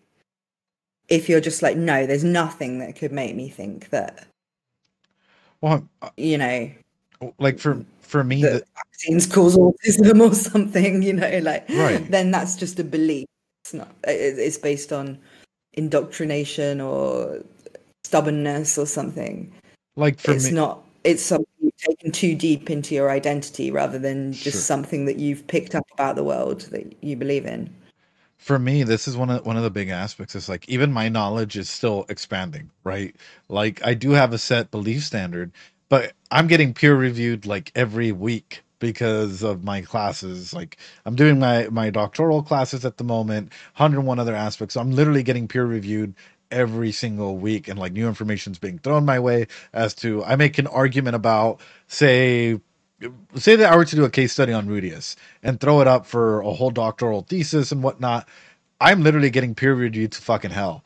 And all of a sudden I have all of this new information that I have to take in. I have to acknowledge what is true and what is not, what can be countered, and then make my new opinion, make my new information based on the facts that are being given to me or based on the other research that is being provided. And that's why I always state like, hey, you know, we might have an opinion right now, but in the future with new information coming in, our opinions might change, and that's totally okay. But we try and stay grounded on the research that we have. Yeah. And I mean, like, you never expect to stop gathering knowledge, do you? I mean, yeah, you might stop actively studying. You're never going to stop obtaining new knowledge about the world, right? And or about the current state of fields that you're interested in. I mean, my ex-boyfriend was a professor of physics.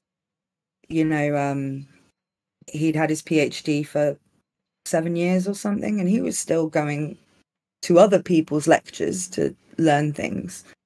Right. And you'll probably be the same. You know, it's just kind of like there'll always be new things discovered in your field, and just because you've reached the the terminal level of academic achievement doesn't mean that you're going to stop learning. It's never going to be the case.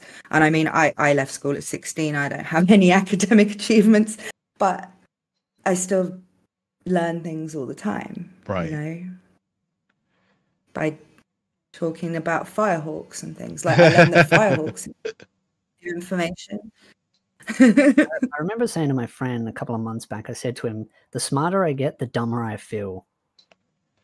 Yeah, that's like, well, though, because the more you know, the more you realize that more you out there. don't know. Yeah. I guess, and I think that's something that I grew when I got older, as I got that thirst for knowledge. I'm constantly always looking for new knowledge. But it's echidna. I know, turning straight. I am a bit of. She is the incarnation of the thirst for knowledge. That's why she's the Witch of Greed. She's greedy for knowledge. She wants to know everything. That's pretty much me. Yeah, and I said that was my favorite witch, and that's why that's the one I would choose. I remember a couple of months back, I was asking about batteries, and I sat there and started rattling stuff off, and he's like, when did you learn about battery chemistry? And I was like, last weekend. Because like, I watched 6-hour videos over it, and he's just like, why? And I'm like, oh, it sounded interesting. Yeah. So I guess my final question for you guys is, are there any other shows that you're really interested in this season that stick out to you? I haven't watched anything else yet. I've had a bit of a hectic week. Fair. There's a few I want to try, but I haven't watched anything except Mushoku yet this season. I did see that comment in the comment section. There's a couple of animes that have piqued my interest this season, but there's nothing really super heavy that's caught my attention other than like Mushoku Tensei. But next season, if I can divert the question to next season instead. Sure. One series that I'm really interested in seeing is Beyond Journey's End, which is Free Ren, I think it's pronounced, which is a manga series I just talked about with Natalie. Yeah, that's really good. It's the concept of a elf that basically outlives her adventure party. Ooh. And it goes into sort of like the aftermath of her party. And apparently it's quite sad. Really interesting as well. So I'm like really interested in that concept because I've never seen like it's almost like an isekai in a sense, but not an isekai in the sense of like, oh, you're reincarnated and you start afresh in your life. So you've got your past life and your current life. With this, it's basically one life, but a long life is 2 lives because it of how much it is. Different phases that are basically whole lifetimes for other people. Yeah, and I mean, think it sounds really good. It sounds depressing. It sounds like an isekai in itself. I'm going to read it before the season starts, though, because I think we probably will cover it, as well as we were planning to cover Shield Hero and Eminence next season. This one sounds like it could be another interesting topic for us to talk about. So, and it's got I will probably spoil myself by reading the manga. You're going to spoil yourself? Do it. Yeah, but I mean, it's a manga, so it's not going to take that long to read. But I've already read Shield Hero. I need to read Eminence and Shadow, but I don't think there's that many volumes of that. So that should be good. Eminence and Shadow only has 5 volumes, but they are quite thick. Oh. And this series is, based on a manga. I might read the manga in between my but I like hospital. But through that... No. I was going to say through that, just quickly wrapping up a little bit. SB, I fucking love you, man. Nat, I am so glad that you're here. It's been like a lifetime in the making. I am so... I'm sorry I couldn't come last week. I just was super tired after the first stream. I kind of noped out and I was like, I need to go to bed. Just tell Ed I love him and I'll see him next week. I was like... I'm glad you that much this stream because you had... I had more stamina this week. Cause last weekend I just didn't sleep very well the night before. It's been super hot here. So I was really tired. It's actually 3:30 a.m. right now. Oof.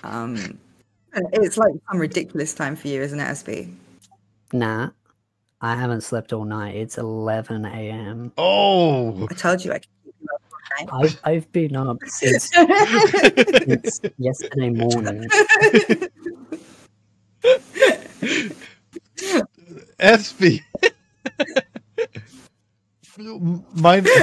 Wow. Oof. Well, my big thing is, I'm always like taken back. So thank you guys, because you guys get me to think really deeply, a lot more deeply about the show, and especially having both perspectives and hearing your journeys and whatnot. I just love you guys. I appreciate you, and I love the fact that like The next couple of episodes, we can go back to some of the conversations we've had today as you see what happens next. Oh, and it's going to be really interesting. I'm really looking forward to the next couple of weeks of these streams. It's going to be great. The next episode will be exciting, and the week after that will be yeah. on off a tip. I swear. I think both of them will be interesting to Ed, though, based on proving or disproving his theories. If anything pops up, I swear I'm gonna throw my little baby Cthulhu that I have here. Like, no. Riffrage's already top tier. Show the Cthulhu. I'm really looking forward to Volume 8 because there's a couple of things that I've asked him about, but he hasn't guessed yet, so it'll be fun. Oh, that's baby Cthulhu. Yeah, little wings and whatnot. He's so cute. Trying to find the wizard hat for him at some point. I know he's not supposed to be cute because he's Cthulhu, but do you watch South Park, Ed? I do. I love South Park. You remember the episode like with the coon where Cartman is like riding around on Cthulhu, like dragon out of the Never-Ending Story, and he sings that song. You are the dark one, Cthulhu. Yeah. It's like the cute Cthulhu. But I am so excited for what's to come, and especially trying to see if any of the questions lead SB to break his poker face a little bit. We'll see how close we can get. All right. But with that being said, my chat, Yash. Now we've done one together. Next week you can riz me a little bit if you want. Hell yeah, there we go. But chat, make sure you go follow Natalie Hunter, Natalie right there, and then SB over here. Make sure you guys go follow them, show them that love and support. I assume you guys have, because considering like anytime we have an interaction, it's like, you and SB are talking? You and Nat are talking? Like, they're just like endless pings, and it's like, guys, calm down, please. I do want to note your community is really awesome, because I saw some of them. They were like coming over to my comments to my videos, and they're like, "Oh yeah, I watched you on the stream. It was so good." So your community is really good. Oh, thank you. They are I'm almost as good as mine. Oh. I tried to send mine over here too, though. So. Oh, no worries.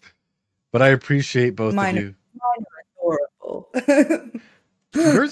I think both of your communities are pretty great. They're pretty funny. I've seen some of the interactions they've had in the comment sections of like a random video that I'll click on. Like Nat, when you did a video about coming back, I sort of saw like the comment section. I was like, it's really wholesome. And then there's that one random comment in there that I'm just like, really, dude?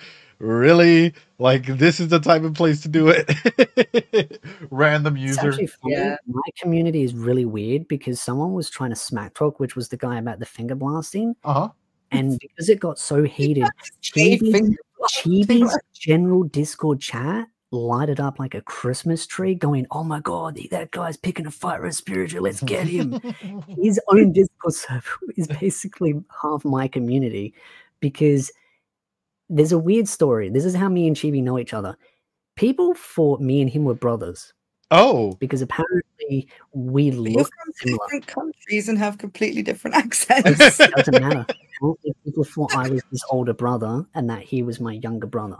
And so they would go into our comments and say, "Oh, I watched your brother's videos." I mean, yeah. Different accents, different everything. But that's how we got to know each other, because we basically had to acknowledge each other's existence. Well, I always was sub to him watching his content, but that's how we kind of grew to know each other more, was because our communities just thought we were brothers. So I just go along with it. Like, whenever I'm DMing, I just kind of treat him like a brother now. You see, even in chat, there's someone that's saying I always thought they were the same person. Oh, that's kind of incredible, though. That's kind of incredible. Wow. But all right, well, guys, I appreciate y'all being here. I'm gonna let y'all go because I also need to take a break, eat this, and then start off the next seasonal anime, I guess. Nat, I love you. I appreciate you. You're wonderful. You're that wifey material I think everyone should look after, because, you know, you're already there. Like, hey, yo, when are we meeting up at SB's? When are we filming this? Thank you, Protect. I put a photo in the chat. That's Nat. Oh. What photo? Oh.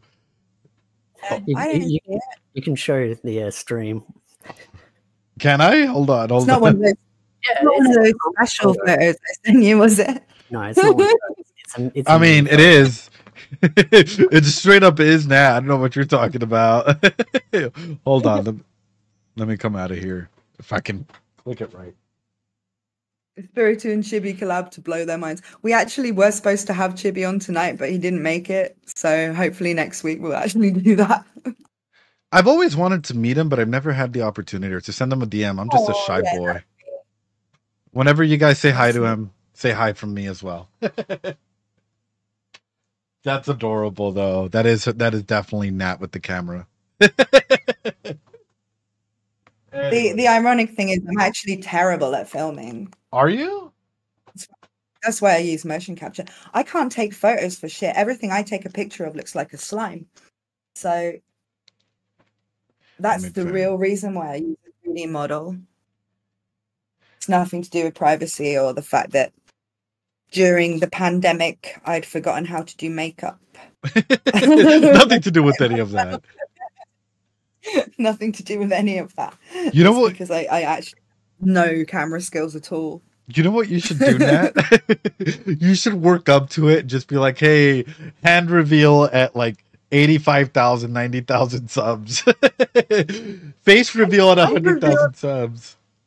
I've thought about it, but I've revealed my face on Twitter like loads of times. So I assume that if anybody like particularly cares, they can just see what I look like. It's not that hard to find out, but I will go on camera at 100,000 subs in a maid costume. Ooh. But SB has to get 100,000 too. If both of y'all get a maid outfit, it lands on like. Than me, though. I don't need to get one. I already have two. Yeah, I was gonna say I'll put mine on as well, just to celebrate. I need to get one, but I know someone who could make it for me. Ooh. So I just need a bit of money so I can buy it. But you know, yeah. But guys, someone at Carry who makes costumes. So. But chat, please do go support them. Show them that love and support to each and every single one of them, please. There we go. I get mixed up because I'm using my laptop instead of my like PC, so I don't have all my monitors. I'm just like, where is it?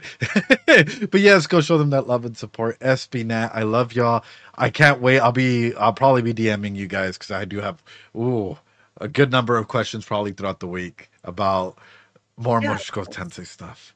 So appreciate DMs y'all. Always open to you. Ooh, I'm gonna add you as a friend right now. I know what you're talking about, Nat. Ooh. Anyways, guys, I'll talk to you on Discord. On Discord. Oh right, yeah. Anyways, SB. But you can get me on Twitter as well anytime. I'm always on there. Sure. I will see you next week, I guess. We'll talk during the week, but thank you. No, thank you guys. Do we know part of this? Can we stay on together and chat for a bit? So I can say goodnight. All right, guys. Well, I'm off. I appreciate y'all. Chat, I'll be right back. Need to eat and whatnot, and then we're starting off the new seasonal anime, so I'll be right back.